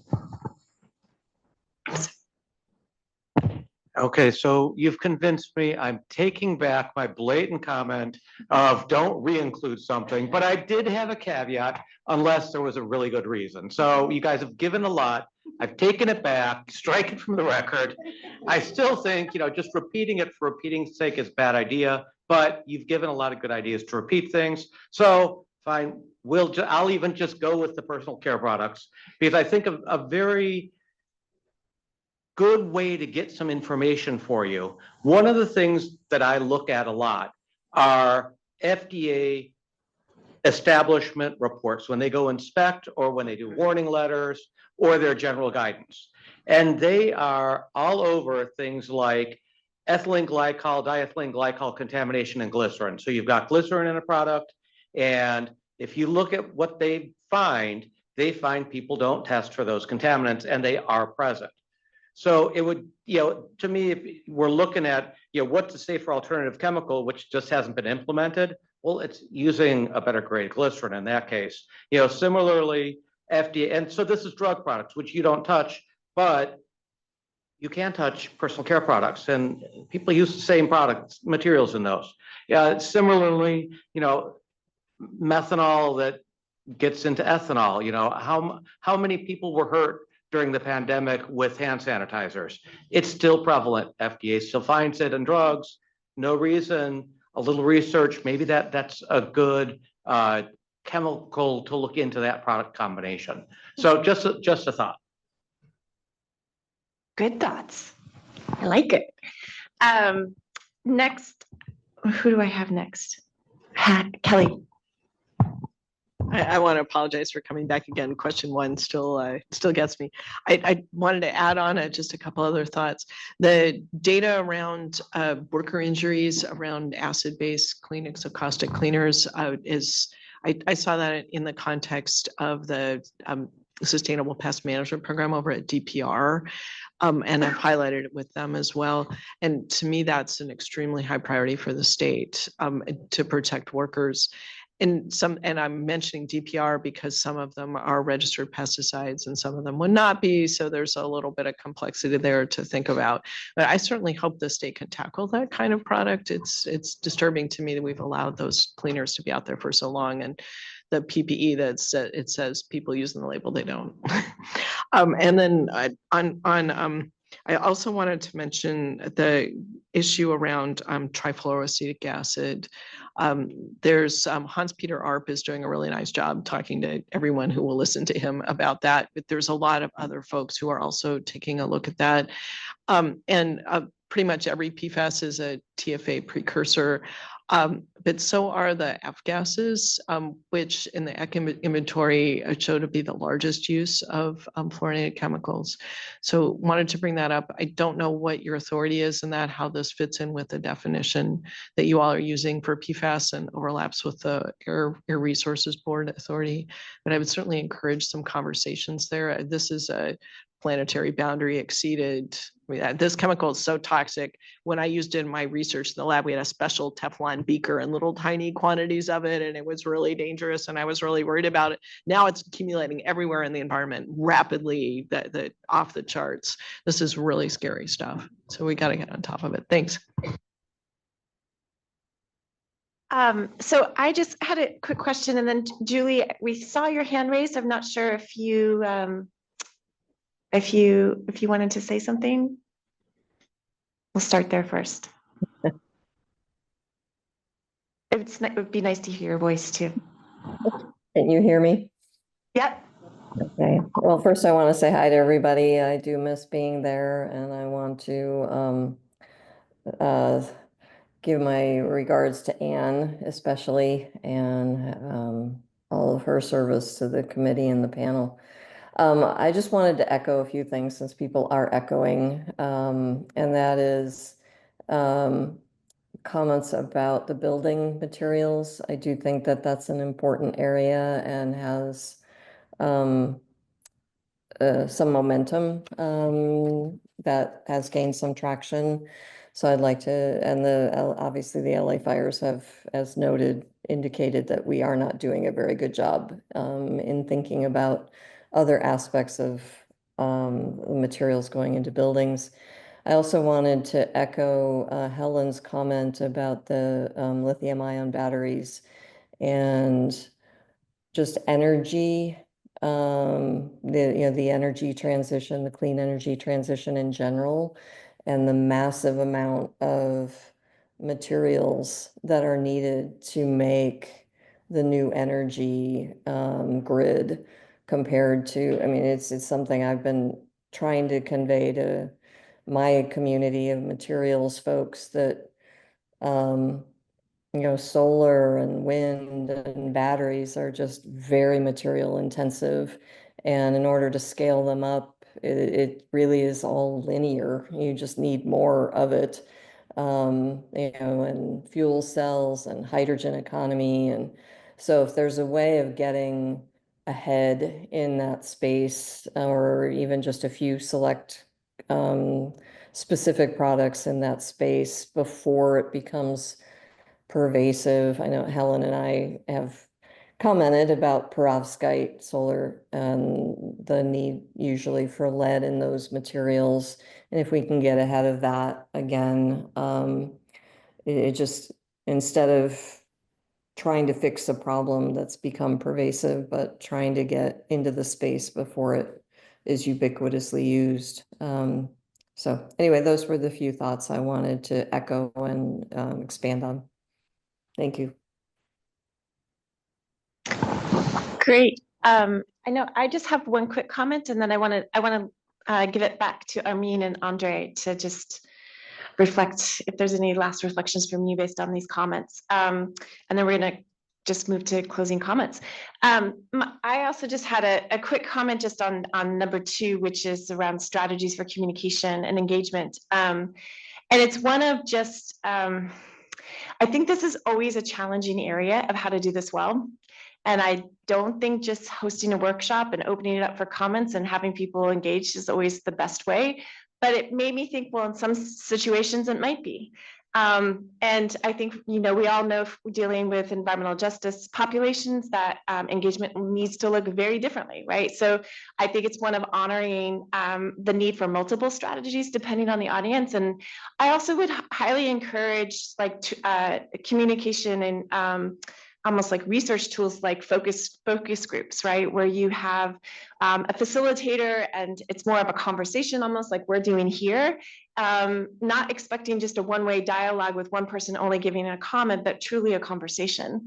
And I say this saying that there's multiple strategies and I have yet to see anybody do it effectively well all the time, but I think testing out multiple ways of doing this and honing in on an overarching framework of how to do this is actually, so test the different ways of doing it and being really thorough and thoughtful about what worked, didn't work, and refine it. And moreover, to Kelly's point always about public writing, write about it, because nobody is doing this well right now.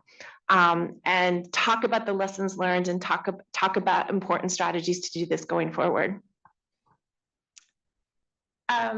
Any last comments from the panel? And I just want to turn it back to Armin and Andre for any last words that you would like to share.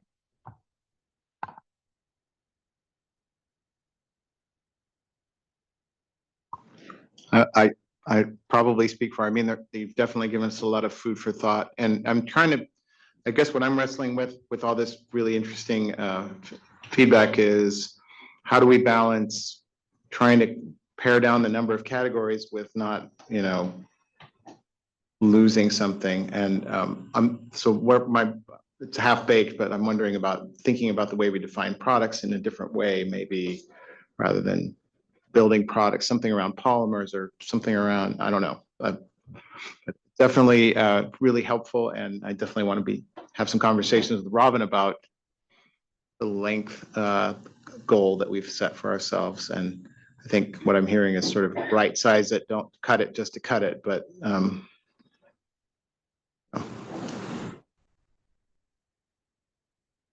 yeah, I want to echo what Andre said as well. I think these are very valuable suggestions from the project management perspective. As our team comes together, we'll definitely be trying to implement all of these. I think especially when it comes to the engagement strategies, you all have given us a lot to work off of. Focus groups and surveys and truncated versions of the document that we can share with interested and affected parties are definitely some great ideas we hope to use in the coming. Wonderful. Okay, with that, I think we're kind of just ready to close out, and maybe Mike and I can do this together. Sure. Yeah, awesome. I just wasn't sure how Mike was going to feel at the end of the day. So, I thank you, panel, for I think a really great discussion. Robin and team. I learned a lot on the metrics discussion for myself and my own thinking. We all use metrics in our work, right? And how to do this right. And thank you for the humor that you all brought to the day. On the question of well, also just on the issue of metrics, I just also want to thank you all for going with the flow. It was a little bit of a disrupted agenda of having a presentation and then lunch and conversation, but we handled it miraculously.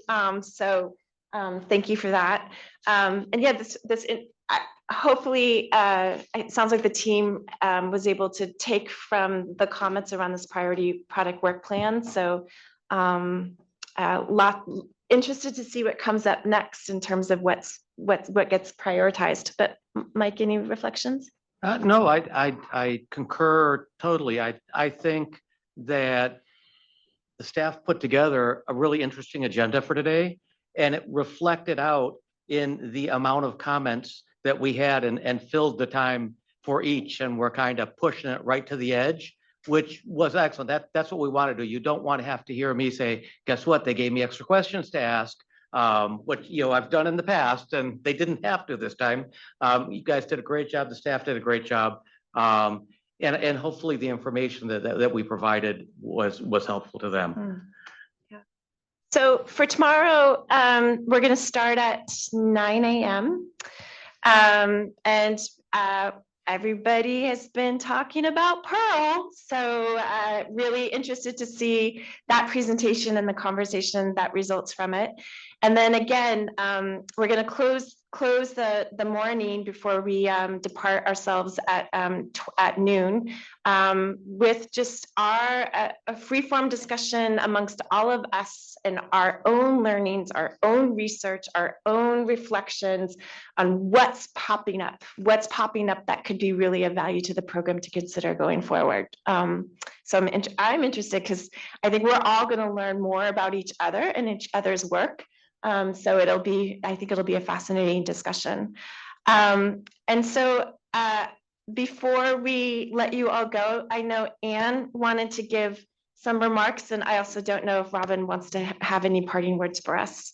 But Anne, I'm going to turn it to you. Oh, you wanted to do it tomorrow? Let's do it tomorrow. I just wasn't sure if everybody was going to be here tomorrow. I don't know who's going to be here tomorrow. We'll do it tomorrow. So Robin. We stole her mic to give it to you. This one, no, it's got a red light. I will keep it short because I think the battery life is also running low and we might be running low on steam at this hour. I really just want to thank you all for hanging in, staying the entire time and keeping energy levels up the entire time.